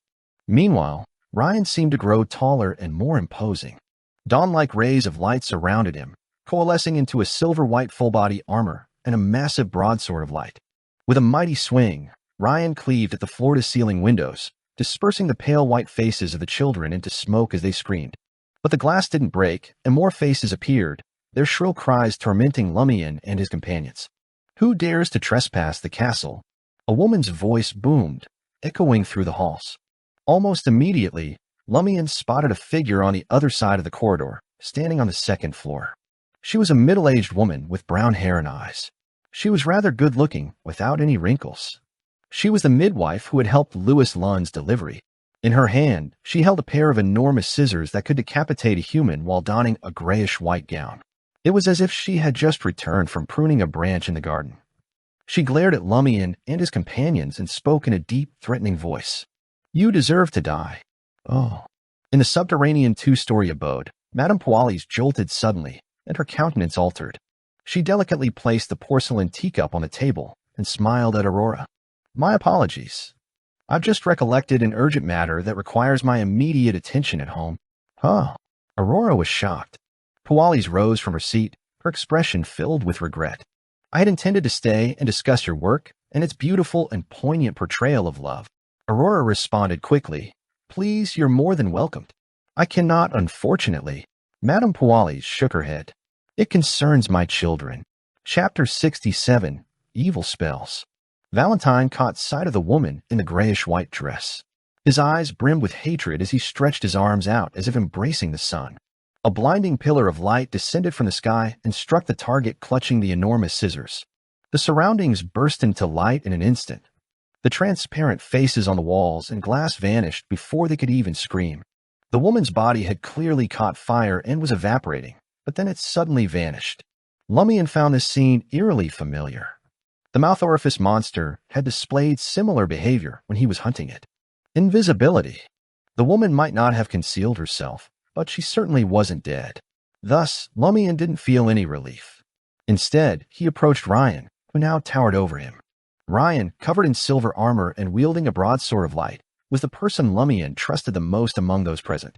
It was evident that Ryan excelled at combat. Leah stood there when suddenly, The face of a pale child emerged on the wall behind her, transforming into the woman in a grayish-white dress. The woman's enormous scissors clamped down on Leah's neck. Crack. Leah's head drooped, but no blood spurted forth. Her body and head swiftly shriveled and thinned, transforming into a ragged paper effigy that softly settled onto the ground. Not far away, her silhouette donning a pleated cashmere dress outlined itself. With a clang, Ryan, his face concealed by a silver visor, hoisted the Sword of Dawn and strode towards the spot where Leah had stood, sweeping the weapon diagonally at the woman. The woman brandished her scissors in an attempt to block the attack, but was pushed back into the wall by the force of the blow. Her form vanished once again. As Valentine, clad in a thin blue tweed jacket, stood with his back turned, the woman suddenly replaced the swollen and pallid visage. She leaned out and struck the nape of Valentine's neck. "Look out!" Leah cried out as soon as she spotted the woman, alerting her companion. Valentine snorted and crossed his arms. Golden, illusory flames burst forth from the void surrounding him, intertwining and transforming the corridor into an ocean pulsating with the radiance of the sun. The woman winced in agony as her body was consumed by the intense flames. She retreated back into the interior of the walls, reverting to the swollen, pallid face. The translucent face melted instantly into wisps of black gas within the golden, illusory flames before dissipating. Clang! Ryan's Sword of Dawn struck the same spot again, causing the entire castle to tremble. Despite his efforts, he was still a step too late to stop the woman. Lumian quickly grasped the gravity of the situation. The woman who had delivered Louis Lund was linked to the transparent faces of children on the wall and glass. Not only could she transform into one of them, but she could also transform into a ghost form, evading attacks and deflecting damage. In other words, she could attack from any wall or glass on the third floor of the castle at any given time, and Ryan and the others' counterattacks were ineffective. With this realization, Lumian immediately distanced himself from the floor-to-ceiling windows and the surrounding walls, and walked to the middle of the solarium. At that moment, ghostly faces appeared on the ground and ceiling. The woman suddenly emerged from behind Lumian's feet and quickly reached for his thigh with a pair of scissors. Lumian's heart raced with a sense of danger. Without bothering to confirm where the attack was coming from, he jumped into the air and dodged to the side. Despite his efforts, he was still half a beat too slow. A deep gash was left on the lower part of his thigh, and blood instantly gushed out. As soon as the drops of blood landed on the ground, the woman, who had switched spots, pointed at them, and they condensed into a thin, blood-colored figure. Without any hesitation, the blood-colored figure turned to Lumian, who had rolled to the recliner and pounced at him, feeding on his blood and growing stronger with each drop. At the same time, Lumian endured intense pain and felt his blood running out of control. Almost instantly, Ryan jumped in. In midair, he raised the broadsword of light high and slashed at the blood-colored figure, pinning it to the ground and shattering it with the transparent faces around him. Leah had somersaulted to Lumian's side and pressed a right hand on his thigh wound. To Lumian's surprise, the wound magically moved along with Leah's right palm, all the way down to the side of his calf, which wasn't rich in blood vessels. The bleeding immediately decreased. The woman suddenly appeared from the ceiling. Her brown eyes burned with a blazing life. The blood dripping from Lumian's calf was ignited, producing a bright flame that resembled the spring sun. It quickly spread deep into the wound and into the blood vessels in his body.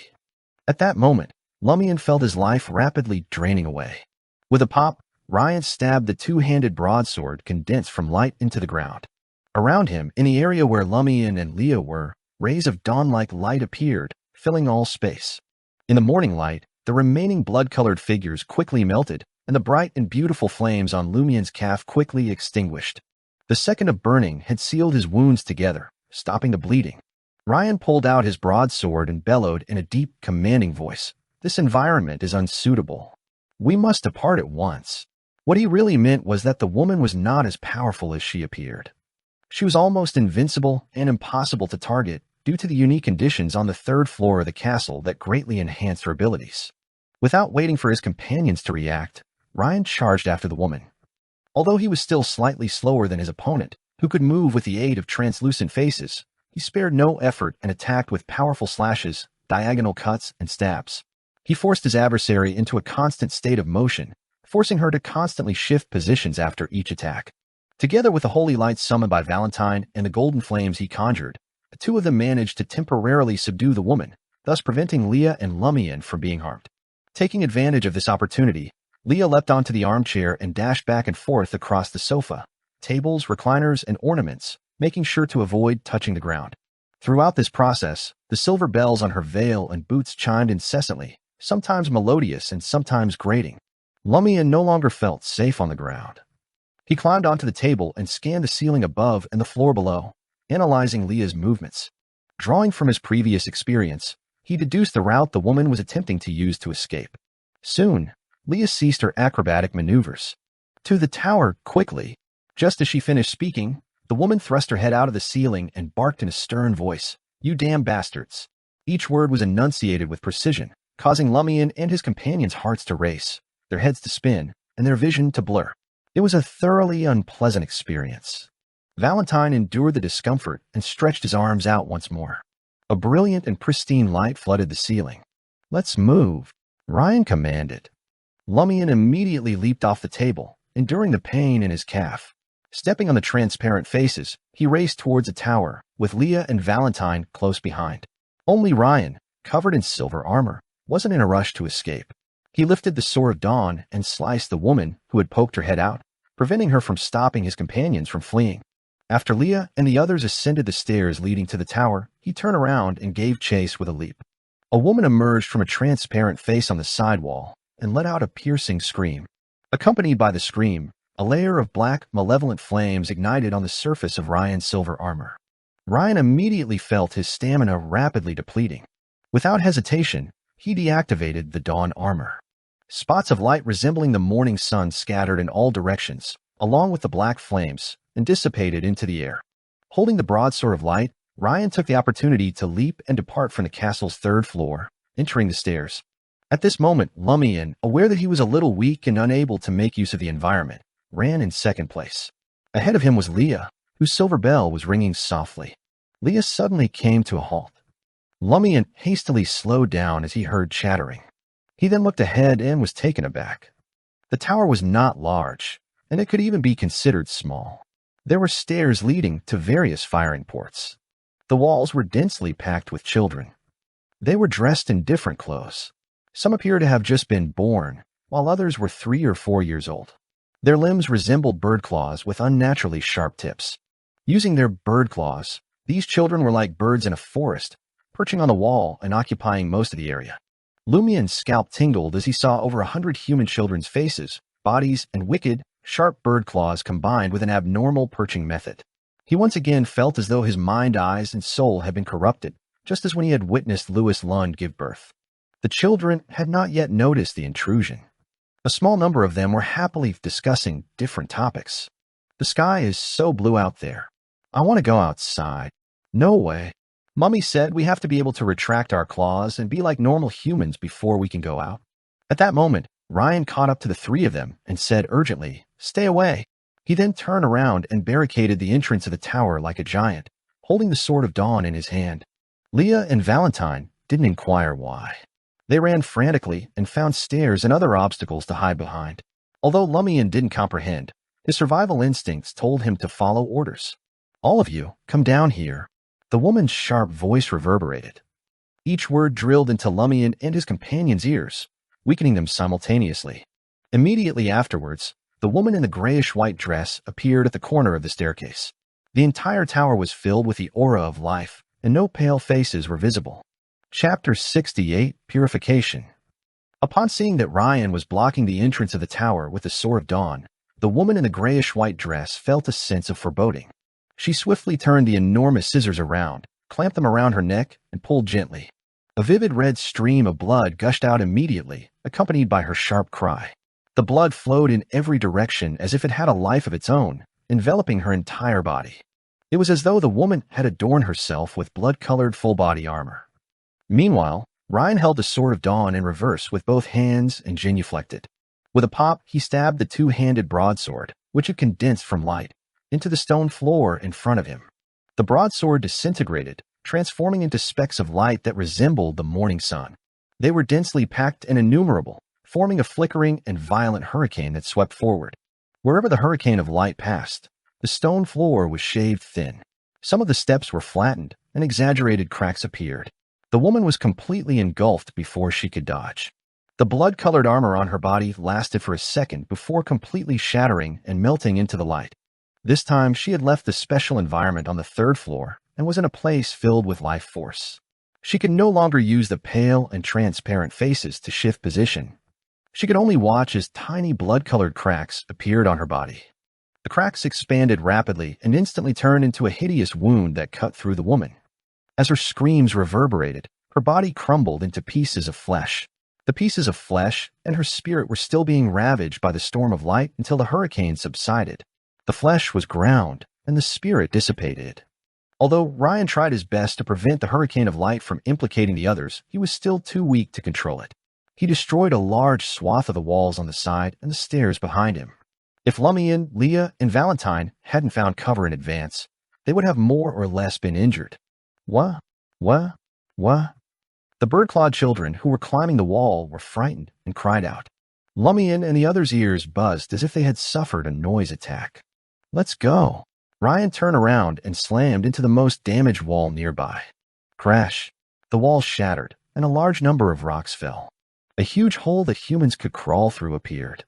When Valentine and Lumian ran over, Ryan grabbed each of them with one hand and jumped from a height of more than 10 meters to a tree outside the castle. Bam. In midair, he kicked the tree and flew diagonally away from the castle. Leah descended on her own, using the protrusion of the castle's outer walls to descend rapidly, landing on the ground in a breath or two. Ryan, Lumian, and Valentine waited for Leah for a few seconds as the trees shook violently. After meeting up with her, they ran to the back of the hill and left before the other servants caught up. Oh. In less than a minute, Madame Puali stood expressionless beside the ruptured hole at the entrance of the tower, wearing a grayish-blue, fluffy dress. The children crawling on the walls quickly accused the outsiders of being barbaric and cruel, calling out for their mother. Madame Puali's, with an ashen face, remained silent. Oh. In the forest beside Cordu village, Lumian and his companions stopped and looked back at the castle. Leah was about to speak when she frowned and said, I hear a baby crying. It's very close. She turned to Ryan and the others and asked, Can you hear it? Lumian was startled and listened carefully, vaguely hearing the sound of a baby crying, but was not as close as Leah had described. In fact, it sounded distant. I can hear it a little, Ryan answered truthfully. Valentine's expression changed as if he had thought of something. At the same time, Leah's face twisted in pain, and she instinctively pressed a hand to her abdomen, where there was a distinct swelling and squirming. Valentine quickly went over to Leah and placed his hand on her head, saying a word in ancient Hermes that Lumian had just learned, Sun. Golden translucent liquid drops condensed out of thin air and sprinkled over Leah's body. Illusory black smoke immediately rose from Leah's body, and her expression alternated between distortion and normalcy. Finally, her abdomen returned to its original state and stopped squirming. Phew. Leah breathed a sigh of relief. I narrowly avoided becoming a monster's mother. Luckily, we took care of it in time before it could take root. She wore a smile on her face, unfazed by the bizarre and terrifying experience. Leah turned to Lumian, Ryan, and Valentine. Would you like to purify yourselves with holy water? I worry that you may unknowingly become mothers. Yes. Lumian agreed immediately, but Valentine approached Ryan first. Placing his hand on Ryan's head, he uttered the ancient Hermes word, Sun. Holy water formed and sprinkled down, but nothing unusual happened to Ryan. Valentine purified himself next, and no black smoke appeared. He then walked over to Lumian and placed his hand on the hunter's head. Sun, he repeated, and droplets of translucent liquid fell. Lumian suddenly felt a sharp pain in his heart, as if a snake were burrowing inside. Each time it moved, Lumian's heart raced or slowed down, causing extreme discomfort. In the next moment, Lumian heard the mysterious voice that seemed to come from an infinite distance, but also sounded close by. It wasn't as clear as in his dream, so it prevented him from entering a near-death state. Just as Lumian couldn't take it anymore, Valentine stopped the purification and nodded coldly. There's nothing wrong with you either. Phew. Lumian breathed a silent sigh of relief, feeling as though he had been pulled back from the brink of death. At that moment, he roughly understood what had just happened. According to the mysterious lady, he was severely corrupted by a certain hidden evil god. He had only maintained his normal state by relying on the timely seal of that great existence. Accepting the purification of holy water was like a devil embracing holy light. He was bound to experience problems. In other words, He was an evil god pollutant that needed to be purified. Thankfully, if Valentine had kept going or had been a little stronger, I would have exposed my abnormality even with the seal of that great existence. I can't undergo purification in the future. I won't even be able to find someone to exorcise the evil. I'm the evil that needs to be exorcised. Lumian rejoiced and didn't let the remnant pain appear on his face. Upon realizing that his companions had been cleansed and all risks had been eliminated, Ryan promptly suggested, if we make our way to the edge of the village now, we'll activate the loop. In the event that Madame Pualis discovers a clue and catches up with us, we can attempt to flee and restart the cycle. Noticing Valentine's perplexed expression, Ryan added, I'm concerned that if we die once during a cycle, there may be repercussions once the loop is lifted. Therefore, it's best not to perish at this moment. Understood. Leah agreed before Valentine could interject with any radical ideas. Observing that his two companions had arrived at the same conclusion, Valentine simply nodded. At that moment, Lumian glanced at them before waving his hand and declaring, You guys go on ahead. I'm going home. Ryan furrowed his brow in confusion and asked, Aren't you worried that Madame Pualis might come after you? Lumian grinned and replied, I'm not like you. As soon as I entered the tower, I was attempting to avoid the monster children's gaze. They didn't spot me, and the midwife who saw me was killed by you. It seems that even channeling spirits is ineffective.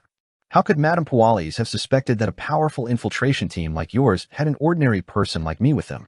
Think about it. Prior to your arrival in Cordu, no one had attempted to infiltrate the castle. The moment you arrived, something immediately occurred. Who else could be suspected but you guys? If I escape with you, I'll be dragged down with you. Ryan, Leah, and Valentine were left speechless.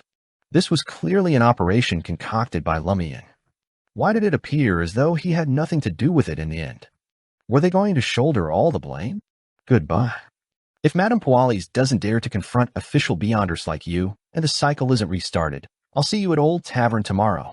Lumian waved his hand and dashed towards the edge of the forest, reminding them, Take care of my cabbages. Once he exited the forest, Lumian's expression became serious. The explanation he provided for not escaping with Ryan and the others wasn't the only reason. It was more of an excuse. His primary objective was to return home immediately and rendezvous with Aurora. As soon as Aurora invited Madame Pualis for afternoon tea, someone snuck into the castle, and they were the prime suspects.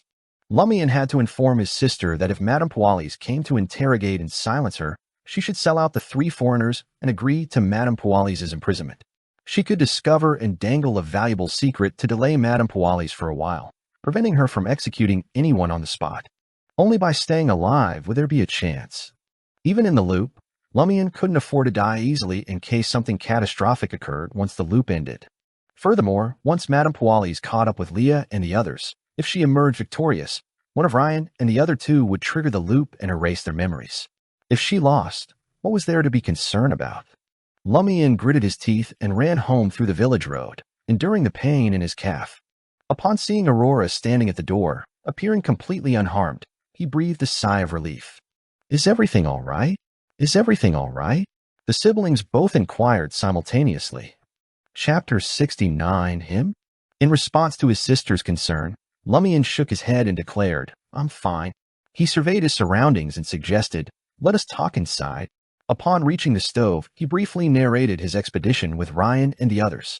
Lumian then advised his sister that if Madame Pualis were to attack them, she must surrender and betray the 3 foreigners without hesitation. Considering the phenomena he had encountered in the castle, Lumian believed that the siblings could not defeat Madame Pualis. They were not even capable of handling the midwife. Aurora listened attentively and couldn't help but chuckle.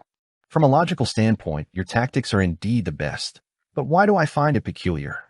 It is as though I have become the villain in a story. Furthermore, I am not the principal antagonist, the charismatic kind. What is important is the consequence, Lumian stressed to his sister. In your own words, one must endure the humiliation, bear the heavy burden, preserve the useful body, and wait for it to prove its worth in the future. Aurora couldn't help but rub her forehead. Have I taught you too many strange things? Yes, Lumian earnestly nodded. Aurora rolled her eyes. Okay, I understand. I will not confront Madame Pualis until the most crucial moment. When Madame Pualis noticed that the alarm had been triggered and attempted to leave, I did not stop her. I merely expressed reluctance and conversed with her for an additional minute. Right, please elaborate on the specifics of your exploration. She seated herself at the dining table and listened intently, just in case Madame Pualis were to interrogate her in anger. Lumian pulled out a chair on the opposite side of the dining table and expounded on the expedition's accomplishments and battle process. As Aurora listened, her expression gradually became somewhat peculiar. What is the matter? Lumian noticed his sister's abnormality. After considerable deliberation, Aurora inquired with a strange expression. There is a portrait of a man in Madame Puali's bedroom, and he resembles her. It's suspected that he is her brother. Yes, the three foreigners speculated that he might be a missing member of the Roquefort family named Pulet. Lumian recounted Ryan and the others' statements, including dandyism and the vast number of illegitimate children. He added, according to the three foreigners' investigation, there is no such person as Pualis in the Roquefort family. Aurora nodded and exhaled. Then I am quite sure that my guess is correct. Her expression remained peculiar, only growing more pronounced. What guess? Lumian asked, perplexed. Aurora gave him a sidelong glance before replying, perhaps Madame Pualis is actually Pulet. What? That's absurd, Lumian exclaimed. One is a man, the other a woman, and Madame Pualis had 2 children. Who's to say she gave birth to them herself? Maybe the administrator did it for her, Aurora countered, a sneer curling her lip. And even if they are Madame Pualis' children, it doesn't necessarily mean anything. In the world of mysticism, anything is possible. Consider this, if Louis Lund can give birth to a man, then why can't Pulet become a woman? That may be true, but Lumian was still unconvinced. Aurora gave him a sly smile. The reason I dare to make such a guess, unlike the three foreigners, is because I've heard something. Or rather, I've witnessed something. Do you remember which pathway neighbors the Hunter pathway? Assassin, Lumian replied without hesitation. He had been drawn to the name, which was undoubtedly cooler than Hunter. In our organization, the Curly-Haired Baboons Research Society, there was a man who was fascinated by the idea of an assassin and chose that pathway. Aurora explained, her expression growing stranger by the moment.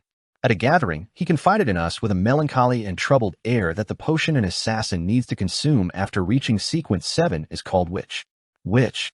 Lumian had a sinking feeling the moment he heard the potion's name. Yes, Witch. In the world of mysticism, warlocks and witches are 2 entirely different concepts. You used to get them mixed up and call me a witch from time to time. It was rather unsettling, Aurora said, taking the opportunity to enlighten him. Drinking the witch potion will turn you into a witch. Acting as a witch causes your body to undergo a complete transformation, turning you into a woman. Hiss.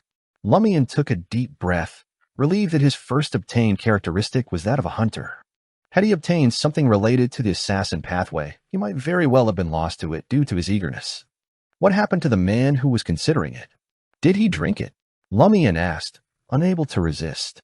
Aurora replied with a smile. He agonized over it for a long time. He didn't want to become a woman, but he also didn't want to stay at sequence 8. Eventually, someone persuaded him, life is short, why not give it a try? After that, I met him again at a gathering. No, he was already a her by then. She was already a woman by then. Beautiful and charming one at that. Lumian was momentarily speechless. Aurora grinned at him and added, clearly enjoying herself, in the future, should you reach sequence 5 and find yourself unable to obtain the sequence for materials for the Hunter pathway, you might consider the Demonis pathway instead. The Assassin pathway is also known as the Demonis pathway. Demonis. Lumian found the name Assassin bewildering. The mysticism world was fraught with dangers. He deftly steered the conversation back on track. So Madame Pualis is truly Pulet the Casanova. Even an assassin could transform into a Demonis. A path that enabled a man to bear children was likely to transform a man into a woman. Aurora nodded warily and gazed out of the window. I suspect that Madame Pualis transitioned to a woman only after reaching a specific sequence. She had to disappear to avoid discovery by the authorities. According to the mysterious lady, the power of a deity's boon can also be divided into sequences. Her abnormal pathway would also include the ability to promote fertility, manipulate life, and control the undead. Aurora deduced that she could manipulate life and control the undead from Lumian's battle with a midwife. That was the same performance Madame Knight, who looked like Madame Pualis, had showcased in Permitha with the undead chasing after her. Aurora suddenly exclaimed, "What's the matter?" Lumian asked cautiously. Did his sister uncover another ominous truth? Aurora scowled at her brother and replied, At the afternoon tea, Madame Pualis said that love is unfathomable. She wished he would perish for his mistake, but when he faced death, she saved him and refused to tell the other party. I didn't comprehend it then, and I didn't dwell on it.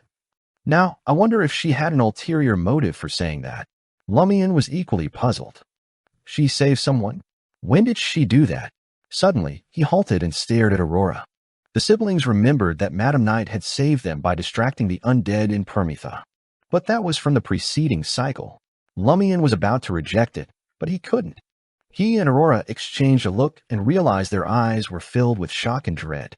If Madame Pualis was referring to that incident, it meant she retained some of her memories from the loop. It's impossible, Aurora muttered to herself. Never mind. Let's assume it's true. I'd rather overestimate our foe than underestimate them. Lumian concurred. Then he had a thought. Aurora, a grande sir, considering that Madame Pualis might have been a man, did she fall in love with you? I didn't do anything wrong. You were the one who spied on Louis Lund giving birth. Pualis is infatuated with you, Aurora riposted. Lumian muttered under his breath, perhaps she believes that you instigated me. I don't usually associate with her, but I did once bring some people to see her having an affair with a padre. She teased me for it. You, on the other hand, discuss literature and trends with her occasionally. You even go to her house to borrow a pony. Huh. Aurora's voice rose in disgust. Then why was she trying to set me up with those awful men you told me about? Lumian paused before responding. Maybe she's trying to discourage your interest in men and lead you to her instead? What kind of strange things have you been reading? Aurora glared at her brother. Not only could Lumian provide a rational answer, but he did it with forceful verve. Your novels. You wrote something similar in one of them. Is that so? Aurora fell into deep thought. After a moment, she looked out the window and said, It's been a while, but Madame Pualis hasn't come after us. The cycle hasn't started again. Perhaps she doesn't want to kill the foreigners. If an investigator sent by the officials were to be killed, it would cause even greater trouble, Lumian speculated. And she doesn't suspect me, so she doesn't suspect you either. The witness was dead, and no one else had seen him. Aurora nodded and said self-deprecatingly, I don't even feel like eating dinner. Suddenly, Lumian had an idea. What if we go to the castle? Is the perpetrator returning to the scene of the crime? Aurora laughed. Lumian nodded. I want to investigate the castle. Madame Pualis doesn't suspect me, so I can go unnoticed. Oh, and I haven't picked any tulips yet. I can ask for a few under the guise of making fragrances. Since Aurora and Madame Pualis appear to be friends, there was no issue with Lumian's actions. Aurora thought for a moment before saying, We can try, but we can't be sure that Madame Pualis won't cause trouble. Yes, if you don't return in half an hour, I'll go to the edge of the village and trigger the cycle to start again. All right, Lumian agreed. Oh. As Lumian arrived at the administrator's castle once again, the sun had already set behind the mountain, painting the horizon with a red hue. Passing through the garden, Lumian reached the open main entrance and approached a male servant. Excuse me, my grande sir Aurora is creating a fragrance. Could I please borrow some tulips from Madame Pualis? The male servant, dressed in a red shirt and white pants, responded without any hint of suspicion. I'll inquire with Madame. He quickly disappeared into the castle. Shortly after, he reappeared. Madame says you may go straight to the garden to pluck them. She really doesn't suspect me. Besides, it's as if nothing happened. Nevertheless, he refrained from entering the castle and headed towards the garden to search for the tulips. It was there that Lumian spotted the flowers and a lady's maid pruning a flowering tree in the shadows. As he casually sized her up, his gaze suddenly froze. The lady's maid was in her 40s, with brown hair, brown eyes, and a pretty face devoid of wrinkles. She was none other than the midwife who had fought Valentine and the others, and was eventually killed by Ryan. Yet here she stood, seemingly unscathed, her face shrouded in a shadow cast by the flowers and trees. Chapter 70, Spirit Channeling. The instant he laid eyes on the midwife, Lumian's heart seemed to cease beating. She's still alive? I clearly saw her killed by Ryan, and her spirit was destroyed. Lumian remembered vividly how the midwife had eventually been reduced to tiny pieces of flesh scattered on the ground. Some parts couldn't even be found. This must be a freaking ghost encounter. No, wait, there's the sound of breathing. Lumian thought of some scenes from his sister's novels, and his heart went from stillness to rapid beating. If it weren't for the midwife not looking at him, preoccupied with trimming the branches of the flowering tree, he would have reacted to the stress. Kacha kacha. Tiny tree branches that grew haphazardly fell to the ground, snapping the stunned Lumian out of his daze. He subconsciously took a step forward, walking towards the place where the tulips bloomed. The midwife didn't stop him or even turn around. Lumian couldn't help but steal another glance at her. She was focused on pruning the branches. The shadows cast by the flowers and trees made her profile look dark and gloomy. Not daring to linger, Lumian plucked a few tulips and left the administrator's castle. His heart was still pounding even when he returned to the village. After calming himself down, Lumian walked towards Raimund Greg's house. It was still too early for Aurora to trigger the cycle. It was also a two-story building, but compared to Lumian and Aurora's house, it was clearly older, more dilapidated, and narrower. The outer wall revealed the gray color of stone amidst the many green plants creeping over it. At that moment, the Greg's door was wide open, allowing one to see the stove on the left, the table on the right, and the wooden buckets behind. Lumian recalled that the wooden barrels were used for storage. There were two simple wooden beds in the space they isolated. They belonged to Raimund and his sister. Lumian didn't knock and walked straight into the Greg's house as usual. Raimund's elder and younger sisters were helping their mother prepare dinner. Raimund's father, Pierre Greg, was sitting on a chair at the wooden table, drinking cheap wine with a gloomy expression. "I heard that Raimund is missing?" Lumian asked Pierre Greg with a concerned look. Pierre Greg seemed to have aged significantly, and the few wrinkles on his face were even more pronounced. He looked up at Lumian and asked in confusion and surprise, "You don't know?" At this moment, Raimund's mother and two sisters stopped what they were doing and turned to look at Lumian. Lumian couldn't be any more honest. "I've been busy with my own matters. I haven't seen Raimund for days." Pierre Greg had already inquired and knew that Lumian was telling the truth. Otherwise, suspecting that this rascal had instigated Raimund to run away from home, he would have gone questioning him that afternoon. 2 afternoons ago, they said it was the 29th. Raimund didn't return after he left, Pierre Greg said with a gloomy expression. "We've been looking for him. His 2 brothers are still out searching.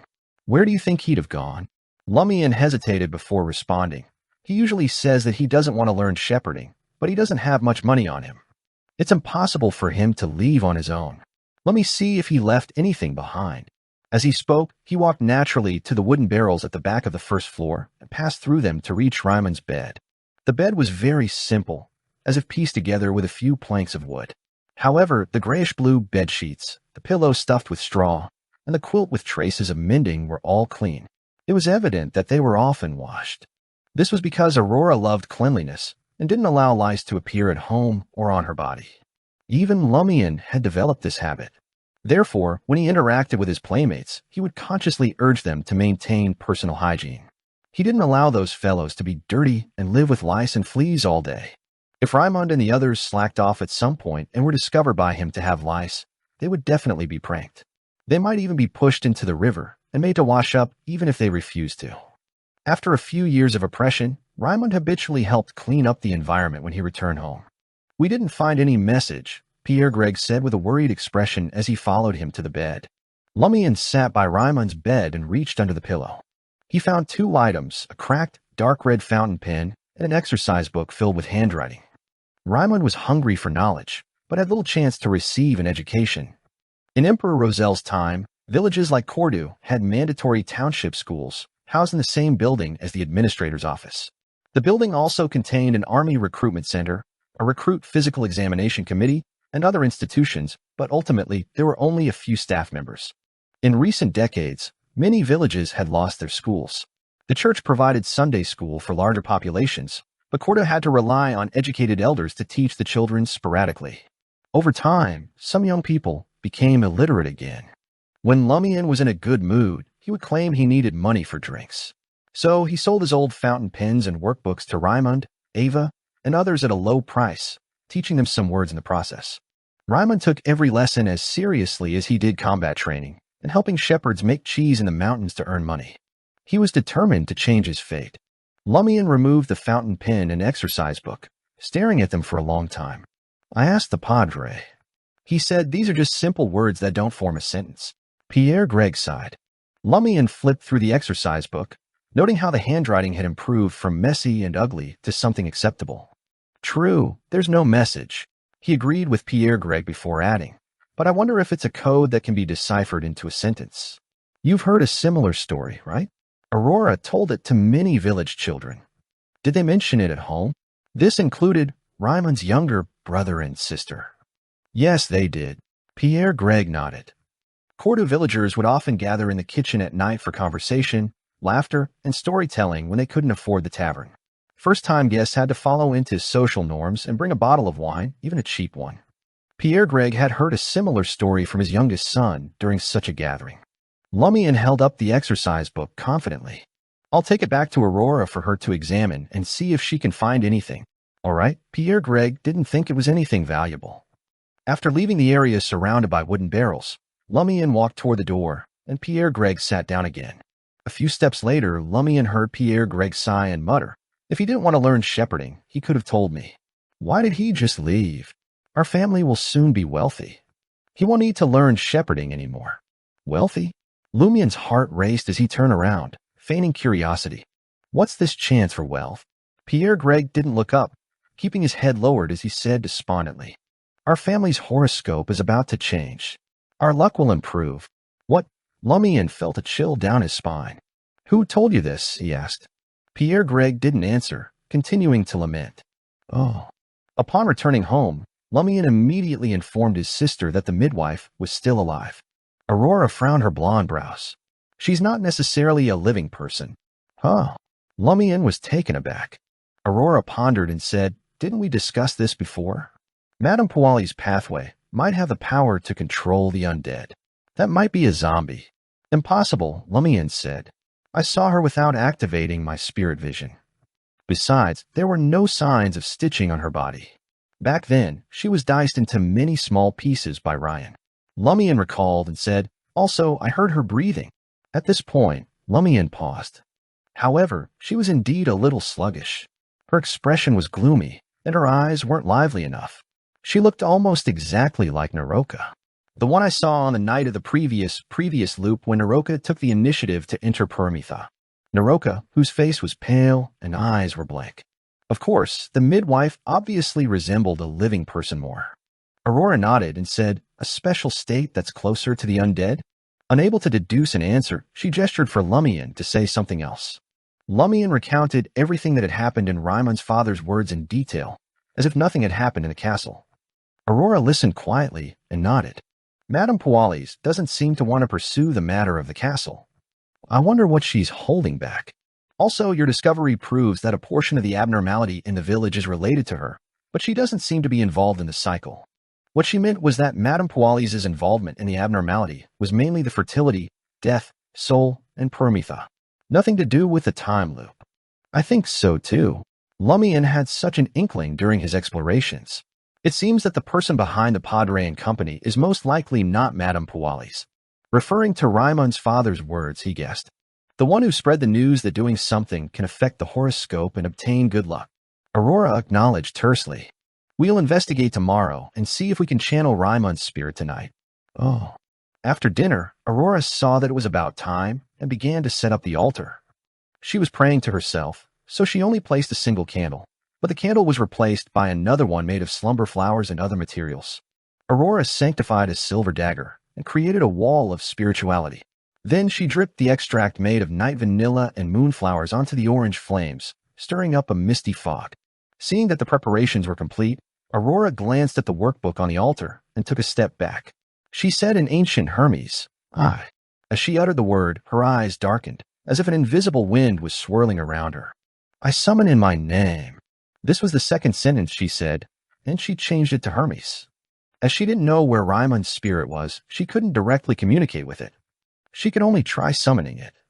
As a wild beyonder, she didn't dare pray to the Evernight goddess, who was in charge of this domain. She could only rely on herself. The chances of success weren't high, unless Ryman's spirit was indeed somewhere in Cordu and was very close. Aurora continued to recite, the spirit lingering in Cordu village.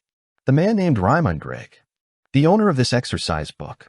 The orange candle flame suddenly swayed, absorbing the surrounding fog and becoming slightly larger. Its light rippled and was dyed with a deep blue color.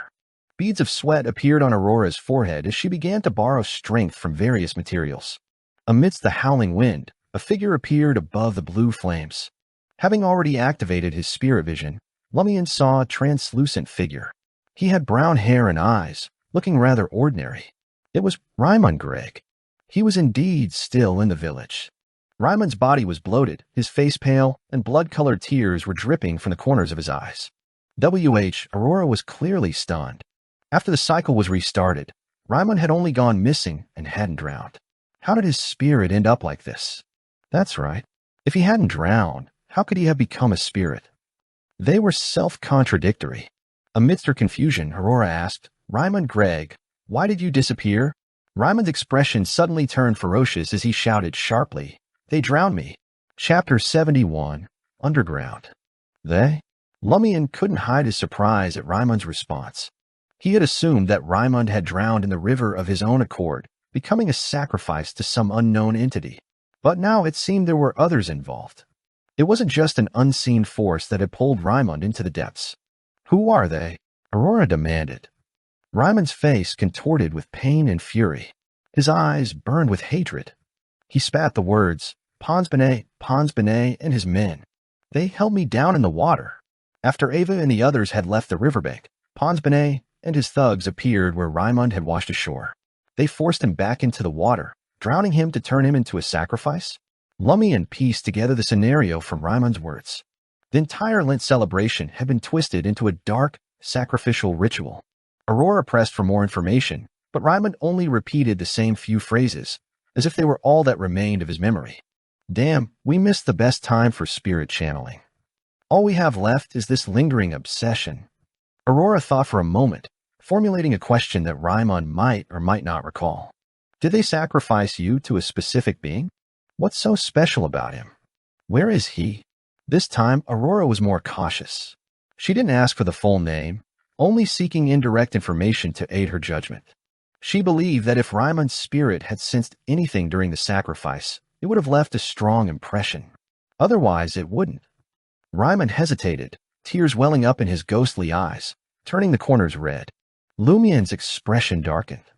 Unconsciously, he began clenching his fists. Suddenly, Raymond cried out, Underground, beneath the cathedral. What? Aurora could hardly believe her ears. Based on her question, Raymond was implying that the secret entity he had been sacrificed to resided beneath the cathedral. That's impossible. It's the fifth epoch. How can a god walk the land? Aurora composed herself, considering that Raymond's spirit retained only a fragment of his obsession and some spirituality. His answers were disjointed and fixated on certain points. In other words, his testimony might not actually confirm the being's location beneath the cathedral. It could simply be a reaction to her prompting.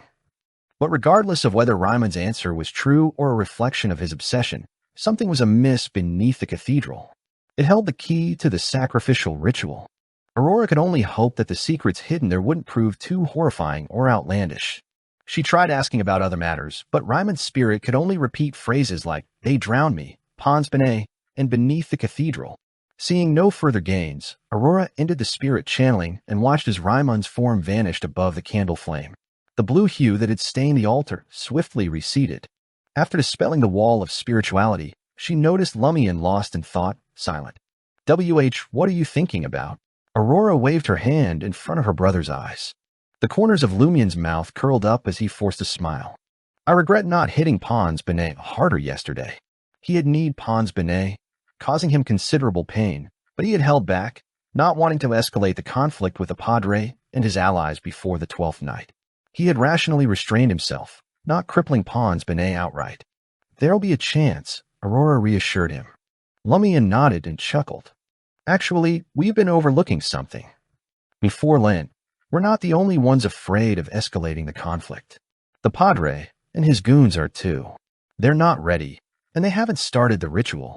In other words, if Lumian had truly wanted Pons Benet to suffer irreversible harm, the Padre would likely only feign retribution and avoid any real action. They would bide their time until Lent. Regardless of whether Lumian had offended them or not, once the Lent celebration began, everyone in the village would be in their sights. Aurora understood Lumian's point and nodded slightly. You can decide how to exact revenge on Pons Benet. What we need to focus on now is how we can survive until the 12th night after the Padre and his cronies gain immense power during Lent. Lumian immediately sank into deep contemplation. Aurora shared her thoughts. We have two options. We either join forces with the three foreigners, or we find a way to strengthen ourselves. She hesitated for a moment before continuing.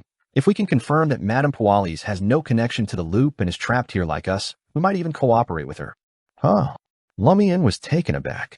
Madame Pualis was a terrifying and malevolent beyond her. Aurora sighed and said, "A philosopher from my homeland once said that balance is needed between principal and secondary contradictions. We must unite all possible forces. Yes, there's definitely something off about the cathedral's underground. It might hold crucial clues. We have to investigate it before Lent, as we may not get another opportunity." From Aurora's knowledge, most of the cathedrals in this world had underground chambers. Some stored sealed artifacts, while others served as burial sites for important figures. Although Cordo's cathedral didn't contain sealed artifacts or notable people to be buried, it still featured a large basement when constructed. All right, Lumian agreed. I'll talk to the three foreigners tomorrow. He then brought up Raimund's condition. Why can he only say those few words? Was the spirit not summoned properly? Aurora sighed again. There's a critical period for mediumship. Within an hour of death. After an hour, the spirit of the deceased rapidly dissipates, losing their original memories. All that remains are some thoughts, emotions, and images they can't let go. In the technical terms of our homeland, it's called obsession. Lumian nodded slightly. When the next cycle starts, we'll summon Raimund from the beginning. Does that count as an hour of death? But wait, why does Raimund remember the last cycle? Only then did he recognize the issue. After the cycle reset, shouldn't Raimund forget about drowning? Aurora was stumped. Combining her thoughts from the ritual, she pondered and said, I believe it counts. It's not Lent yet. According to the timeline, Raimund hasn't drowned, so he shouldn't know the murderer's identity. However, because he lost his body, he can only exist as a spirit. It's similar to death. There will be lingering obsessions. Thus, the person we summoned just now remembers certain events from the previous cycle. In simpler terms, Raimund's state has become unique due to his body's loss. He retains a certain amount of memories when the cycle resets. It's like a glitch. The loop created a tiny error because Raimund's body was sacrificed? Lumian roughly understood his sister's explanation. Aurora chuckled and added, It seems that the power allowing us to loop is very mechanical and rigid. It probably isn't under the original owner's control and operates autonomously. Otherwise, it could easily target Raimund's spirit.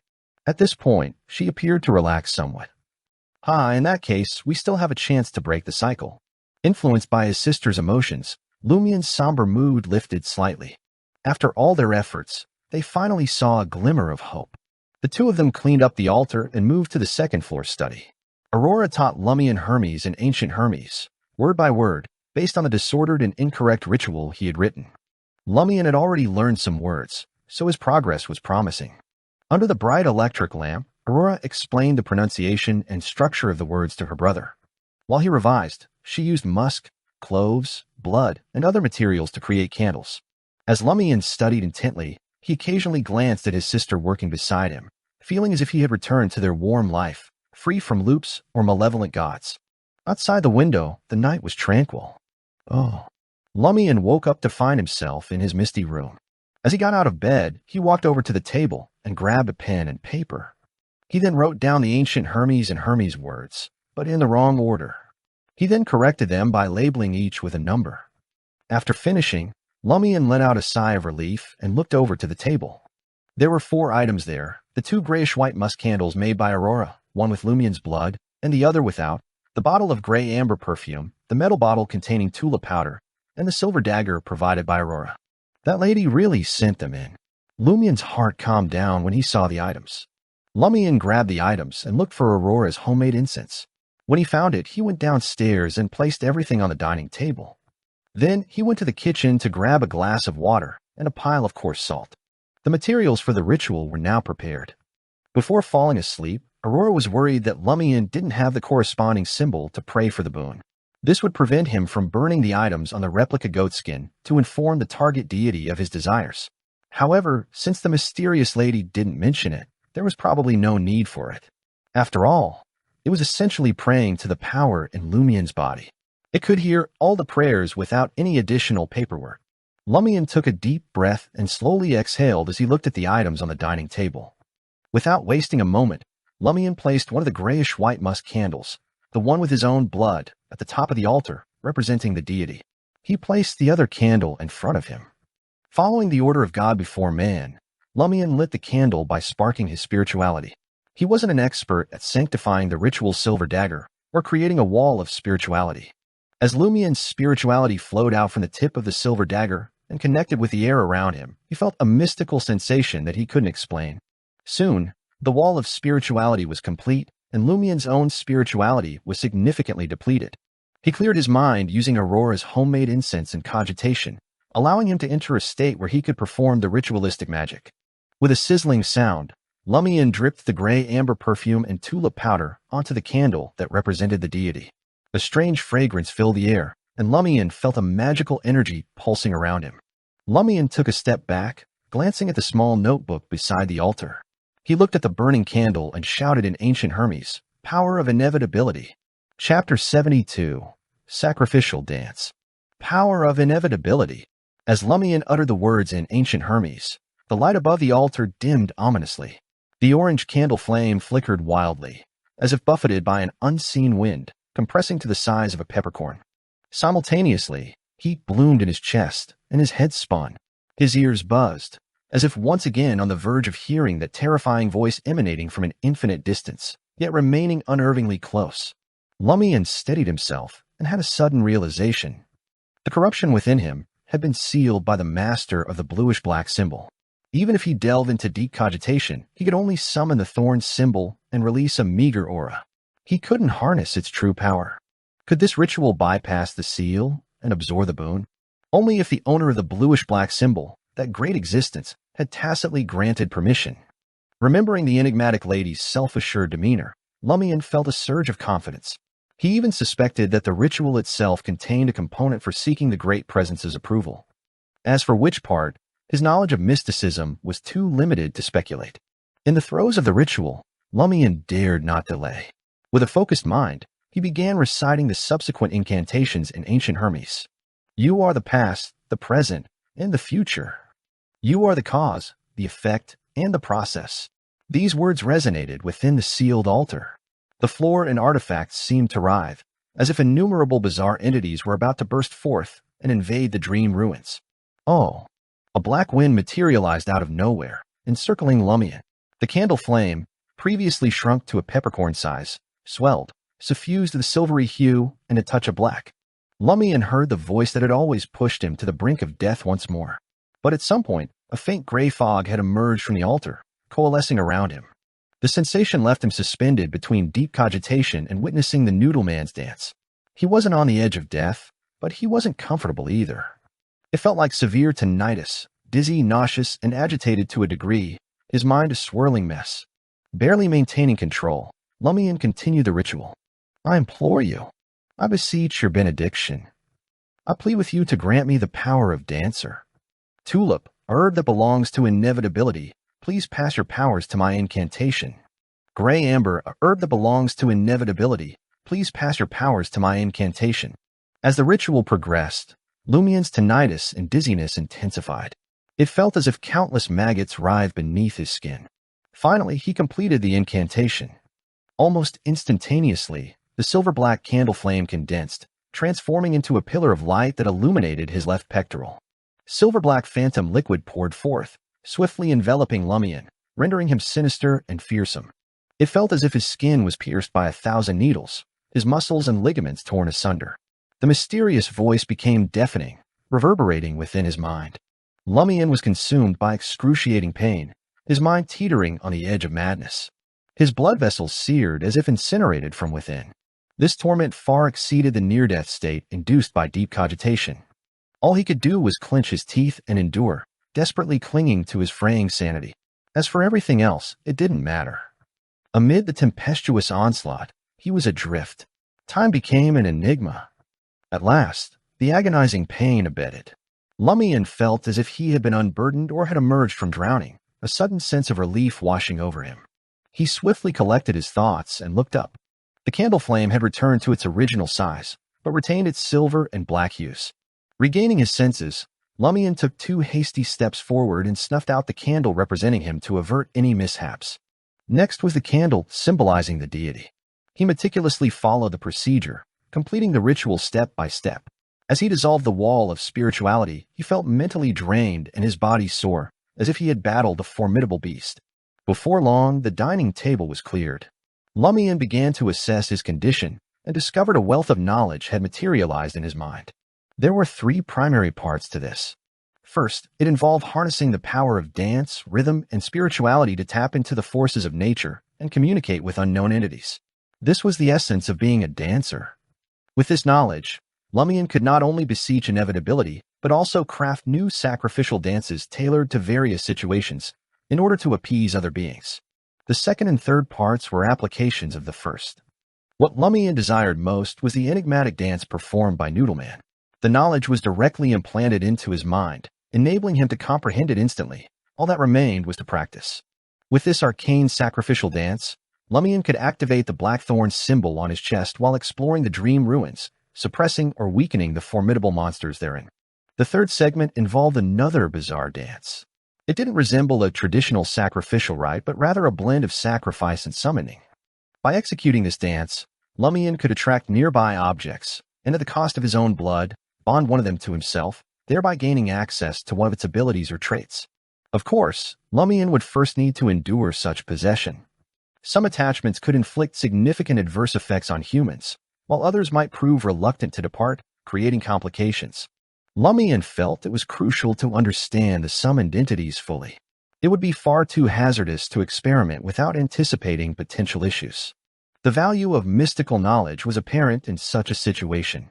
Lumian desperately required resources like Mysterious Creatures Illustrated or Spirit World Creatures Illustrated, but even a warlock, renowned for their extensive knowledge, could not possess such information. Moments later, Lumian stretched and discovered that his flexibility had indeed improved dramatically. Although not quite on par with Noodleman, a mutated monster with reassembled organs, he now surpassed nearly all ordinary humans, enabling him to execute the enigmatic sacrificial dance. Lumian effortlessly kicked backward, touching the back of his head, and nodded contentedly, murmuring, "That's right. I can perform many actions that were once impossible." My hunter combat skills have also greatly improved. Lumian practiced the mysterious dance to familiarize his body with the corresponding movements, aiming to reduce the time needed to complete the routine. Sometimes his movements were forceful and resonant, as if in combat, while other times they were gentle and unhurried, as if conveying a message, yet always rhythmic. As Lumian danced, his spiritual energy radiated outward, merging with the ambient natural forces. Gradually, his thoughts concentrated, his mind quieted, and he entered a transcendent, mystical state. This allowed him to perceive various subtle phenomena surrounding him, as if his spirit vision had been activated. Simultaneously, he seemed to connect with the unseen power within him. His chest warmed once more, and a faint, horrifying voice echoed, but without consequence. Phew. Lumian ceased dancing, unfastened his clothing, and inspected his chest. The blackthorn symbol re-emerged, accompanied by the bluish-black one. Lumian's thoughts briefly scattered but quickly returned to normal. He had achieved the desired effect perfectly. He then calculated the precise duration from the emergence of the blackthorn symbol to its disappearance. It lasted approximately 1 minute. Lumian fastened his clothes and prepared to try the other bizarre dance. It was crazy and warped, and he couldn't describe it properly. As he danced, his spirituality spread out again, blending with the natural forces surrounding him. In the last third of the dance, he sensed something strange approaching. 3 figures appeared on the first-floor window, but they were blurry and transparent. Lumian recognized them as the skinless monster, the shotgun monster, and the mouth orifice monster with a black mark. He muttered in amusement, "Is this a victim's complaints meeting?" Lumian could make one of the monsters attached to him and borrow their abilities by taking out a ritual silver dagger and making a cut on his body to release some blood. He craved the mouth orifice monster's invisibility, but resisted the urge, lest something happen via allowing a monster he murdered to possess him, and finish the dance. As Lumian danced the last few moves, he heard weak and soft voices. It sounded like many people communicating, but it was unclear where the voices came from. Lumian analyzed it and realized the voices seemed to come from his body, from the corruption that had been sealed. After the last move, Lumian stood there and muttered to himself, "What did I hear?" Lumian was only semi-literate in the field of mysticism and couldn't identify the source of the soft sound he heard. He had no choice but to give up as it wasn't more terrifying than the corruption itself. After the sound subsided and him finishing the two mysterious dances, Lumian confirmed that the dancer had enhanced his spirituality. Although he knew he was most likely inferior to Sequence 9s who excelled in spirituality, he had escaped the shackles of being a hunter. He felt he was above average. My shortcomings have been compensated for. Lumian was very happy about this. Lumian didn't dwell on what would happen to his body after enduring the dancer's power and the corresponding corruption. He couldn't stop it, so he decided not to think about it. He rubbed his tired head and made up his mind to rest for the night, returning to the real world to wait for the owl. Chapter 73, Tracking. Lumian's eyes snapped open, his aches gone, and his spirituality restored. He sprang up, strode to the window, and yanked the curtains aside. Dawn had yet to break. The blood-red moon sank in the west while stars speckled the sky. On a nearby elm, the large owl with piercing eyes reappeared, gazing down at Lumian. Instead of alarm or anger, Lumian flashed a dazzling smile. "You're back," he said, almost too eagerly. His mannerisms, his tone, even his facial expression, it all made the target want to punch him. The owl stared for a few seconds before spreading its wings and vanishing into the darkness. Almost simultaneously, Aurora emerged from her bedroom, turned a handle, and entered Lumian's room. "How'd it go?" Lumian asked immediately. Aurora nodded. "White paper is on it." Her once light blue eyes had darkened, and the trees in them grew larger as they receded. She produced a mercury-plated mirror and set it on Lumian's table. Using pale white powder, she cast a spell that showed him what she was seeing. Lumian glimpsed the owl's silhouette. It circled Cordu at a low altitude, as if trying to shake off any pursuers. But White Paper, a creature from the spirit world, was swift and unfazed, maintaining a constant distance. After a minute or two, the owl reached the village square. Without hesitation, it dove into the cemetery beside the cathedral. Why is it here again? Lumian sighed inwardly. The last time the siblings spied on Michelle Garriga, the lizard that crawled from the deputy padre's mouth also wound up in the cemetery, slipping in and out of various graves. Lumian glanced at his sister. "You don't think it's like in stories, where the cemetery doubles as a villain's lair or hideout, do you?" Aurora scoffed. "You know life inspires art, right?" "I suppose." Lumian conceded, accepting the professional author's explanation. At that moment, the owl landed on an unremarkable grave. Like most graves in Intis, it featured a deep pit filled with a coffin and covered with soil. One or two stone slabs lay atop it, and a tombstone marked its head. This was Lumian's guess, at least. From the outside, the grave seemed ordinary. The owl settled on the slabs, sealing the grave. With White Paper's aid, Aurora and Lumian uncovered suspicious traces. The tombstone was blank. The stone slab, which should have been dirty and overgrown, was clean, as if regularly tended. "Something's off about this grave," Aurora remarked. As she spoke, the slab sealing the grave fell. No, not fell open. Inward, like a door, revealing darkness and stone stairs descending deeper. While Lumian marveled. "It's huge. Not the average grave he'd pictured, but more like a spacious mausoleum. Cordu has such a place." Aurora had thought 6 years in town taught her everything about Cordu, but was growing stranger by the day. As the siblings talked, the owl swooped into the depths of the mausoleum. The underground space was no exaggeration. As White Paper followed, it entered a tomb chamber. About the size of Lumian's kitchen, the chamber held a black coffin at its center. The coffin wasn't closed. The lid leaned against the side, resting on the ground. The owl flew over and perched on the coffin's edge. The dead warlock? Lumian tensed. Aurora tersely agreed and instructed White Paper to approach the coffin and peer inside. Almost simultaneously, Lumian spotted a figure lurking in a corner of the tomb. Before he could tell his sister to check it out, White Paper's gaze fell into the open coffin. With a bang, the mercury mirror before them shattered, and Aurora let out a pained, muffled cry. Lumian spun to face his sister, only to find her eyes squeezed shut. Blood-streaked tears traced her cheeks, and her facial muscles spasmed as if they might split. Without waiting for the semi-illiterate mysticism student to react, Aurora retrieved a short incense stick from a hidden pocket and lit it with a match. A subtle scent wafted, distant and faint, soothing the body and mind. Aurora's facial distortion eased. Finally, she exhaled and wiped her tears with a handkerchief. "Are you okay?"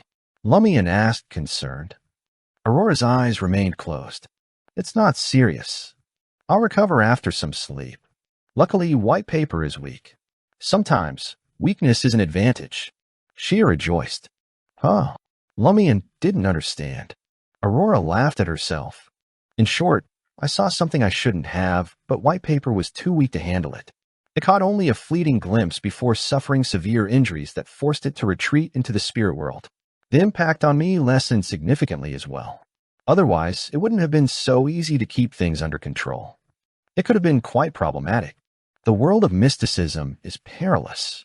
Lumian truly grasped the meaning of not seeing what one shouldn't. He waited for his sister to recover slightly before asking, what did white paper see? Why was it so harmful? I saw a silver-black speck of light. Aurora didn't dare to remember. As for things that can cause damage just by looking at them, there are countless possibilities. Perhaps it's an object that reveals godhood, or a high-sequence Beyonder's mythical creature form, or something laden with curses and malice. Mythical creature form? Lumian had never encountered this term before. Aurora casually elucidated, the essence of the divine pathway is to transform Beyonders into deities. At sequence 4, we can assume our own mythical creature form, albeit incomplete. For those below sequence 4, merely witnessing this form can inflict harm. They might even lose control. Saints are that formidable. They're worlds apart from Beyonders below sequence 4. No wonder they're deemed demigods at sequence 4. Lumian instantly recognized his own ignorance. He had naively believed that the demigod title was basically no different from lower-rank Beyonders. He then said, Aurora, when white paper near the coffin, I think I saw a figure in a corner of the tomb, but I couldn't make out who it was, what they looked like, or what they wore. Another person was there. Aurora was taken aback. Lumian nodded. So, is the one inside the coffin the deceased warlock, or the one in the corner? I think it's the one in the coffin. Aurora, eyes still closed, pondered before continuing. The one in the corner is either his puppet or subordinate, or another Beyonder. They control the warlock's corpse. Lumian tersely acknowledged her words. This means the warlock issue hasn't been fully resolved. Perhaps this is the root cause slowly corrupting Cordu. This discovery left him both elated and frustrated. He was pleased that their investigation had advanced significantly, but disheartened that merely glimpsing the warlock's corpse could injure them. Losing control was a high probability. How could they return to the tomb for further confirmation and pursue additional actions? Aurora also considered this. Let's not visit the tomb for now. We'll concentrate on the area beneath the cathedral. Maybe we can uncover vital clues there to help us resolve the tomb situation. All right. Lumian had previously planned to discuss exploring the cathedral's underground with the 3 foreigners at dawn. In response, Aurora added, if I fully recover, I'll accompany you to the cathedral. Lumian hesitated for 2 seconds before consenting. At this point, they needed to marshal all their strength to find hope. With her eyes still closed, Aurora asked, your ritual appears to have succeeded. How do you feel? Lumian recounted the entire ritual process and his gains, but omitted the precise description of the being. I nearly lost control when I received the boon. It stabilized afterward, and my body underwent no abnormal changes. Perhaps it's because my sequence is low enough. Aurora smiled, eyes still closed. The dance that summons abnormal creatures around and allows one to be possessed by them is quite intriguing. It reminds me of a legendary ability from our homeland, the spiritual boxer. Huh. Lumian couldn't comprehend. Aurora laughed and replied, it entails requesting partial possession from demigod-level creatures to utilize their combat prowess. That would require an incredibly robust body, soul, and mind, right? Lumian speculated. Aurora didn't pursue the topic further and instructed her brother, help me back to my room. I need to rest. As Lumian assisted his sister and they walked to her bedroom, he casually inquired, what I find odd about that ritual is that I extracted a bit of power from the seal without the bluish-black symbol's owner's consent. Could it be that he has been watching me the entire time? That's impossible. How could he have that much free time? Aurora mulled it over for a moment before responding. You mentioned that the mysterious woman's description of the honorific name was vague and inaccurate to avoid drawing the attention of the corresponding being. Could it be that the black thorns and the bluish-black symbol have some sort of shared authority? Lumian pondered aloud. Maybe they both have power in the fate domain. And when you use a vague honorific name, it could refer not only to the person with the black thorns, but also the owner of the bluish-black symbol. Under normal circumstances, this wouldn't matter much, but because you have the corresponding symbols and power on the altar, they reacted to the stimulation and the existence discovered your actions. And since you were guided by the mysterious lady, it was easy for you to obtain permission. So when you finish reciting all the honorific names and point to the corruption in your body, there won't be any obstacles in extracting some strength. The back door has already been opened. What an ingenious ritual design. It has to be an expert at exploiting bugs. I see, Lumian said, finally understanding the situation. Chapter 74 Mute. His sister needed rest, so Lumian couldn't learn new Hermes and ancient Hermes words. He could only revise what he had already learned. Around 10 o'clock, he left the house and headed straight to Old Tavern. He had two objectives. First, he wanted to see if the mysterious lady would appear after he became a dancer and provide him with some knowledge. Second, Leah and the other foreigners lived there. After yesterday's incident, they might not be out today. Upon entering Old Tavern, Lumian quickly scanned the room and was disappointed to find that the spot where the lady usually sat was vacant. With a slow exhale, he walked to the bar counter, intending to ask if the three foreigners were around. At this moment, the tavern owner, Maurice Binet, appeared to have just woken up and was clearly not in high spirits. He had a bulbous nose and was conversing with a customer at the bar. The customer seemed agitated, gesturing wildly and making muffled sounds, but he couldn't speak. Mute? Lumian approached curiously and realized the customer wasn't one of the village mutes but Jean Maury, Sybil Barry's husband. Sybil was the mistress of Padre Guillaume Binet, sister of Shepherd Pierre Barry, and a member of their small group. Jean Maury isn't mute. Lumian assessed the middle-aged man in confusion. His black hair was unkempt, and his stubble was uneven. His eyes were filled with anger and fear. Uncharacteristically agitated, he gestured urgently, trying to communicate something to the tavern owner. As Lumian thought, odd, he approached the bar counter and knocked on it with a smile. Hey, what's going on? Maurice, did you sell fake alcohol to Jean? He looks so angry he can't speak. What's that got to do with me? Maurice Binet quickly defended himself. He muted himself. Jean Maury paused and glanced at Lumian, reverting to his usual sullen demeanor. He then turned and left Old Tavern. After he disappeared through the door, Lumian lowered his voice and asked, What's wrong with him? Maurice Binet looked outside and whispered, I heard he caught Sybil and the Padre in bed together last night. It made him so mad he went mute. Today, he's been telling everyone he sees. Heh, he doesn't even have the guts to go to Daria G.E. to confront the Padre. What a coward. Serves him right. Lumian was baffled and shocked. If he remembered correctly, Jean Maury knew about his wife Sybil's prolonged affair with the Padre. He just didn't want her to be with another man.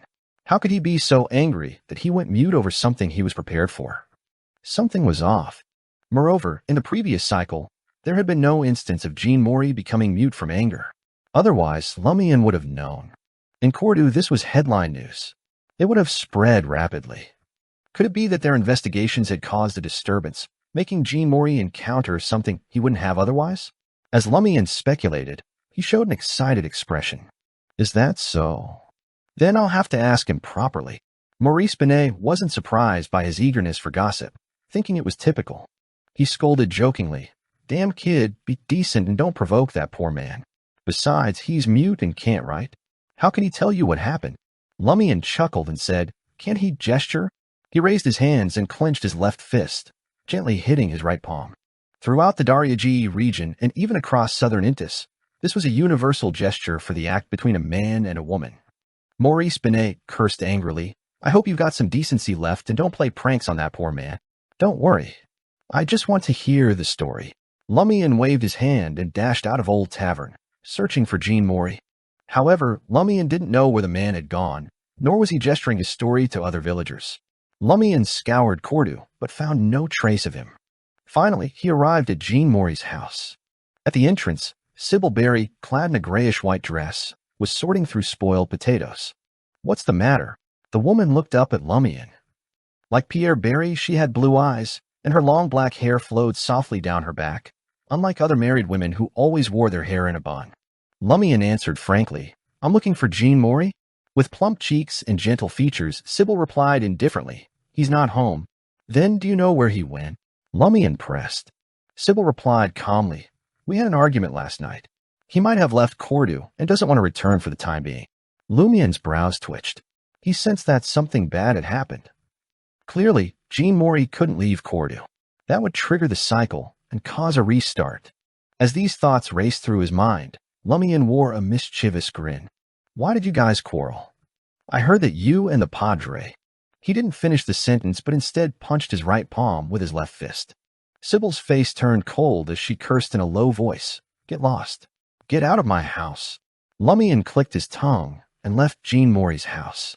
After walking for a distance, the smile on his face vanished. In truth, he didn't want to ask about Sybil's affair with the Padre. He had seen the Padre and Madame Puali's naked. What else was there to ask? But if he didn't ask, it didn't fit his persona in the eyes of the villagers. He had already visited them. If he didn't anger the mistress of the house, could he still live up to the name of Prankster King of Cordu? Therefore, Lumian had no choice but to ask. Otherwise, he might be suspected. The persona of a character was sometimes useful and sometimes troublesome. Judging by the Padre's actions and the information he had, Lumian suspected that Jean Morey hadn't become mute because of the affair but had uncovered something else. It was highly likely that he had been poisoned and rendered mute. I have to find him as soon as possible. If he goes around looking for people to complain to, he might just die like the previous one. No, he's already missing. The more Lumian thought about it, the more he felt that something had happened to Jean Morey. The villager who had snitched in Daria G previously had fallen to his death for no reason. Just as Lumian was making his last effort to find Jean Morey, he encountered Ryan, Leah, and Valentine, who were hanging around in the village. They were still wearing their original clothes. Good morning, my cabbages. Lumian greeted them with a smile. As soon as they approached, he immediately asked in a low voice, Did anything happen yesterday? Leah replied with a smile. That madam doesn't seem to want to pursue the matter. She didn't appear. As expected. Lumian looked around and saw that there was no one nearby. Only then did he tell the 3 official investigators about his sister's deduction of the Madame Puali's pathway and her guess of Pulet's identity. Valentine's expression soured as he listened, while Leah was rather excited. Ryan recalled and said, It's rare for a demonist to appear in Riston province. We don't know much about this, but the higher-ups should know very well. I'll send a telegram later and tell them about Madame Puali's. I'll only mention how Madame Puali's room has Pulet's photo, but the Roquefort family doesn't have Puali's. Seeing Lumian's puzzled expression, Ryan added, In Intis, demonist-related matters often happen. So my sister's pen pal is also in Intis? Lumian nodded and said, So far, Madame Puali's doesn't seem to have anything to do with the loop. Also, she seems to be aware of the loop. That might be why she didn't pursue our search of the castle. Is it possible that we can join forces with her to some extent? Valentine blurted out, How can I work with such an evil and filthy person who's even more terrifying than a demon? Lumian didn't even look at him. He turned his gaze to Ryan and Leah. Seeing that they were somewhat hesitant, he tried to persuade them earnestly. A limited cooperation, only in the loop. When this damned loop is resolved, you can deal with her however you want. You can even tell her directly about this. I believe she can understand and accept it. Ryan thought for a few seconds, patted Valentine's shoulder, and said to Lumian, Indeed, the most important thing now is to resolve this loop. However, we can't be sure of that madam's attitude. We don't dare to visit her directly. I'm afraid we'll have to trouble you or your sister to communicate with her and inquire. All right, Lumian agreed. He planned to do it himself. He didn't want his sister to be alone with Madame Puali's when he realized that she might harbor abnormal feelings for his sister. Valentine kept a poker face as he listened to their conversation. He neither agreed nor disagreed. Lumian peered around furtively once more. There are 3 more clues. He recounted Ryman's case, Jean Morey's situation, and the burial chamber where the owl had flown into. Leah was stunned. How did you get so many clues so quickly? She even suspected this guy or his sister were off. That was why there were red flags and clues everywhere. Who were the real investigators here? Why hadn't we caught on? Blame yourselves for not remembering the first 2 cycles. Lumian smirked, spreading his hands in mock innocence. Leah nodded, swallowing his explanation.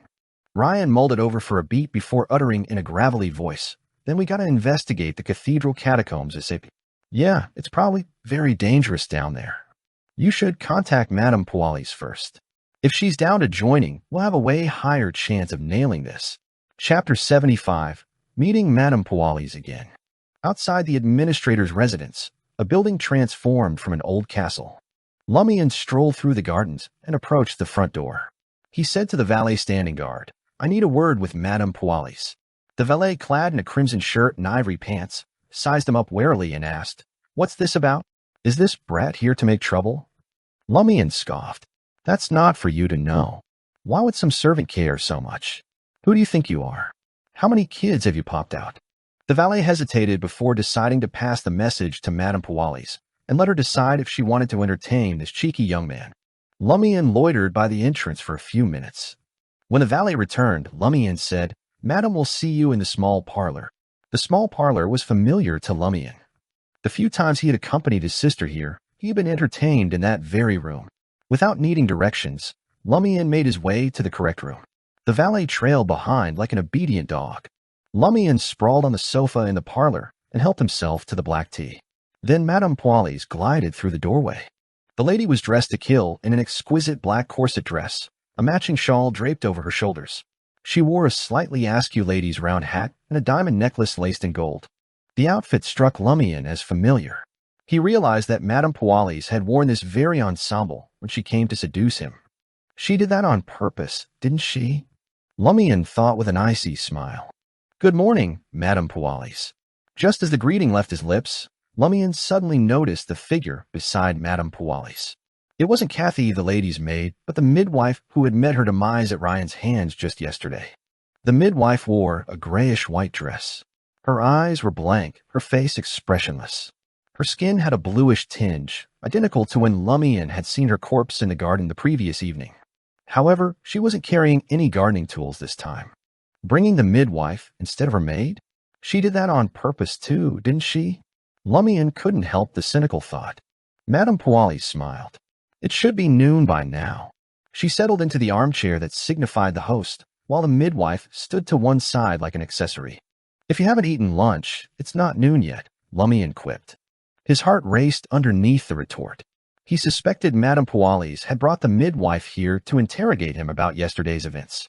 If he didn't handle this well and Leah's group didn't restart the cycle in time, Lumian suspected he might have to play daddy for a few minutes. Or longer. Madame Pualis glanced at him, her bright eyes sparkling with an inscrutable smile. Casually as she asked, "What seems to be the trouble?" Lumian decided to cut to the chase. Solemnly he said, "Madam, you must have realized we're stuck in a time loop." As he spoke, he watched Madame Pualis' face closely, alert for any reaction. If she revealed surprise, shock, or confusion, he would quickly add, "Just kidding." Then he would start with something odd and see how she responded. Only then would he consider telling her about the time loop. Of course, if Madame Pualis looked like she already knew and her secret was out, escape would be his top priority. The odds of escape were slim in that scenario, but how would he know if there was any hope without trying? Madame Pualis sized Lumian up for a few seconds, then smiled. "Looks like you found a boss, too." She didn't seem surprised by the time loop concept, nor did she look puzzled. That was as good as admitting she knew what was going on. Boss? That was a favorite word in Aurora's books.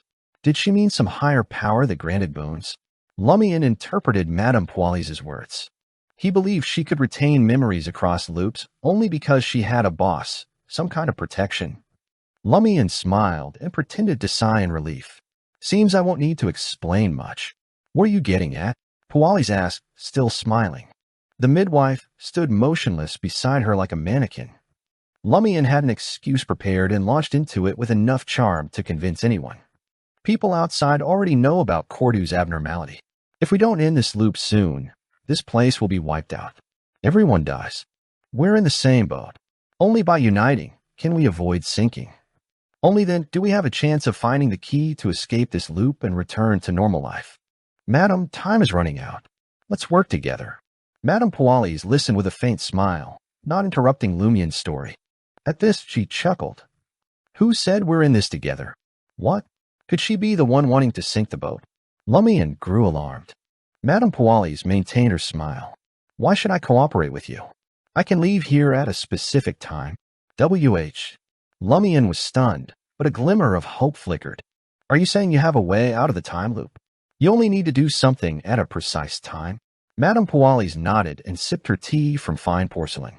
She said nothing else. The perks of a higher power's protection. Wait, this isn't the first cycle. Why is she still here? Could other cycles have restarted before that specific time? That explains why she didn't pursue us infiltrating the castle and killing the midwife. She fears the three Beyonders causing trouble and forcibly restarting the cycle. Lumian grasped things that had puzzled him. He suspected Madame Pualis was also waiting for the 12th night.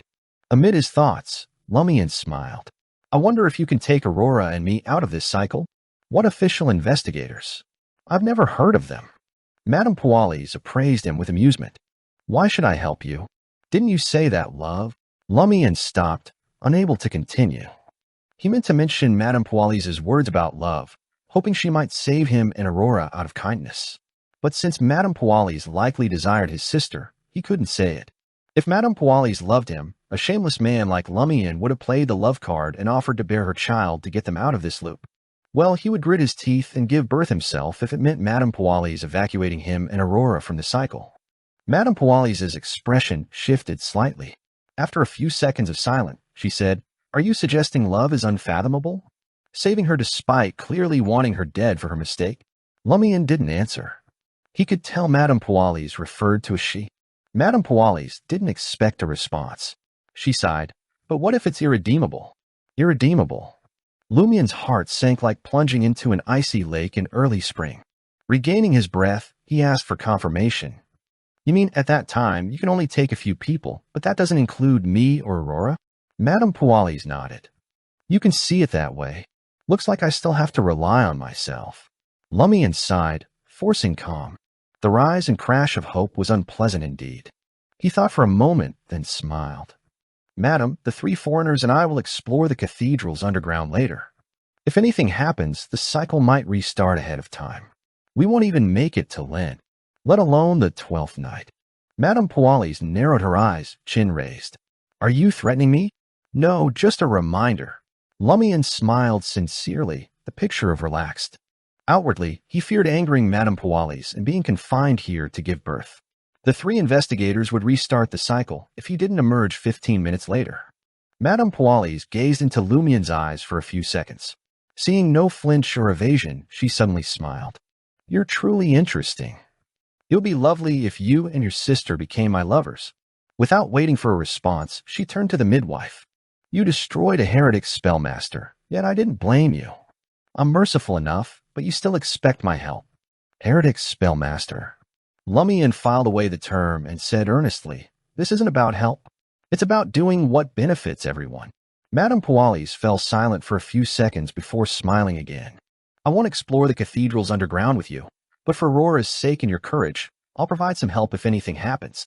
Lumian was satisfied to negotiate this much. He stood and mimicked the gentlemanly posture from his sister's books. Pressing a hand to his chest, he bowed. I thank you, my lady. Madame Pualis chuckled. Shouldn't it be my sunshine? She referred to what Lumian had said in a previous loop. Madam, you are my sunshine. Lumian felt embarrassed, but had always been shameless. Pretending not to hear, he left the small parlor. Oh. After descending the hill from the castle and entering Cordu, Lumian spotted Leah, Ryan, and Valentine waiting to greet him. How did it go? Leah asked with a smile. Lumian recounted his conversation with Madame Pualis, concluding, This is the best outcome we could hope for. That's right. We can still count on someone to help in our direst moment. Ryan nodded. Lumian asked, Did you get a reply? Before visiting the castle, Ryan had reported Madame Pualis wasn't truly of the Roquefort family, and Pulet's photo was in her room. Leah exhaled, answering for Ryan, Our superiors remind us to consider the possibility of Pulet becoming a woman through potion or power. As expected, Lumian tersely acknowledged. When do we explore the cathedral's underground? Ryan had already decided. In a deep voice, he said, Now.